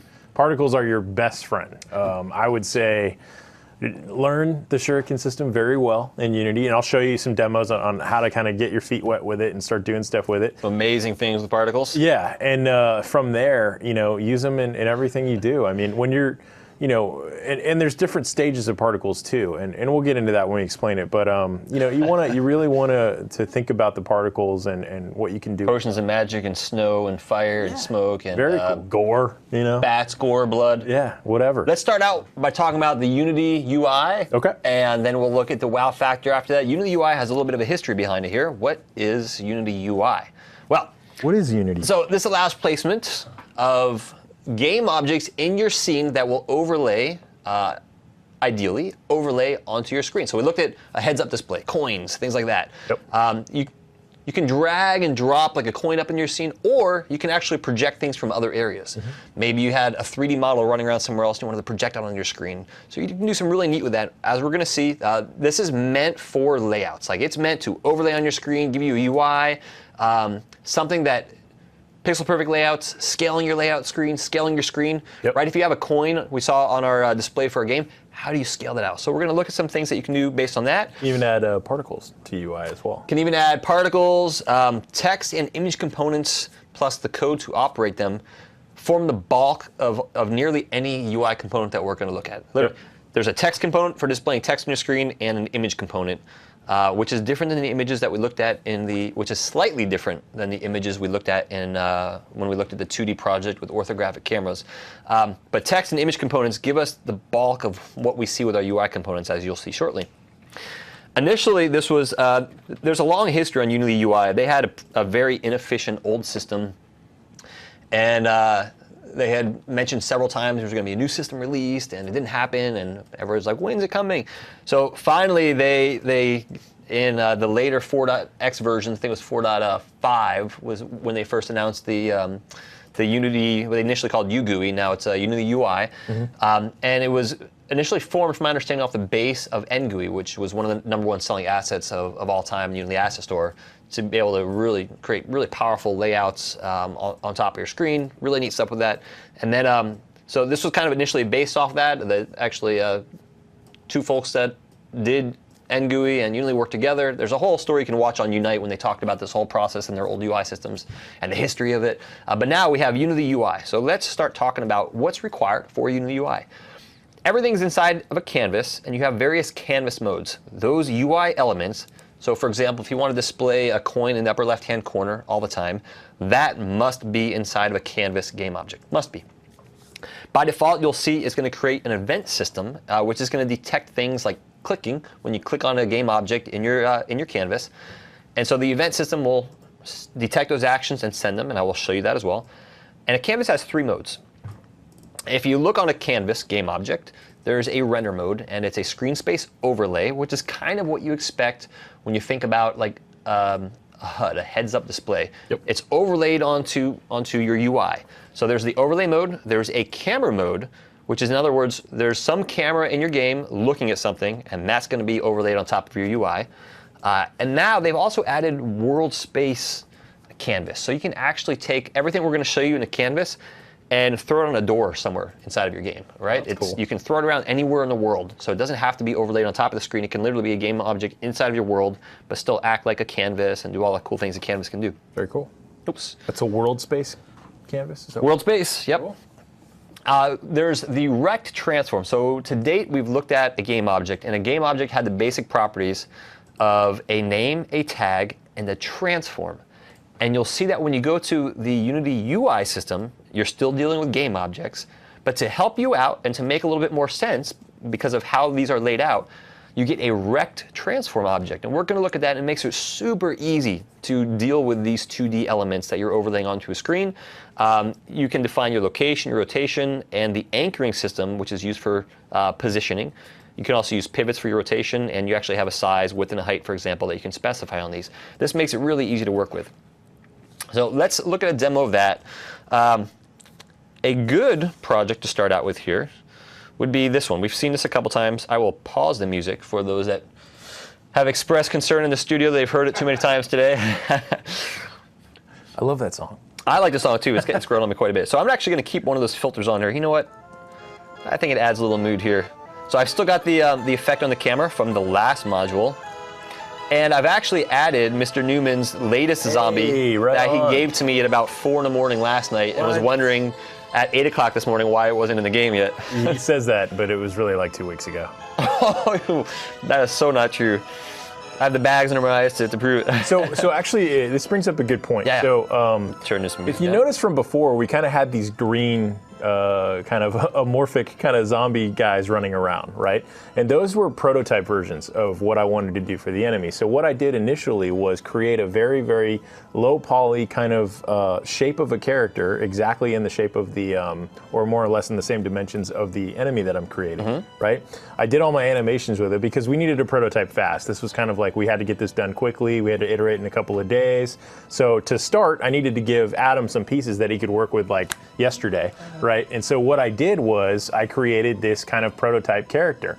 From that prototype character, gave you the animations. You were able to get it in the game, have it do what it needed to do. We had all the animations. Had me something quick that I could work with really fast. Exactly, and then that gave me some time where I could then say, okay, now I'm going to go into like ZBrush and Mudbox and create like a really cool character in the same dimensions as that character, bring it back into Maya, re-rig it in the same rig that I used for that initial character. And then all I have to do is give him that new character as an avatar. For those that are brand new to this, what's a rig? A rig is essentially the skeletal structure of joints that makes up your character, that exists within your character, right? So I built my character originally with all these animations, didn't have any textures or anything. I was just a very simple character, right? But he moved like a zombie, right? And so from there, gave it to Adam, he throws it in the game. I then make a cool zombie when we're ready and he's got that character working. He just changes the main mesh of the character that's running around, and essentially now we have our zombies running around the level. Here's that kind of when we were talking about a rig. Here is if I look on the zombie and I click on the zombie FBX file, again that common 3D file format, zombie FBX I've got highlighted here, and if I go to its rig setting and configure, there we can see kind of this layout right there. Those are the bones inside, and defines how animations will be mapped to this particular character, right? So getting a little bit off subject, but important to Let's take a look at that zombie real quick. Just wanna see. You want to see what the zombie looks like? Maybe there you go. Cool. Looks like a pretty scary dude. I love that he's missing the eye there. Yeah, that's cool. That was the last minute decision. At what time was that? I think it was like 3 in the morning. Oh, see, I got you. I actually just didn't want to waste any more time, so I just said he loses an eye. All right, so on our game here, notice in my scene view, you don't really see anything first, but over here we've got this overlay that no matter where we look in our game, follows it around. Let's start this up and move and left and move right. Once this starts up here. All right, there we go. So no matter where I look, right, that shows up there. So that's the power of kind of the UI system here. And also notice the way that we have it here. See the images scale down and scale up, and so we'll talk about that shortly. But first, let's give kind of a little background on this. Let's do a new scene. And in this new scene, I'm going to go ahead and create, just to show you how the UI gets created. I'm going to create a UI, and let's just do a button to start. Now notice when we do that, we get a canvas added, the button gets added inside the canvas, and we get this event system. The event system is what I mentioned. We'll send those events to this canvas. If you find you're clicking on buttons and your scripts are all set up right and nothing's happening, you might not have an event system. It's typically added there by default. I've seen on rare occasions that it doesn't. So one thing to note, this is what sends the events to the canvas. Now here is our button, and a button is a game object, name, tag, a rect transform, a canvas renderer, and now a button is an image. There's the image. It has a script that manages interactions. In other words, when you click on it, you can animate your button. So we can say that, for example, when we highlight over our button, we're going to turn red. When we press, we're going to turn blue. And if you disable it, you can turn it a different color. So let's run that. We'll call this scene UI test. Save that in my scenes folder.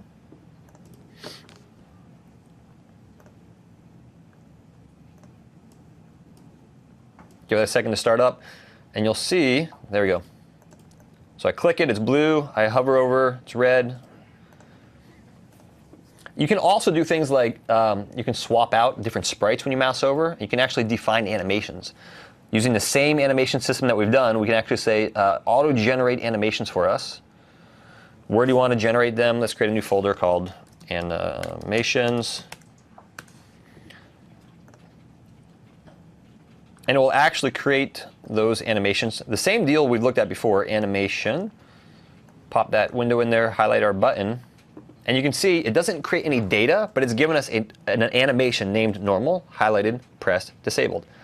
So let's say when you highlight over this image, I want to do something to this button. Let's just pulse it. In other words, we'll make it scale a little bit bigger.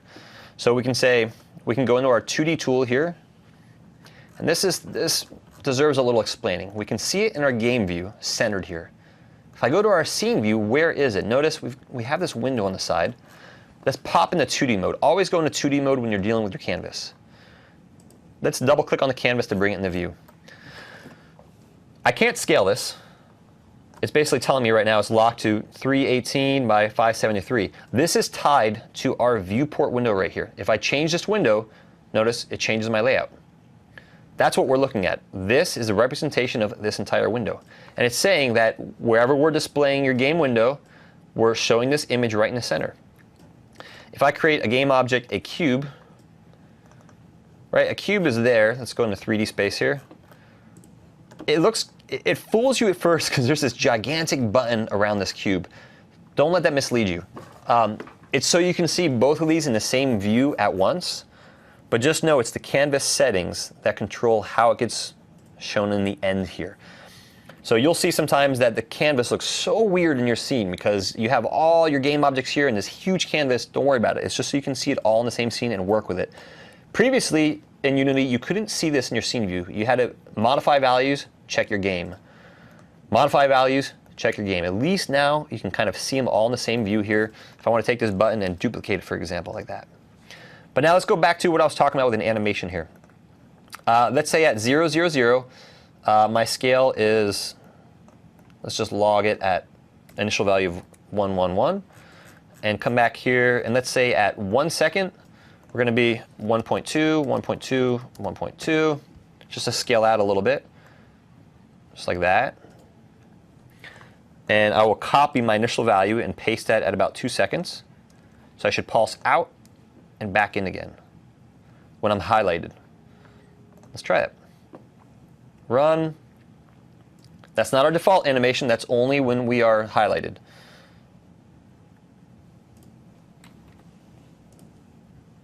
Oh, I'm sorry. I did that in my normal. That is my default animation. When I highlight, it goes away. So same animation system we use for camera flybys, for animating any game object, same animation system. All right, let's save that, and I want to delete these guys. And let's go ahead and create an image. An image makes up a button. An image makes up a lot of things here. And by default, it gives you this little placeholder here, this image. I'm going to bring in a ruler image that I have handy, because this, I think, helps visualize this. Now, I dragged and dropped this in, and if you remember, this is a 3D project. So I can't really drag and drop it up here. I can in a 2D project, but what I need to do is change this. This is the setting Matt was talking about earlier. A sprite that you can drag and drop in your scene, an image, needs to be a sprite. And notice it says it's used for 2D and UI. I'm going to apply that. All right. Now, my image is my scene. It's a square image. This image here is a ruler image, just so you can see the layouts. Let's take this ruler image and drop it onto this. This uses an image component, which it takes a source image, a color, so we can actually tint our image. You can do different materials. You can do all sorts of cool stuff with this here. But importantly, notice my aspect ratio is all messed up. This was not a square image, so I can preserve aspect ratio. There, now we can kind of scale this out a little bit more. And I can go native size. And this image, if I look here, 2048 by 1200. So on my canvas, 2048, I want this whole resolution to essentially scale out right now with this. So I want to make my canvas scale with a screen size. When you scale your screen size, I want my canvas to scale with it, along with all of the elements within it. I want it to scale. Well, when you do that, Unity says, okay, that's cool, but what is the starting resolution we should base everything off of? Your designer probably gave you something. What do you want to use?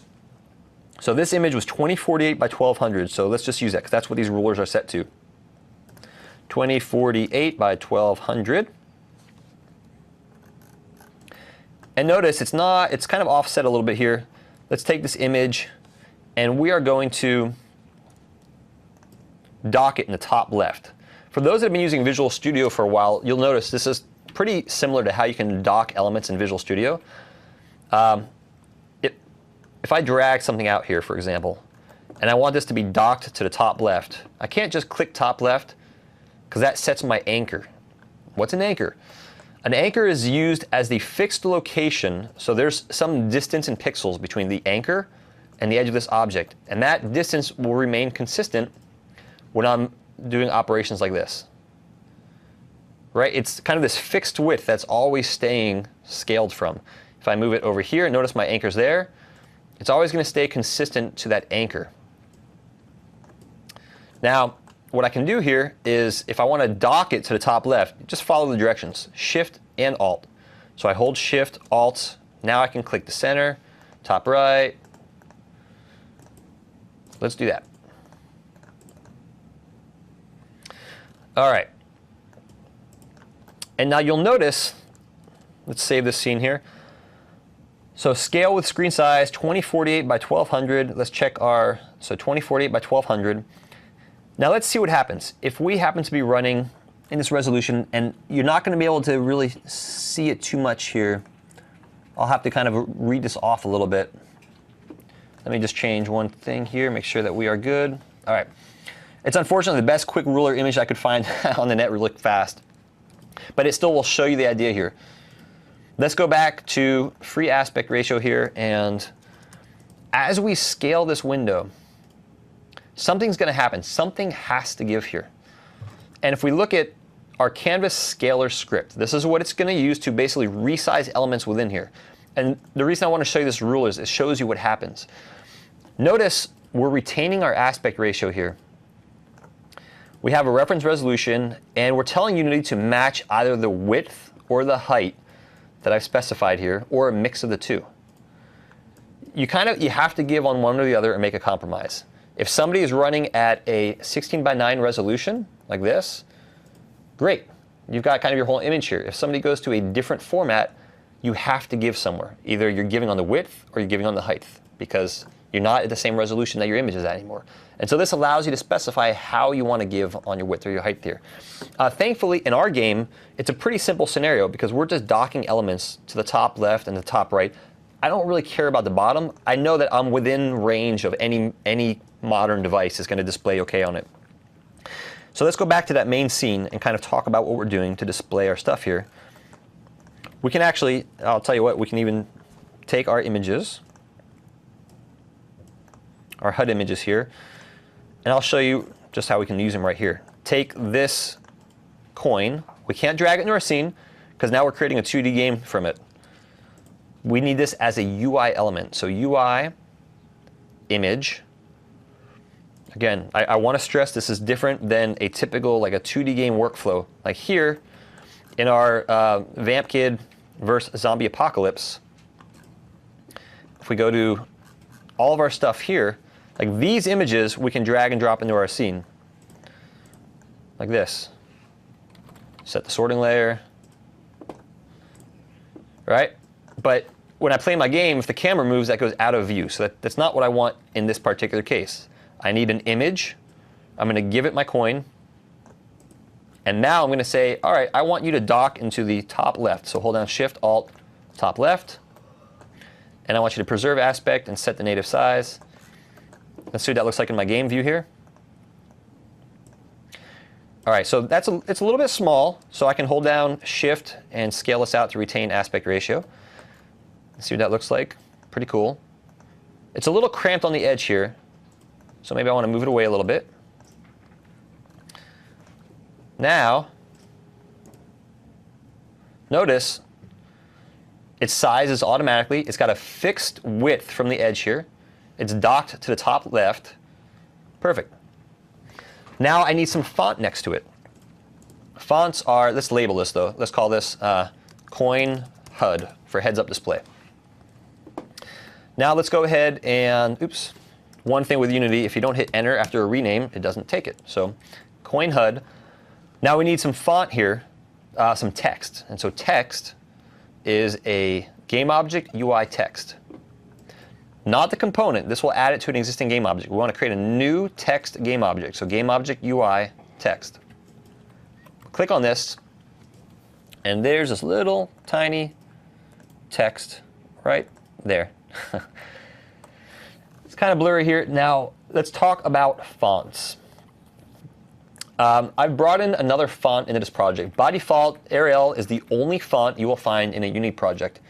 Unity does not know what fonts are or are not on somebody's system, and it actually has to turn these fonts into images on the back end to display on your graphics hardware. So it's not like a true type font like you're used to using in a regular system. You need to bring in whatever fonts you want into your project so Unity has all that data to package into your game. So you can go to websites like thefont.com, for example. There's a bunch of different font websites out there. You can search on license, what you can use, free for personal use, donate to author, all sorts of cool stuff out there.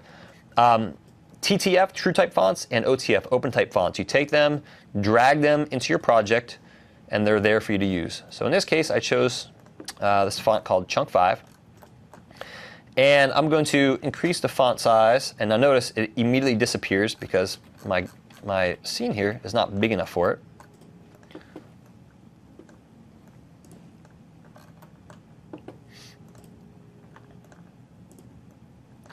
Let's go ahead and crank that up to something like this maybe.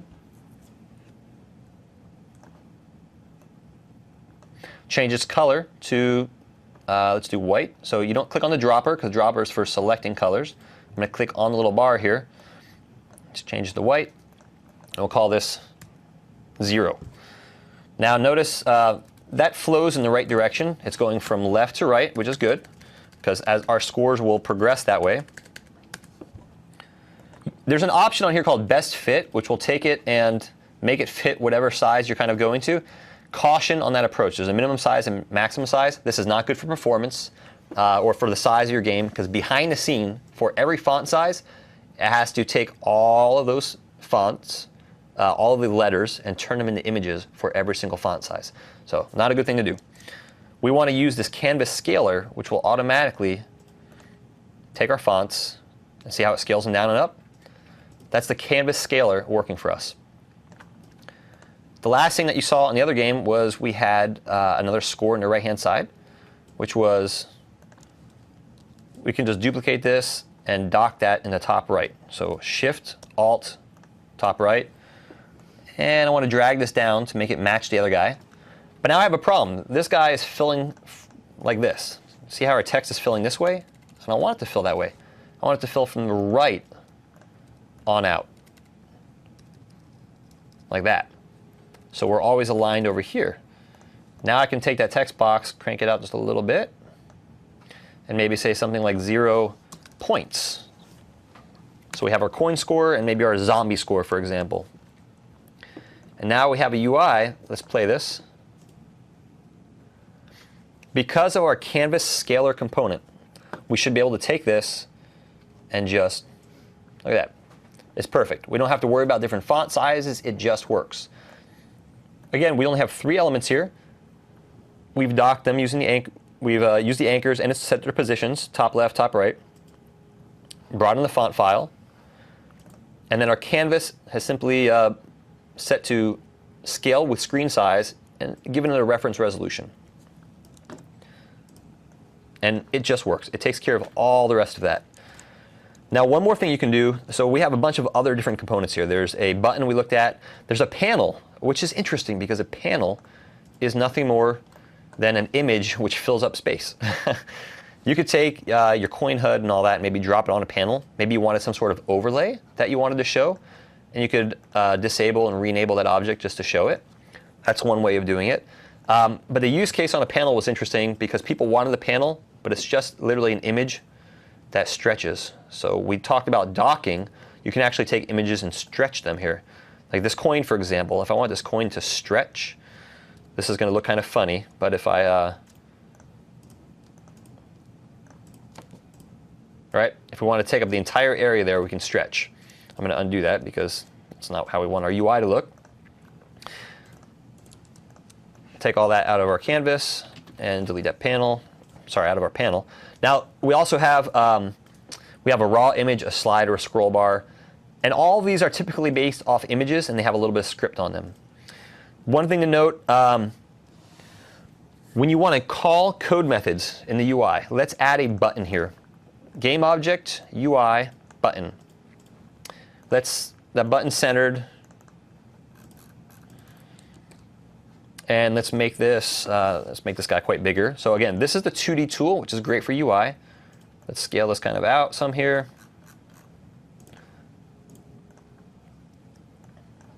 Our reference resolution is pretty big, so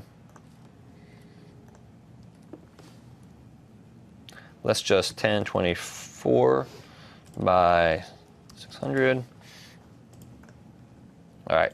Now everything else is going to look kind of messed up. That's all right. I would have to reposition. It just was making my button look kind of silly here. And I want to show you this button click demo for the world's ugliest button here. Let's fix this guy, scale him down a little bit. We'll just disable those and show you just a button. All right, now, when you click on a button and you want something to happen, let's say you want a level to load. Why don't we make this, this button, we'll say load level. Oops. Load level. And we'll change that font to chunk 5, and we'll change our font size up here. All right, let's create a little script. Create C# script, and we'll just call this button click. Let's open this guy up. The only requirement that we need here is a public void method. I'm going to delete the other methods here. Public void load level, we'll call it.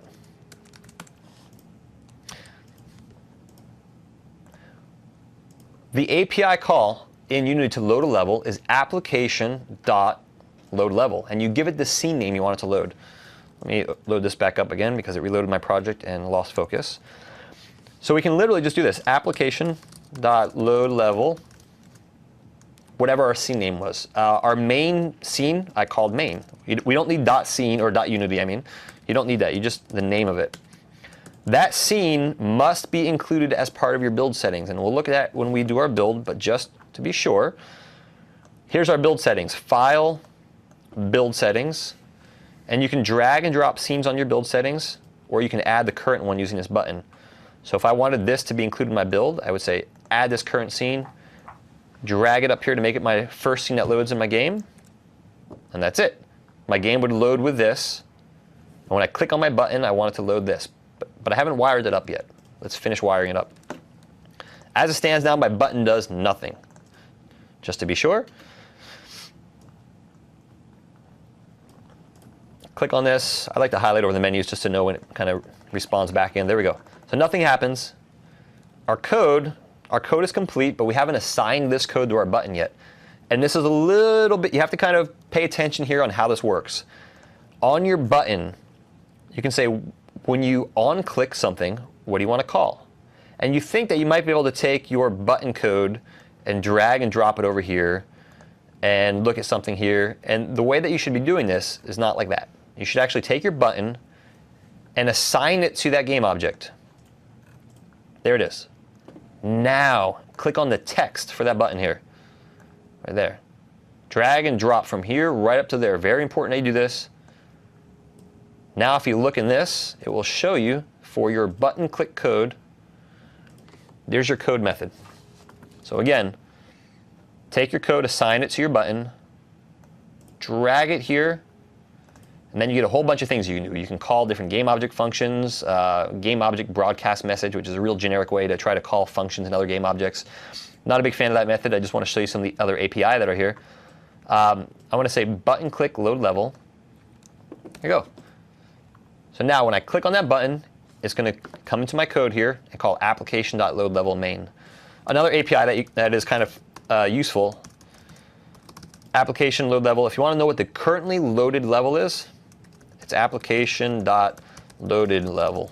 And that just essentially restarts the same level over again. But let's go ahead and run this guy, application load level main.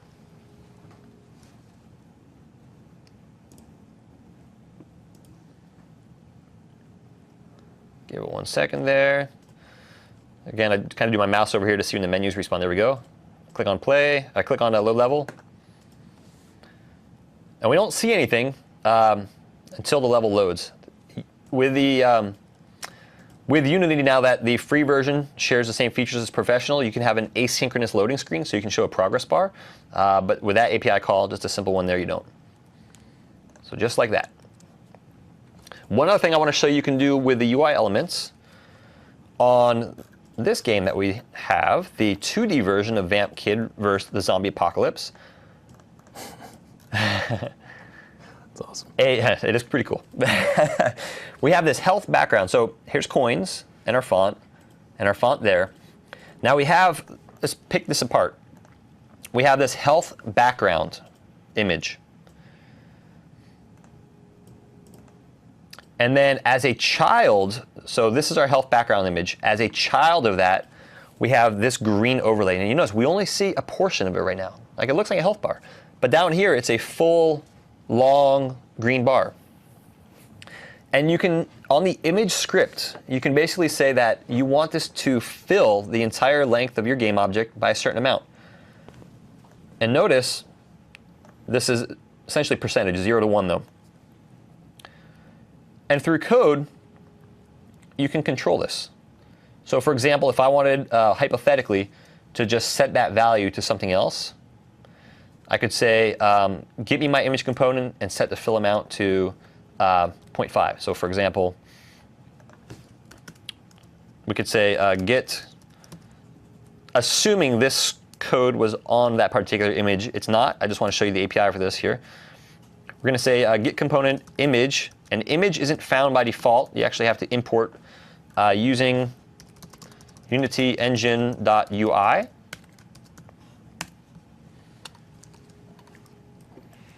And then we can say var image. That would give me my image component, and I could say image.fill amount equals 0.5, and it's a float, so I put an F after it. That's it. So that would automatically set that health bar to be halfway through. So every time you get hit, you can make it 0.4, 0.3, 0.2, 0.1, until you have 0, and then you kill your character like we did earlier. So the API for that is simple. Again, anything that you can see in your UI like that, you typically have control over in code. So here we have that the fill method, and there's different fill methods you can use, radial. So you can fill like that, all different ways of doing that. But the overall idea is pretty simple. That's always kind of complicated too, like doing the radial fill method. So it's nice that they have that built in, because when you do things like circular loaders and things like that, you try to do it yourself. It's got to write the math to do it and all that. This is a much better. No, thank you. Yeah.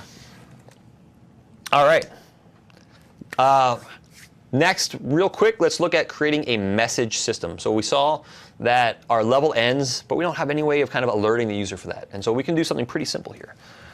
I've got a little code snippet of sorts called show level message. And this is going to integrate with the UI. So let's, on our UI here, we'll do it on our main level. We'll make this work how it should, I should say. We'll go scene main.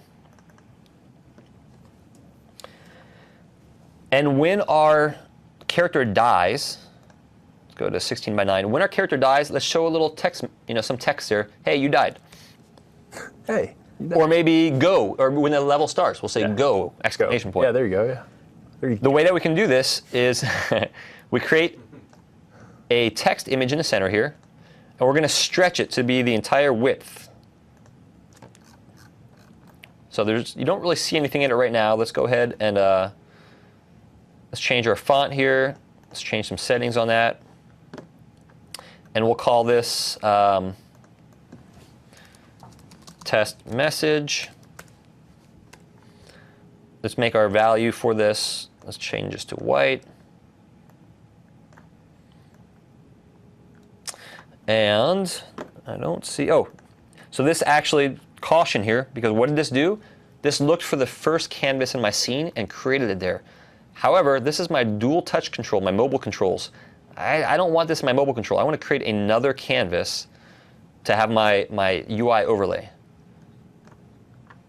So I'm just going to drag that down into this guy. And this font is probably too small, 0. Let's try 75. And reset its position here.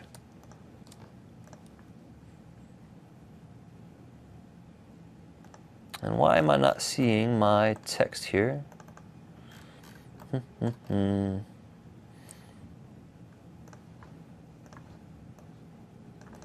Let's create one more just to make sure that we can see our text here. Okay, so there's new text. Let's go ahead and change its color. Okay, we can still see it. Let's change the font on this guy. Let's make this a lot bigger. We're going to center the text here. This is important. We're going to center the text within this box. There we go. Let's delete the other one here that was... And we'll call this level message or info message, whatever you may. And this font is pretty big. Cool. So we have a message there, and we just need to set it. And this is just a text component. So in code, we can set that component, and we can actually fade it. So we'll use this code. And let's say on a typical way of doing this is we have a game controller. Let's create a game controller script.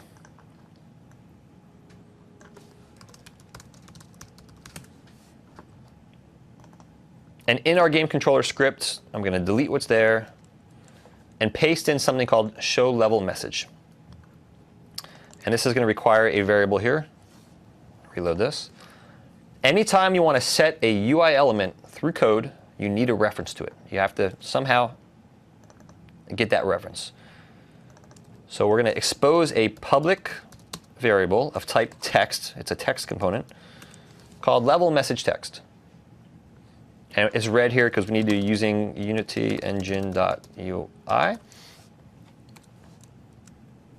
Okay, so we have a reference to it. We're going to have to fill this reference, and I'll show you that in a second. Show level message, we give it a message. We set it active to true. And then we will make the text visible. And then we fade it out. So the UI elements have a built-in code method here called crossfade alpha that you can use, which will fade it out over 5 seconds. So let's go ahead and see. All right. When we start up here, let's just do a quick test. Public, we'll do void start. Show level message. Go. Let's try that. Oh, actually, we didn't set the reference yet here. Got to get out of this play mode real quick. Wait till it comes back to us. And what do I mean by what I just said? We haven't filled in this variable. It has no idea what this is. So here's what we're going to do. We're going to take our code and assign it really to any game object, but I have one called game controller. That's pretty standard. So we're going to drag down the game controller. And that should expose this variable now. This is the public variable from our code here. Really easy way to expose values in the Unity's interface. And it says, hey, this is a type text. You want to tell me what I should be assigning to that? Well, that's easy. We just take this guy, and in one click drag motion, if I select it, I don't have the focus on my game controller anymore. So I click game controller, drag this over, save my project. My game controller now knows about this UI element. Let's run this and see what happens.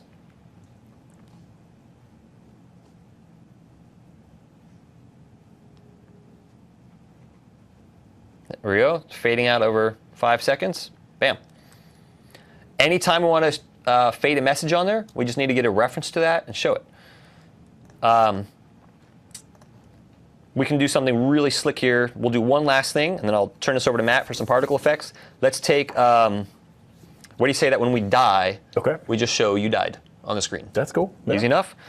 All right, so I think... Should we animate it? Should we add an animator to it? No. Okay. Let's keep it simple. All right. Because we already have the camera animated a little bit when we die. It actually looks down and then rotates back up after a few seconds. Gotcha. So I think I said he's dead, Jim. So let's find a spot in the code. Probably matching by, no. It was the die method. So let's look for die. There we go. All right.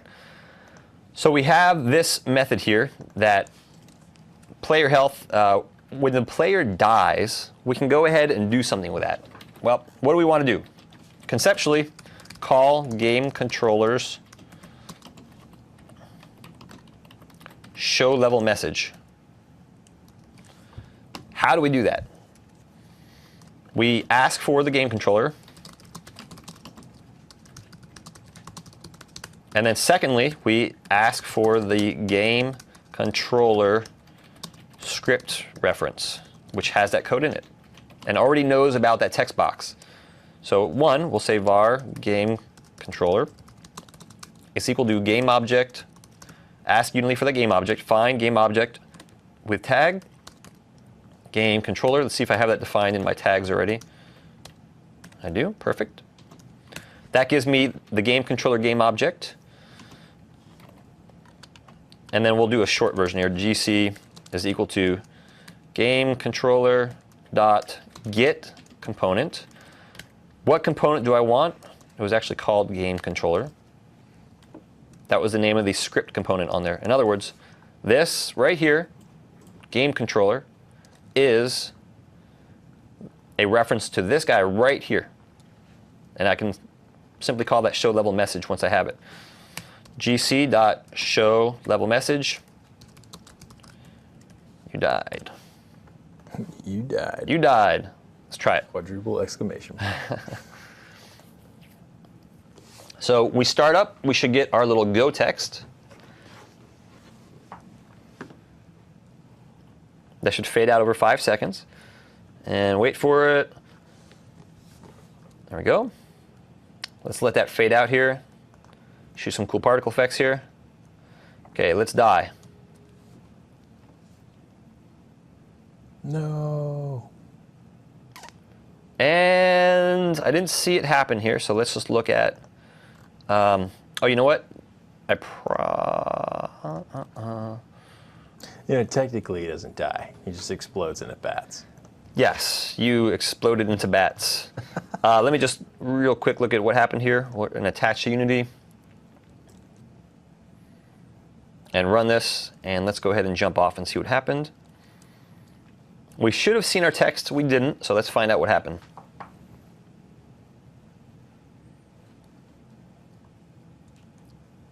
We've got our breakpoint set. As soon as Unity comes back, we'll run off, run off the edge. It technically doesn't die. Doesn't. He's like Dracula. He's Dracula. He just poofs. All right, go. 5, 4, 3, 2, 1.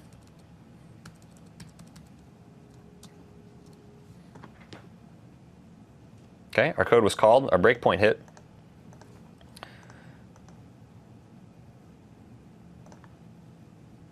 So there is our game controller, and that reference actually returned. Our text is you died. It's active. Our color's there. Our alpha, so it's visible. It should be visible.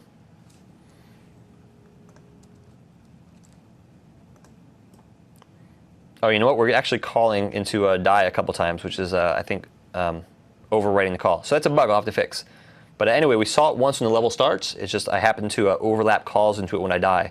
So I will fix that actually while you continue on with Let's do it. the next thing on particle effects here. So the wow factor, enhancing the game through a bunch of different ways. So you see games that kind of have pickup text, right? Mm-hmm.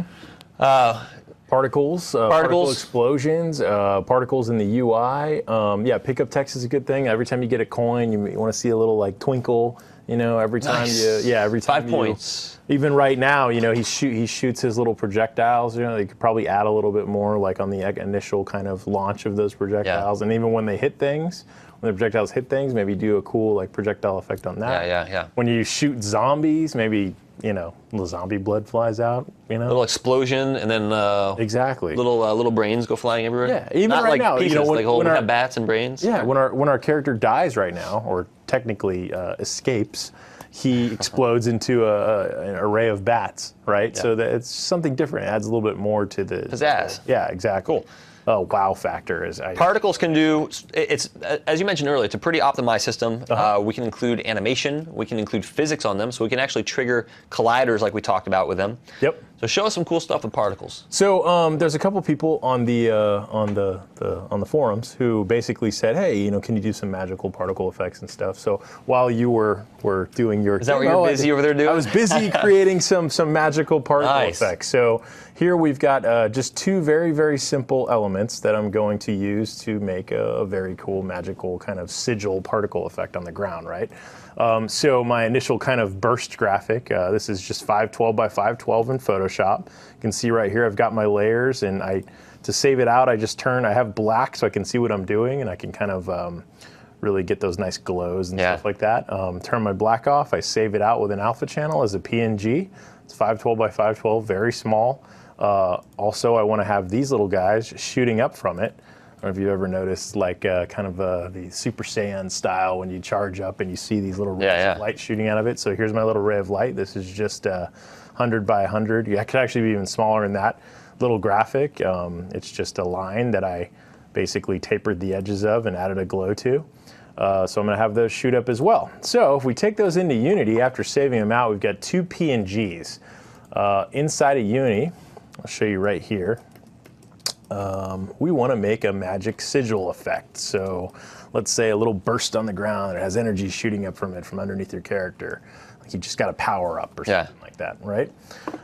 In order to do that, you're going to need to combine a couple different particle effects. And I'm just going to kind of run through the process to show you how I made this little quick magic sigil effect, but hopefully it'll be pretty cool for you. So to start, we have Magic Sigil 1, and right here in my particle effects, the first thing I'm going to do, game object, I'm going to go to particle system and create that, okay? From there, I renamed mine Magic Sigil 1, and you can see right here, if I stop and simulate, there's my kind of magic sigil effect, right? It's on the ground, it's perfectly where I want it. In order to achieve that effect, I had to do a couple of things. One, after bringing my graphics into Unity, you'll see right here I have Magic Sigil and Magic Rain, right? Those are the two that I made in Photoshop, right? I had to create two new materials in order to show those particle effects, right? So over here, we've got Sigil right here, which is the Magic Sigil. And basically what I did was I created a new material. I went up to the shader properties under particles, made particles additive, right? And then I just dragged my texture into the texture property of that new particle material, right? I made another one right here. Well, it says new material. We'll call it a Magic Rain, right? Same process. Created a material, went up here, changed it to particles, additive, dragged my texture in there, right? I adjusted the tint color to kind of make them glow a little bit more. So if you can see right there, I just kind of adjusted the value, just kind of pulled it up a little bit to kind of enhance that glow. I think when it came in initially, it looked like that. You just kind of drag that up, and that'll really enhance the tint value of that particle, right? Cool. So we've got these two particles, and now we want to do cool stuff with them, right? So we make a particle effect, and the first thing we want to do is there's two types of particles. There's looping particles. Looping is good for things like fire that's constantly going, or smoke that's constantly rising, right? Or gas, or things like that, or clouds that are just consistently going, or a star field that just keeps going. That's great for looping particle effects, right? They're just never ending. They keep going throughout the entire game. That's it, right? Doing something like a Magic Sigil effect, it's a little different. You're not going to be using a looping effect. You're going to be using a one-time kind of burst effect, right? And then you're going to adjust the time values on that. You're also going to birth other particle effects off of that to kind of create this overwhelming effect and get all these things going, right? So in order to do that, just really quickly here, so Magic Sigil 1 was my first element that I created, and I went in here. Down here, I changed the duration to a little bit shorter. I think it starts off as 5. I brought it down to 1 because I wanted it to be really quickly, and then I even thought that 1 was a little too long, so I slided it down to about 8. We'll go 8.5 like that, right? 0.85, we'll do the same here. So its lifetime and its duration, less than a second, right? I wanted the speed to be 0 because I don't want this thing moving. I just want it instantiating on the ground, growing in size, and then fading out. Like I said, it's a sigil, right? It's a magic sigil that's going to be around the base of my character. If you add speed to it, I'll show you right here. And also I turned looping off. You can check right there, right? So if we go into our scene, here's our particle effect. If I click simulate, you'll see my particle, right? If I add speed to it, you'll see it starts kind of moving in every direction, right? It's adding this kind of velocity that it doesn't need, right? I want it to stay in place. So we want to make sure we take our speed and make that 0, right? That'll ensure that it stays in place. To further ensure that, I'm going to go down to the shape of the particle.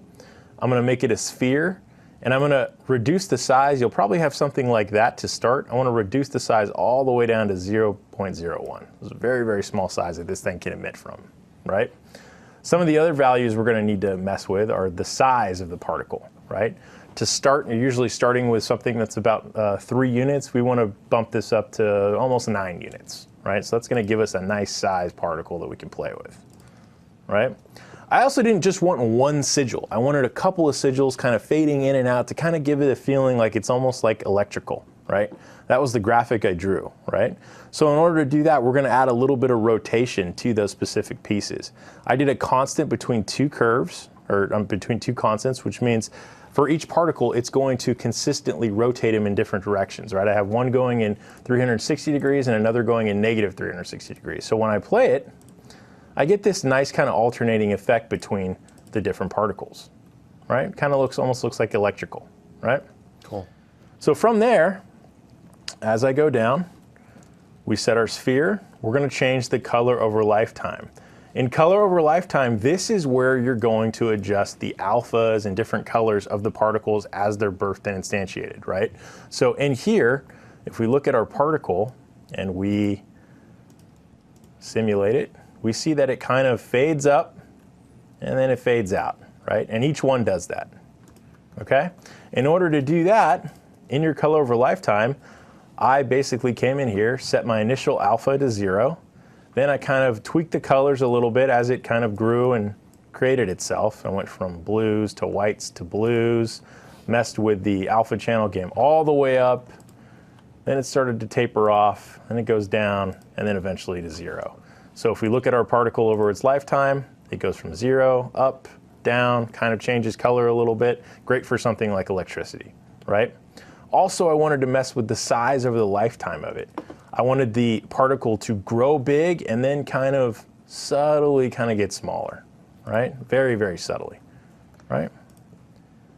That's cool. I also wanted to mess with the rotation over lifetime of the particle. So I constantly want this thing rotating in a consistent 45 degrees, always moving, right?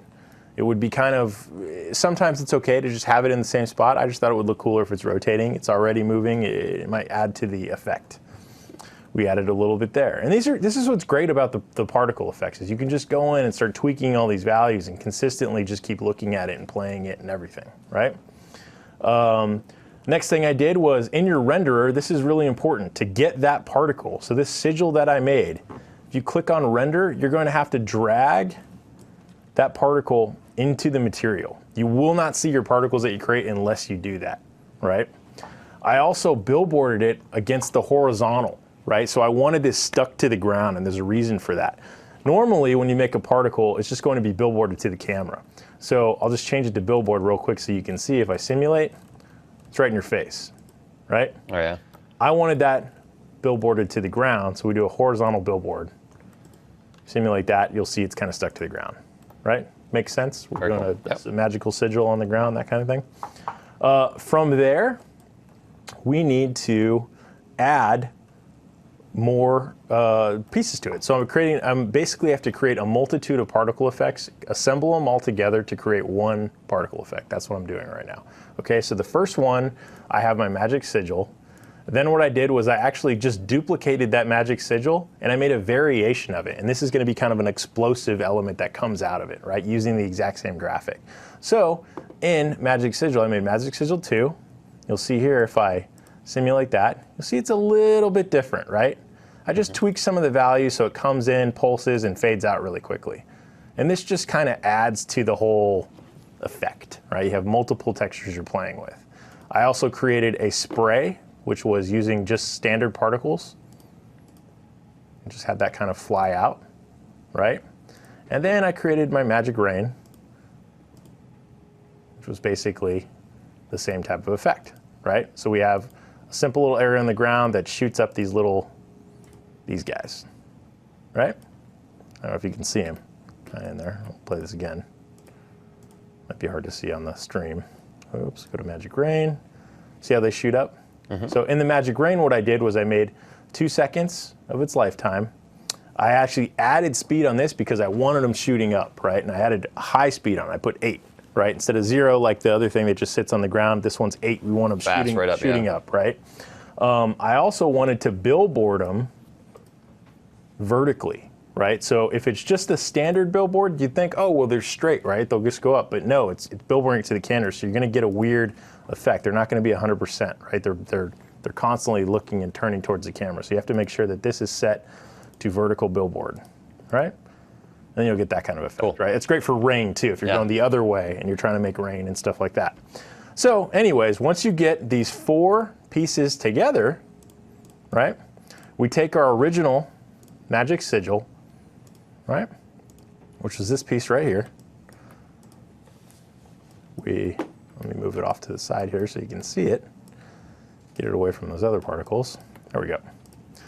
So under here we've got the initial magic sigil that we created, the variation of the magic sigil we created, that spray piece, and the rain. And they're all parented underneath the initial magic sigil that I created, right? So in here, if I click on the main particle, I click stop, I simulate, you'll see right away you get a pretty cool effect, right? So, you know, he throws his potion down, he throws his hands in the air and whatever, right? So it'd be something cool that you could put underneath your character just to kind of enhance it, right? Like a bonus, a power up, whatever. In order to get those playing at the same time, all you have to do is deal with sub-emitters. And so using our main sigil that we created, I come down to my sub-emitters, and it works if they're parented to the main object, right? So in your sub-emitters, you're going to come in here, and you're just going to, after you've parented to your main object, you're just going to drag them in. So if I look at my sub-emitters right here, I just drag my particles in. So at birth, I want it to create this new magic sigil, whatever, right? The one I made right there. Then I wanted to drag this spray in there as well, so when it birthed, it also did that spray explosion, right? You only have enough room to add 2 sub-emitters at birth of a particle. I think you're just limited by the Unity system on how many you can put in there. But that's okay because our magic rain plays at the same rate throughout the entire thing, so we can also parent that, but it doesn't have to actually happen at birth, right? It's more of just kind of an added effect. So once you put all those together, you've got a really cool little particle effect. Simulate it, boom, you're good to go, right? Similar effect we used when we created the explosion of the bats for, let me see, right here, for our little vampire. If I come in here, go to bat, so you'll see in here we got bat particle, I think it's called bat burst right here. Bring bat burst into the thing, there you go. So what I'm doing with bat burst is kind of a similar effect, except I also added another particle, which was a texture sheet animation. And that's what these little bat guys are right here. And you can see that right here, right? So I basically created a long strip texture with a bunch of bats kind of flying, like a whole animation. Now the rule here is because we're so used to the 2D animation system in Unity. That's the one thing I wish Unity had with it when you're doing like the texture sheet animations, especially for particles, is you can't yet use the 2D system, but I'm sure it's probably coming. But basically in your particle effect, so if I look at my bat burst that I have right here. Normally in the Unity animation system, if you take a sprite sheet or multiple images, you can drag and drop them in your scene, and you automatically have an animation. It just works. Yep. And yeah, this one is kind of the odd one out. This one's kind of, yeah, you have to make it ahead of time, essentially. Bring it in as a sprited animation, and then just tell the sprite system to use that particular animation. So if I go down to my bat burst, I go to bat's particle. Did you tell me it had to be kind of a fixed grid that? Yeah, so I add the texture sheet animation down here, and in here I tell it what type of texture it is, how many slices there are. There's 4 slices in the X direction, and it's one row, right? So 4 slices in 1 row. Use the whole sheet. I have it doing 20 cycles, which is plenty for what it's trying to do in animation-wise. Add that in, then you'll have your. You can use even more than that too. You can really customize it with those tiles, but essentially you could do an electrical effect. You could do bats. You could do little embers, whatever, right? So that's kind of a cool effect to just add in a little bit extra to your particle effects and make them do cool things. Another great thing to do is if you're animating like animated sigils or something like that, having them actually animate like in After Effects, saving them out as different frames, bringing those in as a tile sheet animation, adding them to your particles. You can really get crazy with the type of stuff you do. But just a quick kind of overview of some cool stuff you can do, and I know some of you had asked for some magical effects. That's pretty cool on so. the fly. You know what? Yeah. You know what would be neat to show real quick? So you have that on your computer. You've just developed over there. I want to bring that into the main source branch of what we've been working on here. Now we're not up to date with each other. Okay. So you want to show how you just export that into a Unity package? Absolutely. So let's say I just made this cool magical sigil burst that's awesome, and I want Adam to throw it in his project right now. But we don't really want to sync up projects. I just kind of want to email it to him so he has it. Easy way to do it. Boom, we've got our magic sigil effect right here. It's ready to go. I need to make it a prefab, right? So I'm just going to drag it down into my Unity project here. Actually, here, I'll put it in a better menu here. So we'll go assets. We'll just drag it into the core of our assets right now. Drag it into our assets. There's our magic sigil prefab right here. All I do, click on it, right click on it, export package. It's going to tell me all the stuff I need that's associated with that package, plus it has the prefab in there. I say export. I put that on my desktop, wherever, magic, sigil, save, makes the package, boom, there it is. I throw my USB drive on my computer. And then I'll load this in for the next module, and so I'll copy it in the game and have it kind of in the starting location. So maybe he'll drop down on the starting location with a particle going underneath him as he drops down onto it, maybe. Something like that. Drag this little particle effect into the USB drive, and we are good to go. Good to go. Pass that off to guy in charge. Where? He then loads it up in his game. He's got a cool particle effect. We've got our main cool graphics. Just to show you how fast that process is here. That was magic. Let's close this later. Yeah. Don't save this one. Just to make sure we only have one Unity project open, because when we double click it here, we can always go to Assets, Import Package, and point it to that custom package. Honestly, I just like doing this where you just double click on it, and it brings it in. There we go. Magic Sigil, Import.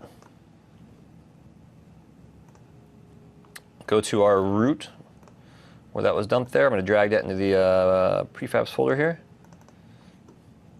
There we go. All right, now a good place for this, maybe right here. There you go.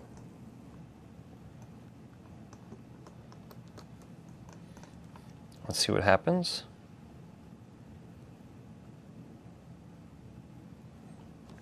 I think I'm falling down right under the spot. Should work all right. If it plays. Oh, it'll play. It's just as the day goes on here, it's It decided to crash right at the end. We did so good. You know, it's probably taking some of the time here too. Is right there we go. Let's look down. There we go. It happened fast, but you can see the kind of the everything shooting off from there. Yeah. But there we have it.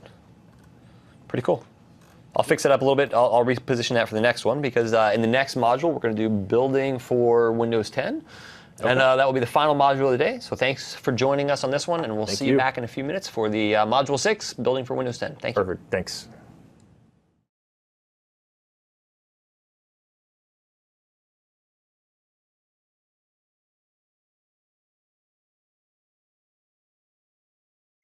Finally, the last module of the day, Module 6. If you're watching this now, thanks for hanging out with us or tuning in. And if you're watching this online, well, you could have just clicked and joined us without having to sit through the rest of us. So either way, we're happy that you're here for the final one, building for Windows 10. This has been a wonderful day of developing Windows 10 games with Unity. I'm well rested. How about you? You've been out there sleeping. Yeah, right. No, I've been... Yeah, exactly. In this module, we're going to talk about building for Windows. Nice. The process has not changed much, so this will likely be probably the shortest module of the day. Some of our other modules we went over quite a bit. This is going to be the easy one, not because of the fact that Windows 10 hasn't been released yet, although the process I expect this It's just easy to do. Fairly simple, right? Yeah. It's very similar to what we did previously. All right, so building for Windows. Sounds kind of funny. Building for. It does, like building Windows. Well, wait. I just realized. So this should really say, we're gonna do an on-the-fly. Just wanted to see if anybody was paying attention out there. Hey, nice transition. UWP, Universal Windows Platform. What is Universal Windows Platform, Adam? Windows 10 is going to power, and currently does power, a huge variety of hardware. From phones, I demoed the phone that was actually running Windows 10 earlier. That loaded Windows 10 up on that last night, loaded the game on there, and it ran great using the standard asset mobile controls on there. So anything from a phone, phablet, small tablet, large tablet, on up to my laptop, to desktops, to our Surface Hubs, which were the big PPI, big touchscreen displays, which are embedded built-in Windows systems, which are cool, to even the Xbox is going to be a universal Windows platform that you're going to be able to deploy to. In fact, Brian Peak and Jaime Rodriguez in their build talk this year showed a quick demo of actually taking Xbox UWP, Universal Windows Platform app, and deploying it out to an Xbox, which is pretty cool. Yeah. And we have also announced officially our partnership with you guys for the Unity SDK coming out for the HoloLens. So that's going to be very exciting. Unfortunately, we don't have those devices here today. Nor tomorrow will I have those devices with me either. They are very cool. They are very cool. Windows 10 will also run on small IoT, Internet of Things type devices like the Raspberry Pi. And the idea is that you're going to be able to take one package and essentially run it across an entire range of hardware. Now, it may or may not make sense to do that. So, for example, if I take a game, I might want to run that game on a small tablet, and I might also want to run it then on a system like this, or maybe even the Xbox, but maybe it's not the right experience for the HoloLens or a Raspberry Pi because I'm killing memory requirements. But the idea is that we have a consistent API compatibility using these contracts across these different systems, so it will, in theory, work, but again, we need to develop 4 different device capabilities, 4 different experiences. Take a Raspberry Pi, a little device. Do I have a graphics card that's powerful that I can render with under? No, of course not. So you have to kind of, tailor to whatever you're going to deploy to. And with Windows 10, we have something called device families. Now, single platform, various device families. The term Windows Mobile kind of went away because it was our old version of the phones. And whenever people would say Windows Mobile, I'm like, it's not Windows Mobile, it's Windows Phone. And now we're calling Windows 10 the mobile SKU, mobile, which is small devices. I think it's less than 6 inches, I believe it is. Then we have the desktop and mobile. And there's going to be other device families as well. But again, we're going to be deploying potentially to a huge range of hardware. I think we've stated something like 1 billion devices running Windows 10. It's going to be pretty awesome. Now, the build inside of Unity is pretty simple. It's very similar to what we did with Windows 8.1 builds. And we did that in our prior MVA that we did, the one we had the link for the beginning, aka.ms/free Unity training. And There's also Jaime Rodriguez and I think some other folks did the one building for the Windows platform from Unity, so they did some really cool porting and a native device-specific stuff on there. But let's talk about a couple of settings that you need in the build settings here. So, player settings. This is important. Ensure that you set deferred and linear. Now, where is all this noted? I might be jumping ahead just a little bit here, but let's save all this. Actually, this is a carryover from the last module. Since we actually took a break, now the timing's a little bit off there, but you notice, and I could actually center that a little bit better here, but he falls down, enters the starting space there, go. So that was a particle that Matt just made, and I just died. In the last one, how did I do that? I simply have a collider here. I took a square, just so we did our level boundary. I took out a cube, and I scaled it out, and I made it invisible. And I just simply had a little code there that when you come in contact with that trigger, we enable that particle effect. So the particle effect that Matt sent me is just a child. And again, I know I'm getting off topic of Windows 10 here, but we had to kind of have this carryover, because the deal was he gave it to me last module, and during the break I got it working here. I didn't see him send you anything. I saw like a weird USB, you weren't even here. You were out sleeping. I thought I was monitoring remotely. So I have a sigil detect script, which is very basic and has just a public variable that contains our particle effect in it that we have to drag and drop into it, and on trigger enter. I don't need any of this other stuff down here. I can actually delete that.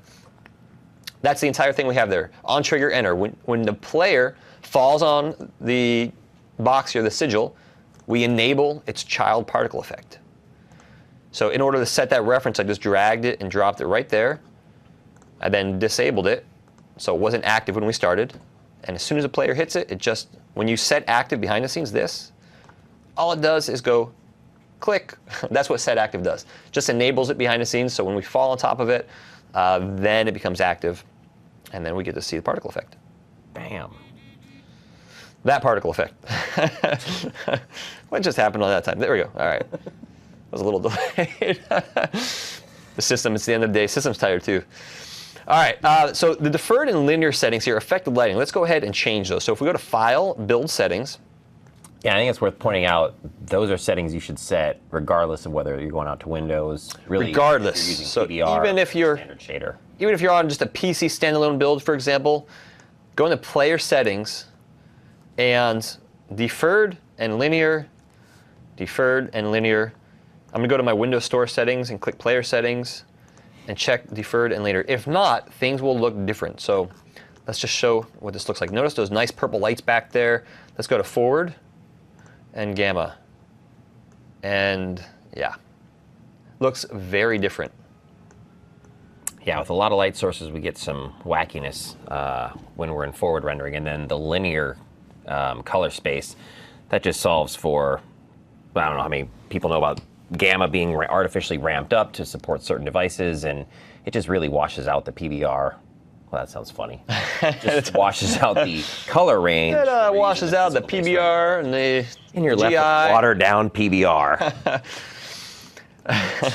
All right, so back to the settings here. So make sure you set deferred and linear, and also change your company name.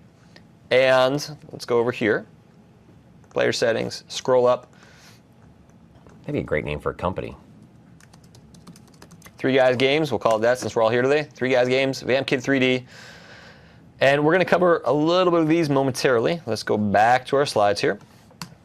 Now, the build, as I mentioned, Windows 10 supports device families. So there's a mobile device family, a desktop device family, and additional will come. So I would expect to see an Xbox device family and a HoloLens, and you're going to be able to specify which device family your package will run on.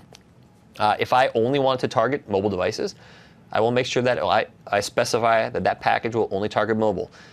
Now, the store is not open yet to developers, so we can't see exactly to public-facing world how this whole process works yet, how you're going to specify the device family, where you're going to specify that. But just know once all these bits are released, you're going to be able to specify device family and choose where you can and cannot go to, which device families you can and can't go to. Multiple builds still work. In other words, if you want to create a build for the phone and you want to for a mobile device family and a separate one for a desktop family, you can still do that.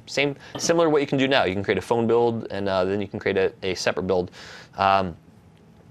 Now, going forward, right now, if we create a universal build, for example, it's going to create, for Windows 8.1, it creates an actual, the Windows Phone build, and then we actually have the build for all the other Windows Store devices. So like my tablets, my desktops, multiple packages. Going forward, we actually get truly one package. We get different binaries that roll up into that single package, and it's going to work. It's a pretty cool process. Now, have you worked with asset bundles at all? A little bit. So asset bundles is a process that Unity has. If you have a low quality set of assets and a high quality set of assets, you can basically say, all right, depending on some criteria, maybe my screen size or some criteria, choose the low quality of assets, or let's say I'm on a big screen, choose the high quality version of assets, and you can actually stream them from remote locations. So that's one process. It takes a little bit of work to set up, although much easier in Unity 5. There's a great Unite talk that you guys did on setting those up, and you do have to host those packages somewhere yourself, and then you can stream those in. So it's one process, but again, you can create the separate builds, or you can take one to run across multiple device families. Now, this currently requires what's going to be released as Unity 5.2. If you happen to be part of the Windows Store beta, you can see that currently in action now. If you're not, then Unity has announced as part of their public roadmap that will come in Unity 5.2. Yeah, actually, I was just pulling that up here. The new roadmap just came out, so if you go to unity3d.com, you can see right on the homepage. Cool. Show it on your screen. Let's look at a couple of those features real quick here. Yeah, let me just get to that. Right here, right on the homepage. There Roadmap. is our roadmap. So, dates, what's all going to September be on 8th, there. 2015. Color-coded. This is a bit of a bummer. The 5.1, the font size is really small if you have a high-resolution display. So that's actually been flagged red, so slightly delayed, but we'll get there. And Scroll down a little bit, can you please? I can. Actually, let's scroll the whole thing down. There we go. Platform, Windows 10 Universal Apps Support. So September, what was that, September 8th? That was, yes. Okay, so that is the publicly announced date from Unity as to when these bits will become active. Cool. Yeah, check that out yourself. All right, so let's look back at the slides here on for Visual Studio and Windows 10 dev settings. There's a couple changes here. When you load up your Windows 10 solution in Visual Studio, and if you do this today, for example, it wants you to enable developer mode for Windows 10.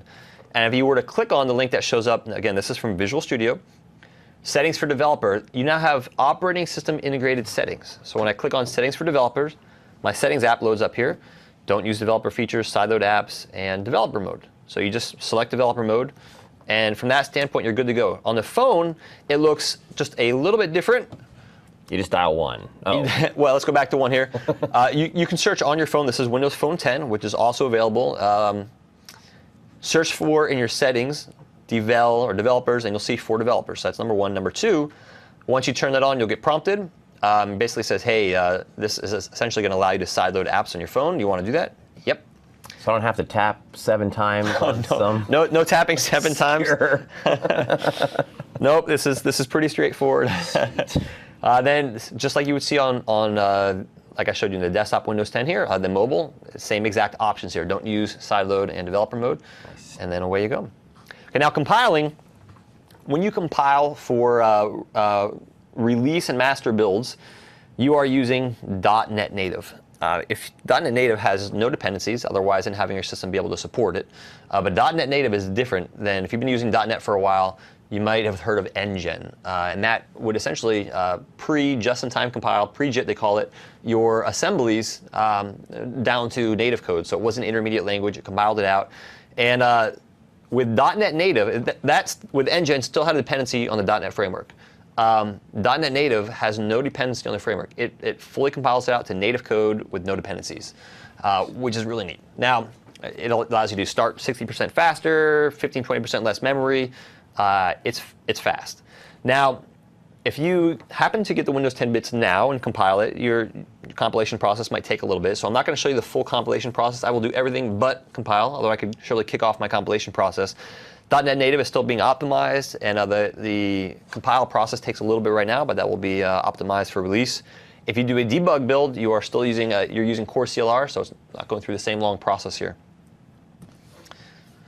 Images. This one kind of gets everybody, and this is virtually the exact same right now between Windows 8.1 and Windows 10.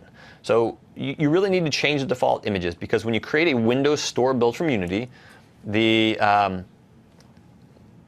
default images will be set. There's 5 of them, and you can see here on the screen, and Unity will just kind of set their logo. You want to go in and make sure you change them. Don't deploy an app with Unity's logos. I've seen folks get rejected for that, so just as a heads up, you'll want to change that, and I'll show you where you can change that momentarily here.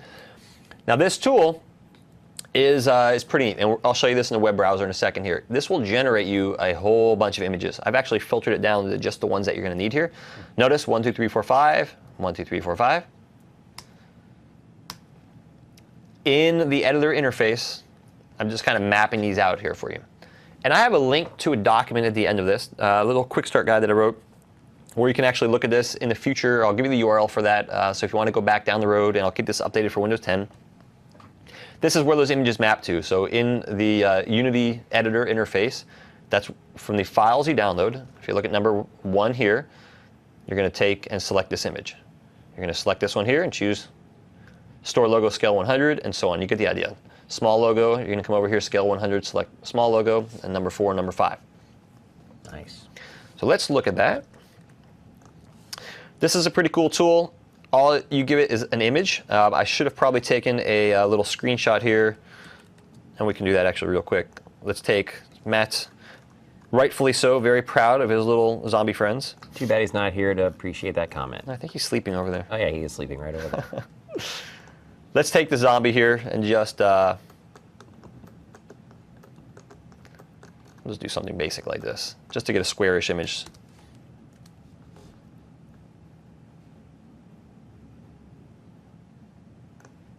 And grab a square-ish.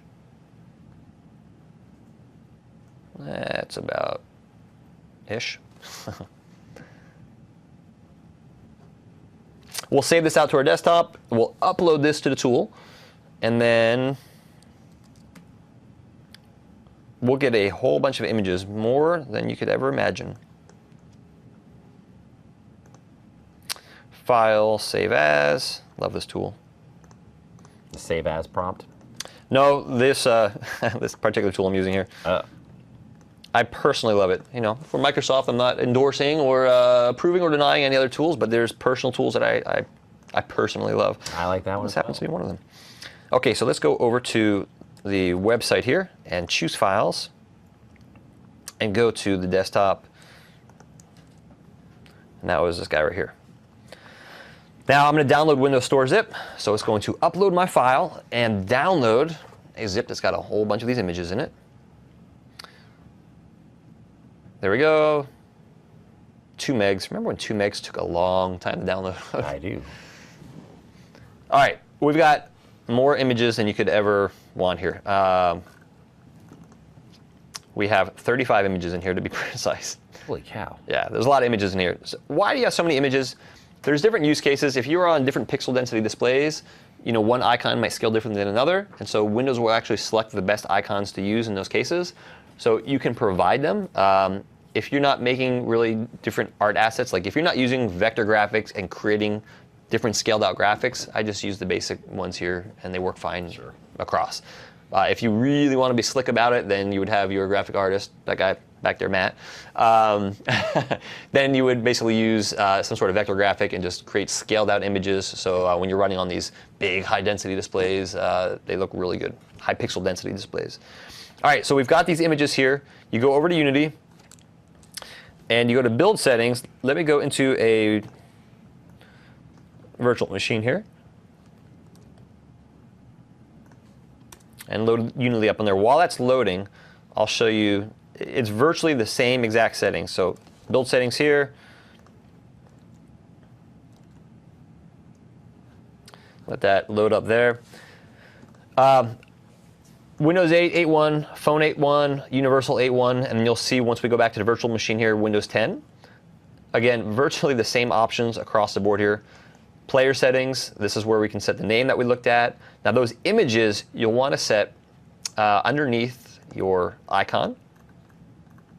And then you have your splash screen here as well. So again, that the slide I talk about exactly. Pick these out. So splash image, Windows, scale 100. 620 by 300. We come over here and we say splash image, Windows, 620 by 300. I would unzip all those files and select that one. Make sense? Yes. Clear as mud or clear as water. All right, let's go back to that VM and see Unity's loading up here. We're just, what, like 3 weeks away from Windows 10, aren't we? Oh my goodness, tomorrow is July 1st. Yeah. Wow. Crazy. All right, build settings. Crazy good. So Control-Shift-B, if you're a Visual Studio user, it's the same exact hotkey. Now notice here we have 8.0, 8.1, Phone 8.1, Universal 8.1. We've had a bunch of different builds, as you might notice. Finally, in Universal 10, it's one build. For all of the Windows 10 platforms, is literally one build. So this, we can say goodbye to all this kind of stuff. We're looking forward to Windows 10. Let's go to our player settings. Splash image and our icons, all the same stuff I just covered. You say build, and this will create you your Visual Studio solution. Choose a folder. I'll name it something like Windows Store Build. That generates a Visual Studio solution for you, which I just happen to have open here. In the Visual Studio solution, Unity will only ever overwrite your data folder. So if you make changes to your game, you'll pick those up here. If you make changes to your images, those won't be picked up here.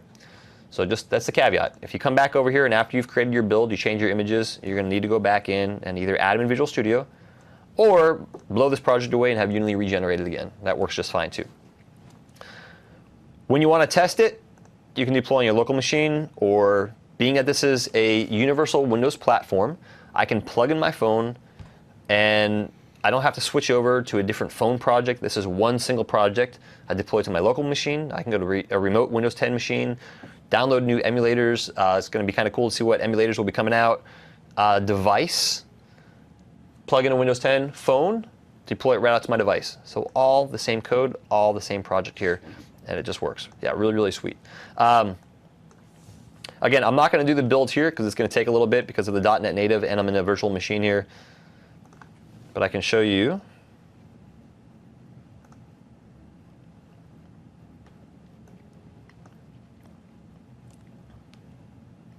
I like the new logo you guys added on there. The new splash screen. It's pretty good. The way it kind of puts it together. Yeah, yep.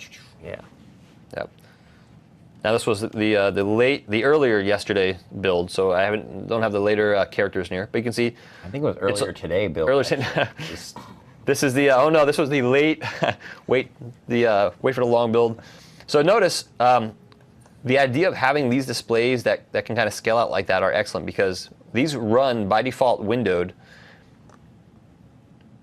And so you want your UIs to kind of resize to this display here. Give it a second to pop over there. So the user can take these and scale them out however they want. So it's very, very important that you're using the UI system as we talked about before, so you get this kind of dynamic scaling between your different sizes and all that.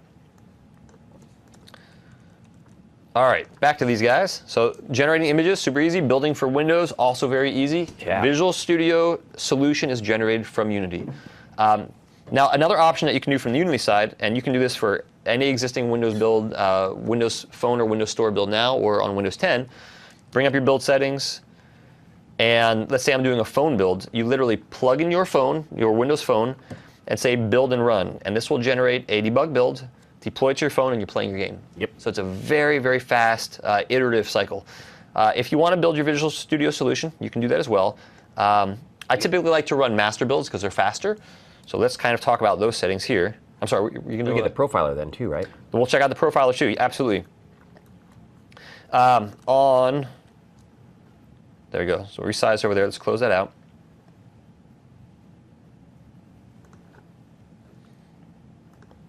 So again, I can deploy really to any device here, remote device as well.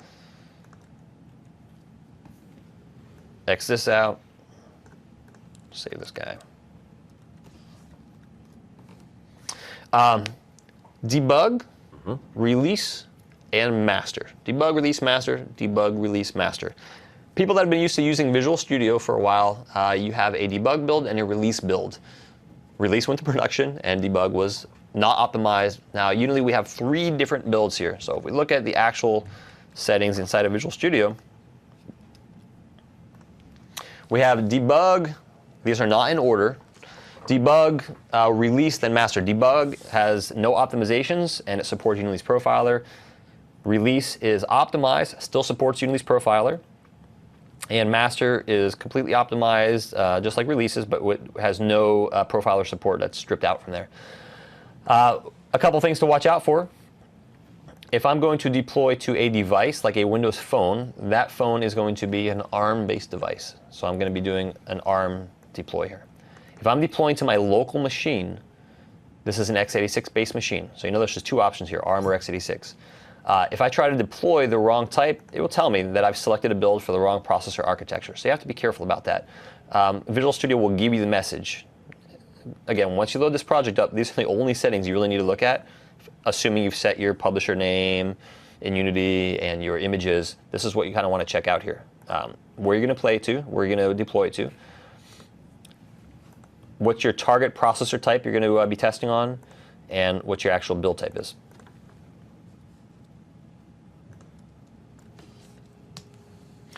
Profiler.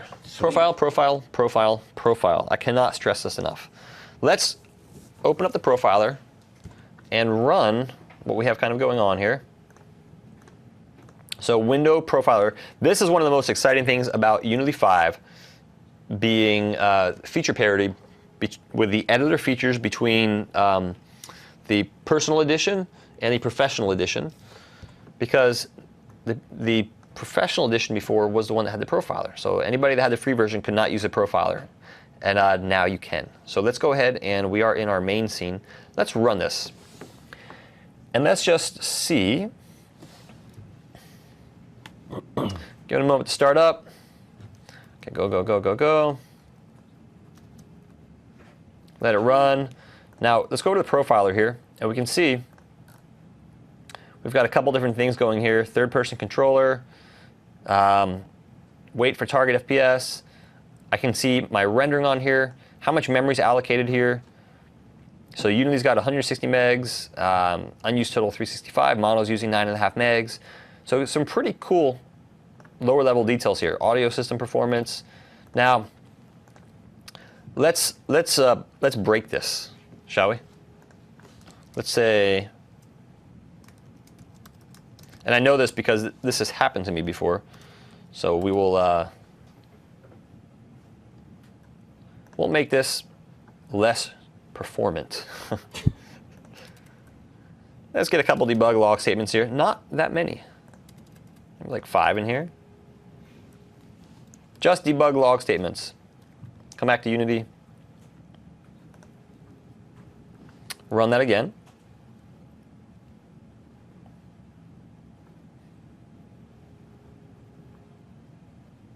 What was the catchphrase you said before when it would start up? Oh, wasn't that. It was one more time. See, look at that. All right, notice my performance is visibly affected from the last build. It's not the profiler doing this. You pushed the turbo button on your computer. The turbo button. Turned it off. Let's go to the profiler and pause this here. And kind of maximize, not that. Oops, that's not the view I want.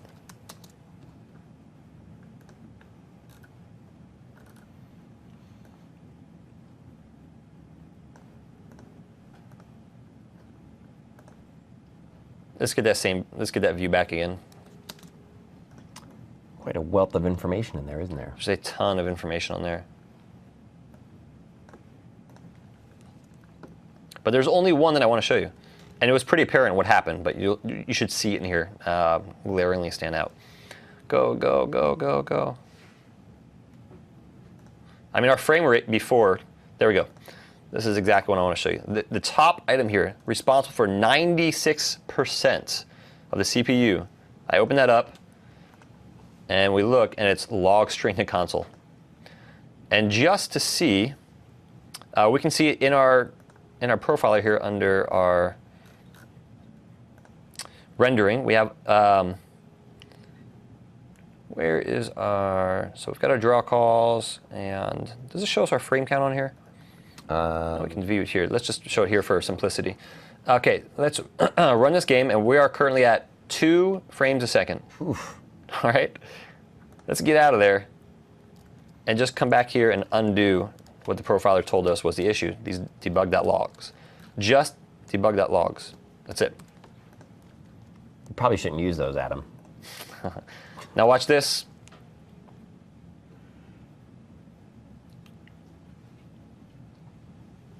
I know, it's starting up. You're like, what? I'm on the edge of my seat.